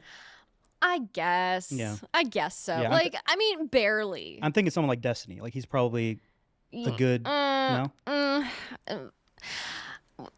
wouldn't say he's well adjusted to society. adjusted to a society. Destiny. Look, we have to be careful about this because I don't want to show you guys anything.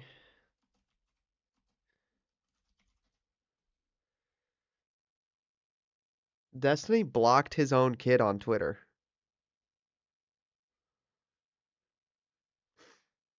This is Destiny's kid. Like, this is actually Destiny's son. He blocked his own son on Twitter. His own son is like...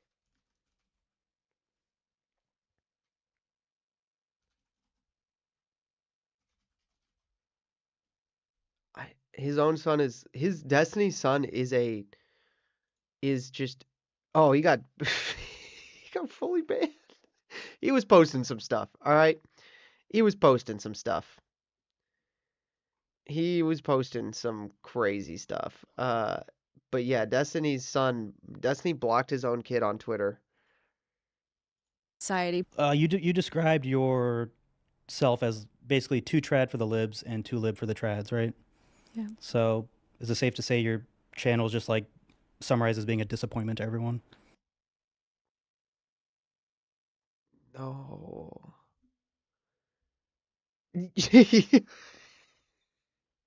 Amber, no. Look at Amber's. Amber's like, oh no. Disappointment? Like summarized as being a disappointment to everyone? A disappointment?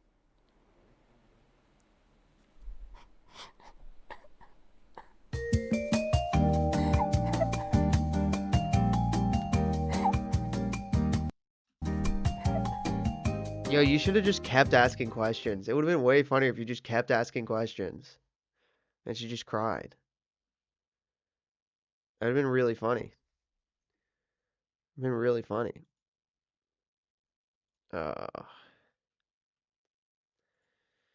Okay.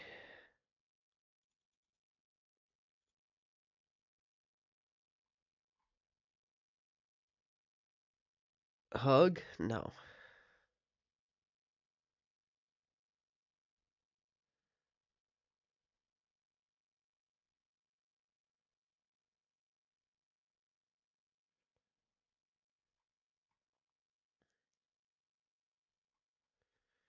I don't want a hug. Don't touch me. Dude, I gotta figure out. I gotta find.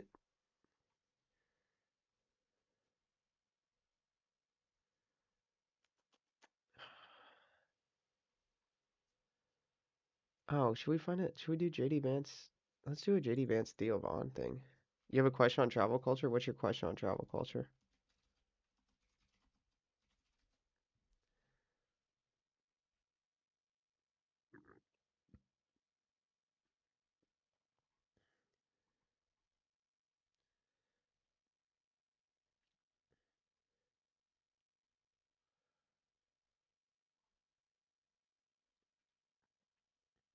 What's wrong with going on a trip every now and again? 90% of people who go on regular trips in the United States are spending money that they should be spending on the poor. The church is not just the church's social teaching in the last like 230 years, but like the last like centuries has all been like if you have anything of excess, you owe it to the poor.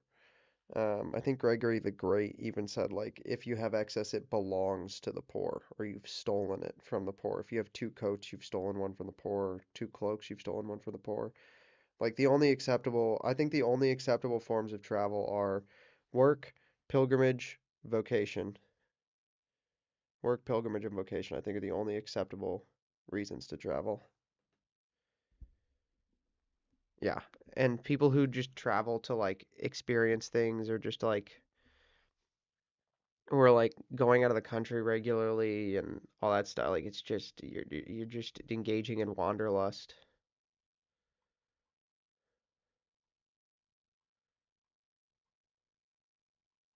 It's an it's the desire to wander.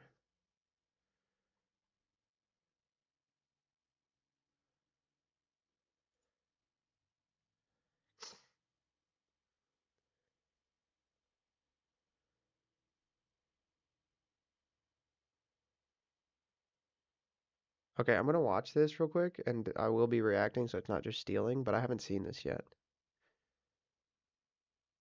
You should never travel more than 30 miles from your birthplace.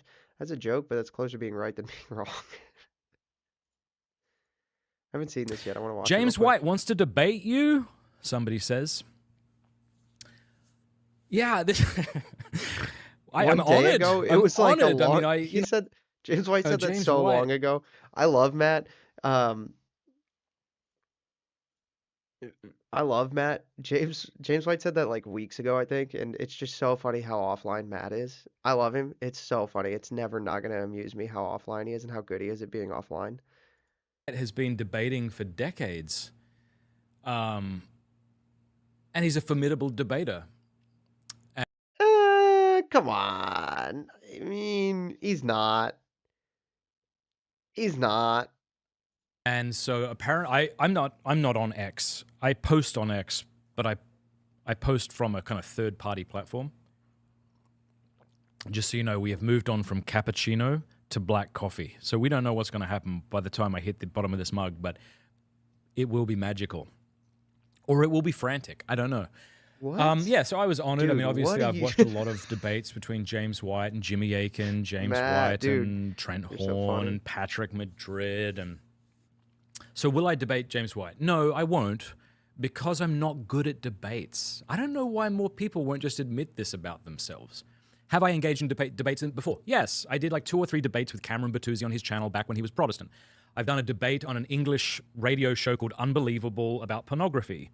If you are a Catholic and tired of dating apps that feel, well, not very Catholic, there is a better way. It's called Catholic Chemistry. It's a dating site and app for intentional Catholic dating, made for Catholics by Catholics, designed for real intentional Catholic option.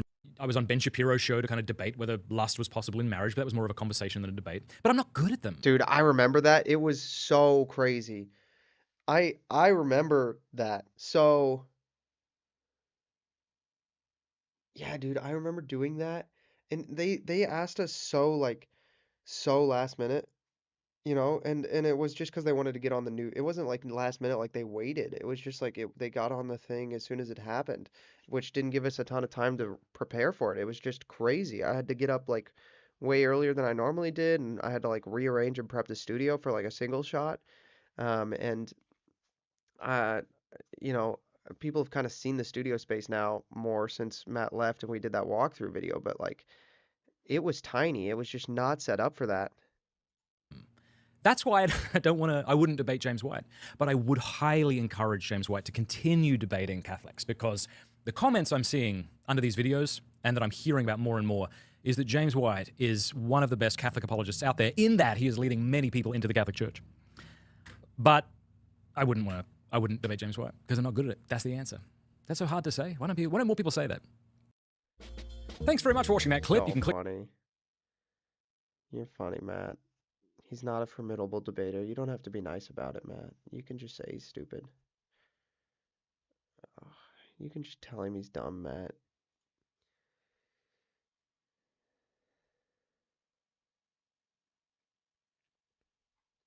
Gotta get, you know, you have contracts, Deutero. You got contracts. They're contracts. These contracts are wild. I don't know if you'd ever seen them. People get contracts, dude. They want them in there.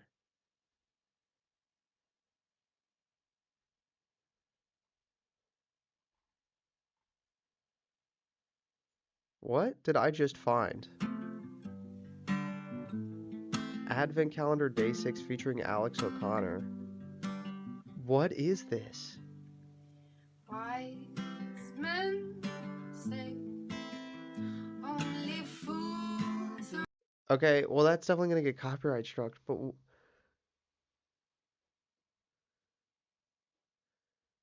what? This is wild. That's an insane poll. One of the wildest polls I've ever gotten.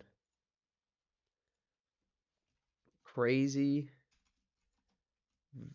YouTube polls. Alex O'Connor skateboarding? Alex O'Connor skateboarding? That's a real thing? Is he good?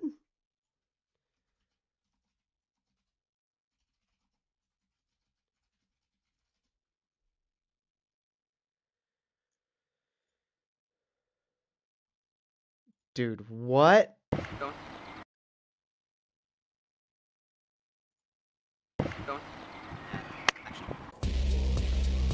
What is going on? No. No. No. Hi, my name's Alex O'Connor. What? Why is it tiny? Why has it got black bars on it? What? If you want to see some amazing skateboarding. What is going on? What is happening in this video? Spinnicus, why do you know this exists?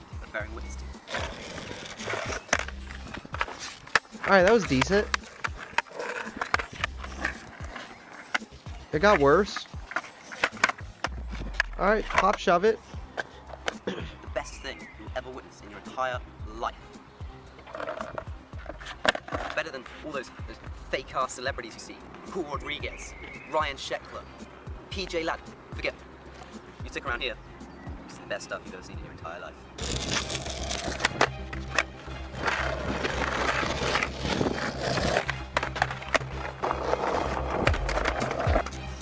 What is going on? That's wild.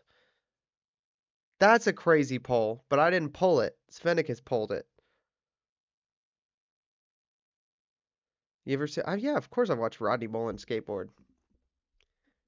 Rodney Mullen is like one of the goats, dude.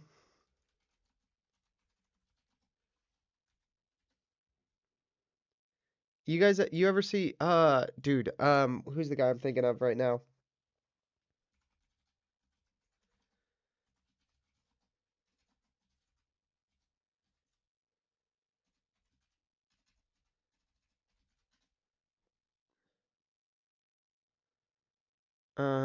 Shoot, who am I thinking of? I'm thinking of this Canadian freestyle.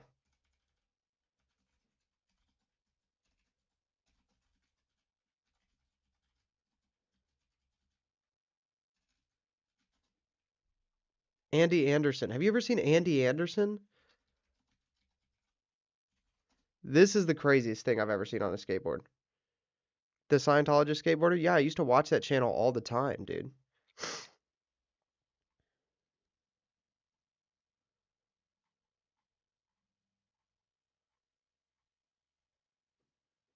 Is it Crazy Wisdom? Is that the one?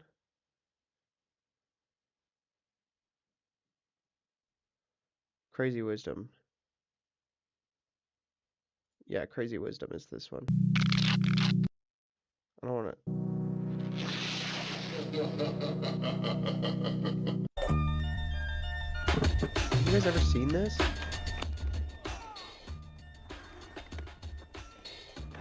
This kid is insane.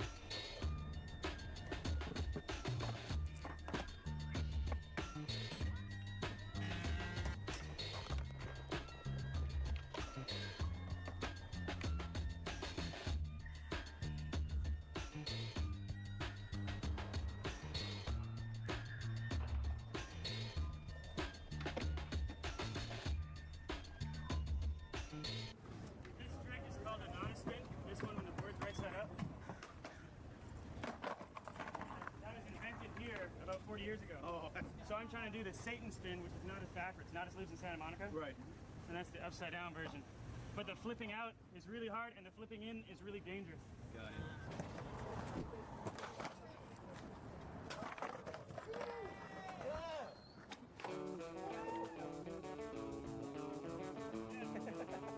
Yeah, this guy's insane.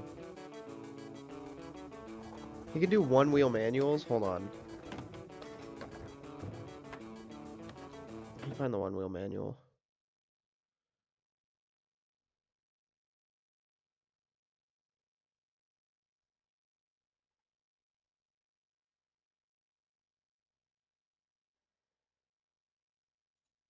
Everything Look at this. that I'm doing has pretty much been done in the 80s and then been cast into the shadows by the 90s, and I'm just bringing it back.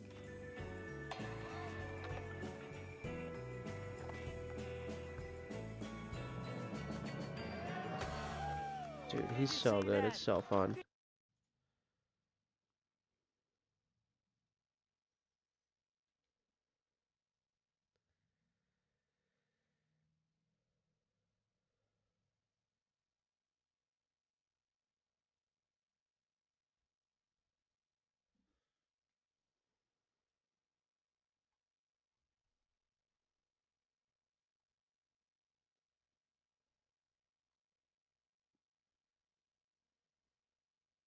Do you skateboard? I know how to longboard. I would have liked to have skateboarded, but I grew up in a place where there was really nowhere to skateboard. By the time I moved to the city, I was kind of too old, had a job, and never learned. And now I live in a place with a crazy amount of hills, and it's just there's nowhere to you can't skate in Steubenville. It's too many hills.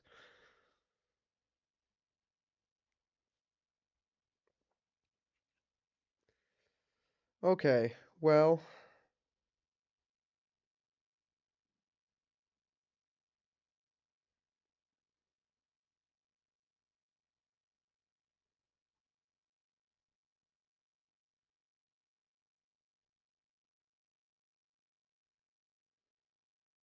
I think that's everything for tonight, everybody. Thanks for watching. Y'all have a good night, and I'll leave the stream up. And then videos will come out this week.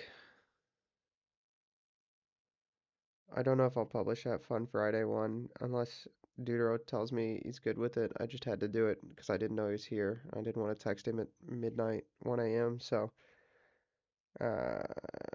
if Deutero says it's cool, then I'll publish it. If not, then there just won't be a Fun Friday. We'll start Fun Friday next week. Maybe I'll just publish the Chrono 4000 for Friday. So if you haven't subbed, like, stick around for the videos. Please make sure to like and sub on those too. And y'all have a good night. Love you.